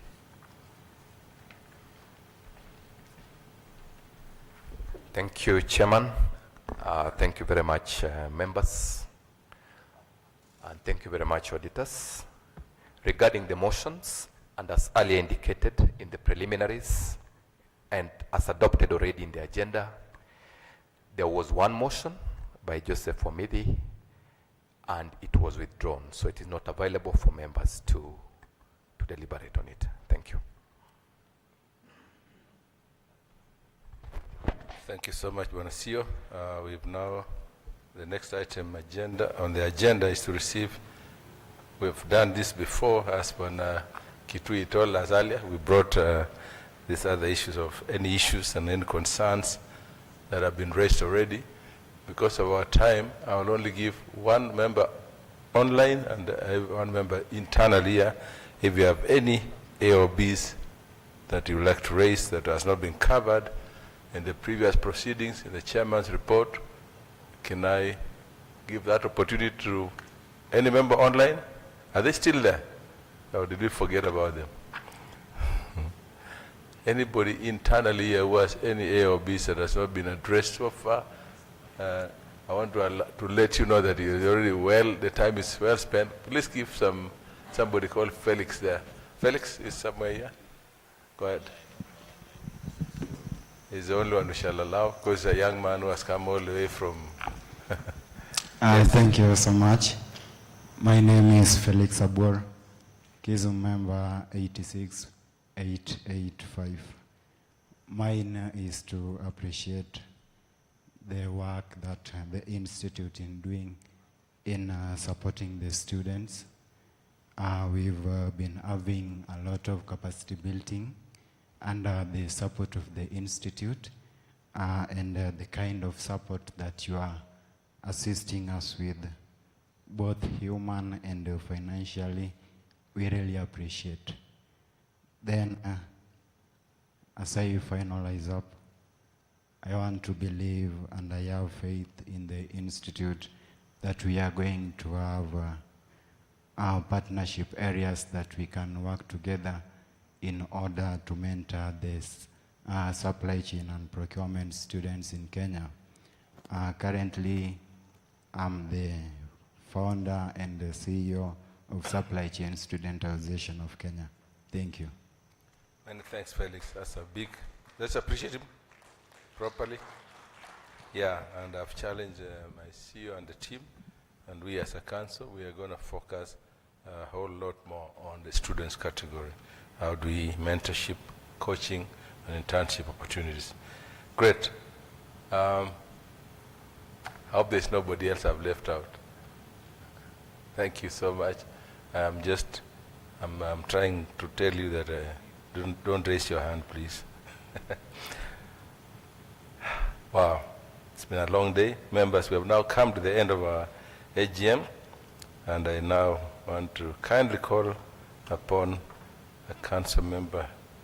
Since we only have one lady here, CM Jennifer, please come and give a vote of thanks before we can come and close it up. But before we do that, sorry, CM Jennifer. I realized that CEO had not introduced his Secretariat team, and also thank you, CEO, for the organization. I hope you've seen something different, right? Have you not? Let us allow the CEO to come and... Yes? KK, you have said many things. We're going to do that. We'll do that. We'll do it. Yeah. Oh, gifts. Or there'll be food. Okay, KK. I see what you mean. I see what you mean.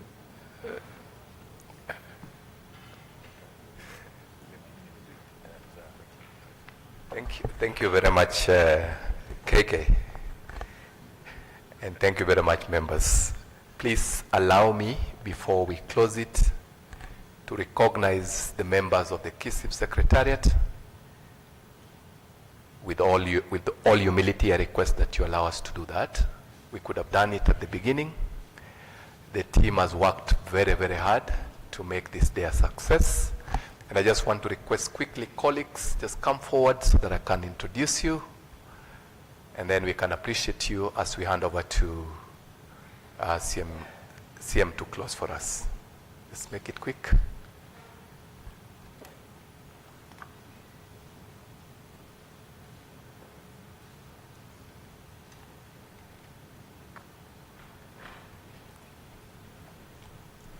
Thank you very much, Chairman. Thank you very much, members, for allowing me that procedural hitch. I want to request them one by one and to just come forward and introduce themselves, starting with the directors. Good evening, members. Dr. Ezekiel Jirchiri, Director, Capacity Development and Accreditation, Kism. Thank you. Good evening, members. Naomi Jelimo, Director, Corporate Services. Good evening. My name is Mary Mutugi, Director, Standards and Compliance.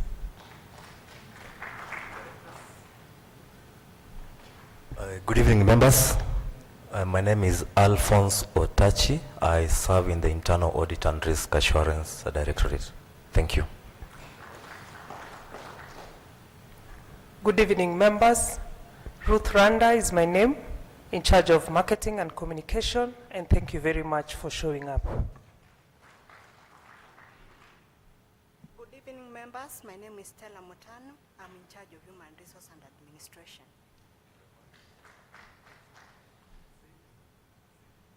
Good evening, members. My name is Richard Nyakundi, accountant.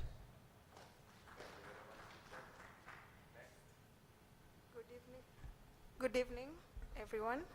My name is Lekaram Felista. I'm the Principal Registration Officer.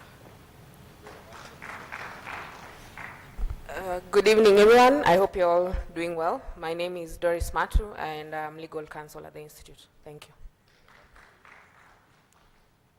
Good evening. My name is Valerie Akinyi. I'm an officer within Supply Chain Management. We are very grateful that you have honored this event by coming. Thank you. Good evening, everyone. My name is Viola Mitei, under HR and Administration. Good evening, members. My name is George Oyo, serving members in the Registration and Licensing Directorate. We are here because of you. Good evening, members. My name is Brian Mutisia, under Supply Chain Directorate. Good evening, members. My name is Dan Mwangi, serving in the Supply Chain Department. Good evening, everyone. My name is Haruna Bidero, ICT Officer. Jambo wote, naitwa Edwin Ole Papa, niko upande wa Standard and Compliance Kism. Good evening, members. My name is Daniel B. I'm in Transport and Logistics. Good evening, all. My name is Armi Heso Michelle, accountant. Good evening, members. My name is Eric Maina in the ICT department currently. Good evening, members. I'm John Wanyoike in the Human Resource Department. Good evening, members. I'm Edith Karaoke, serving at the Capacity Development and Accreditation Department. Good evening, members. Masinja Roge and ICT. Thank you very much, colleagues. Please, I apologize for that, but without that team, even if you tell us to do what, there's nothing that will happen. So that is the critical mass that I rely on to deliver on the directions of the council, and I congratulate you, colleagues, for the good work you're doing. Thank you very much for indulging me in that. I appreciate CEO and his team, and we have to give that indulgence, which is normally not part of the AGM, but hopefully we are accommodating of that. CM Jennifer, kindly come, we just give a vote of thanks to these members who have been so patient since 2 o'clock. Wow, thank you guys.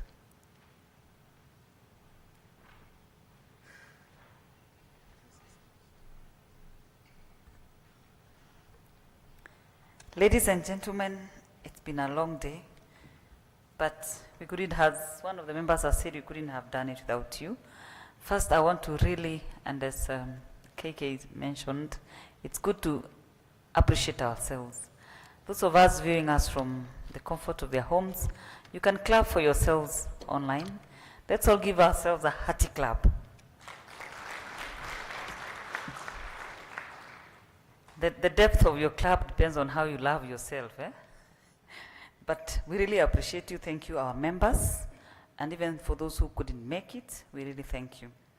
I also want to appreciate the Secretariat who just left here.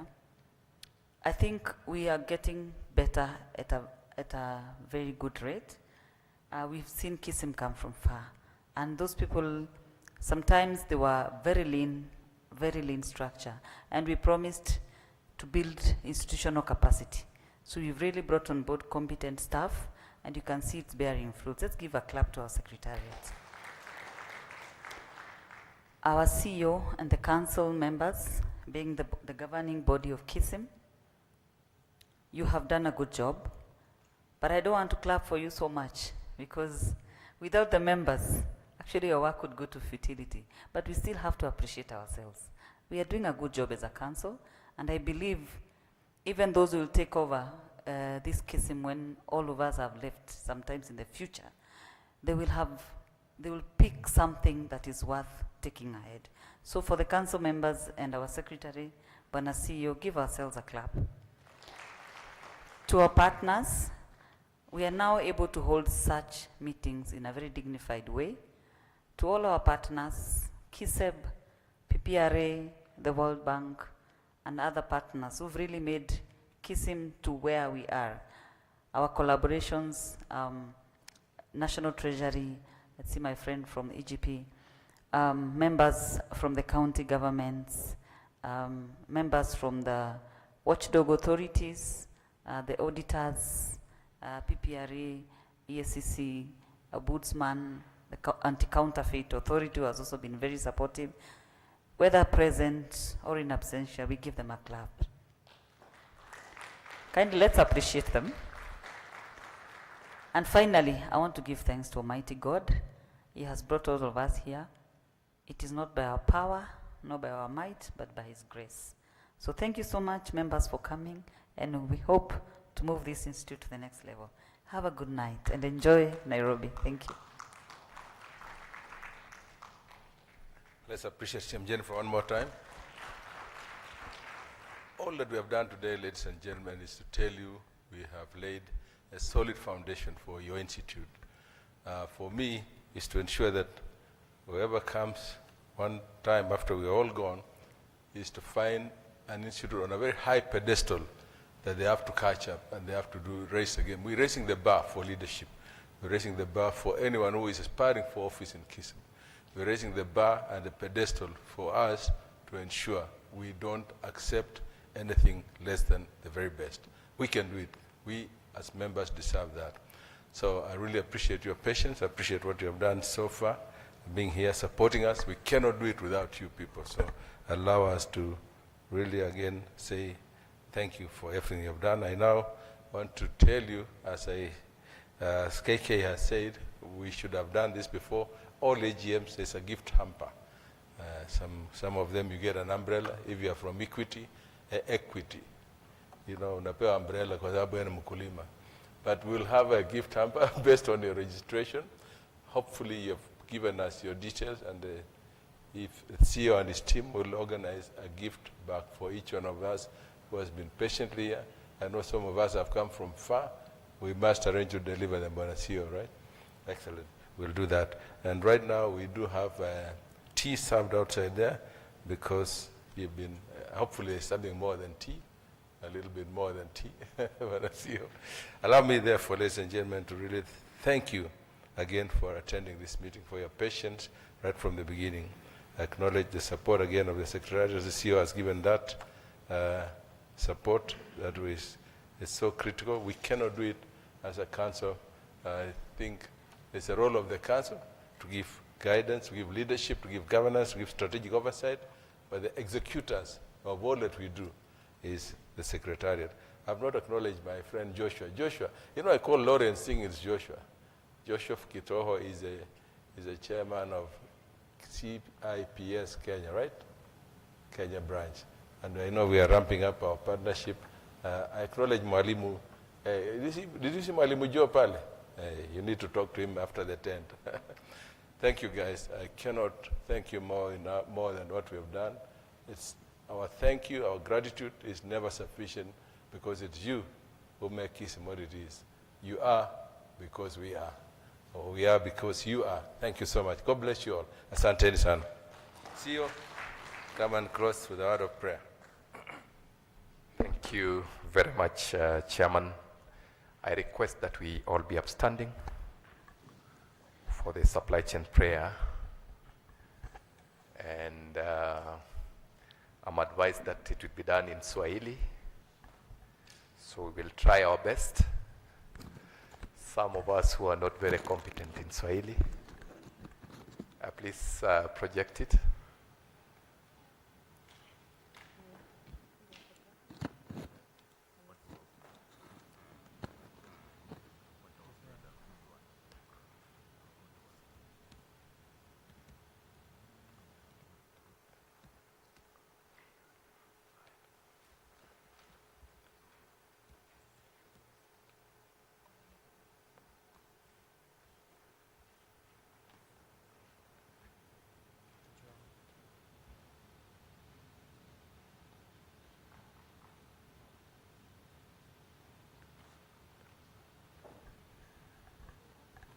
Okay, we are ready.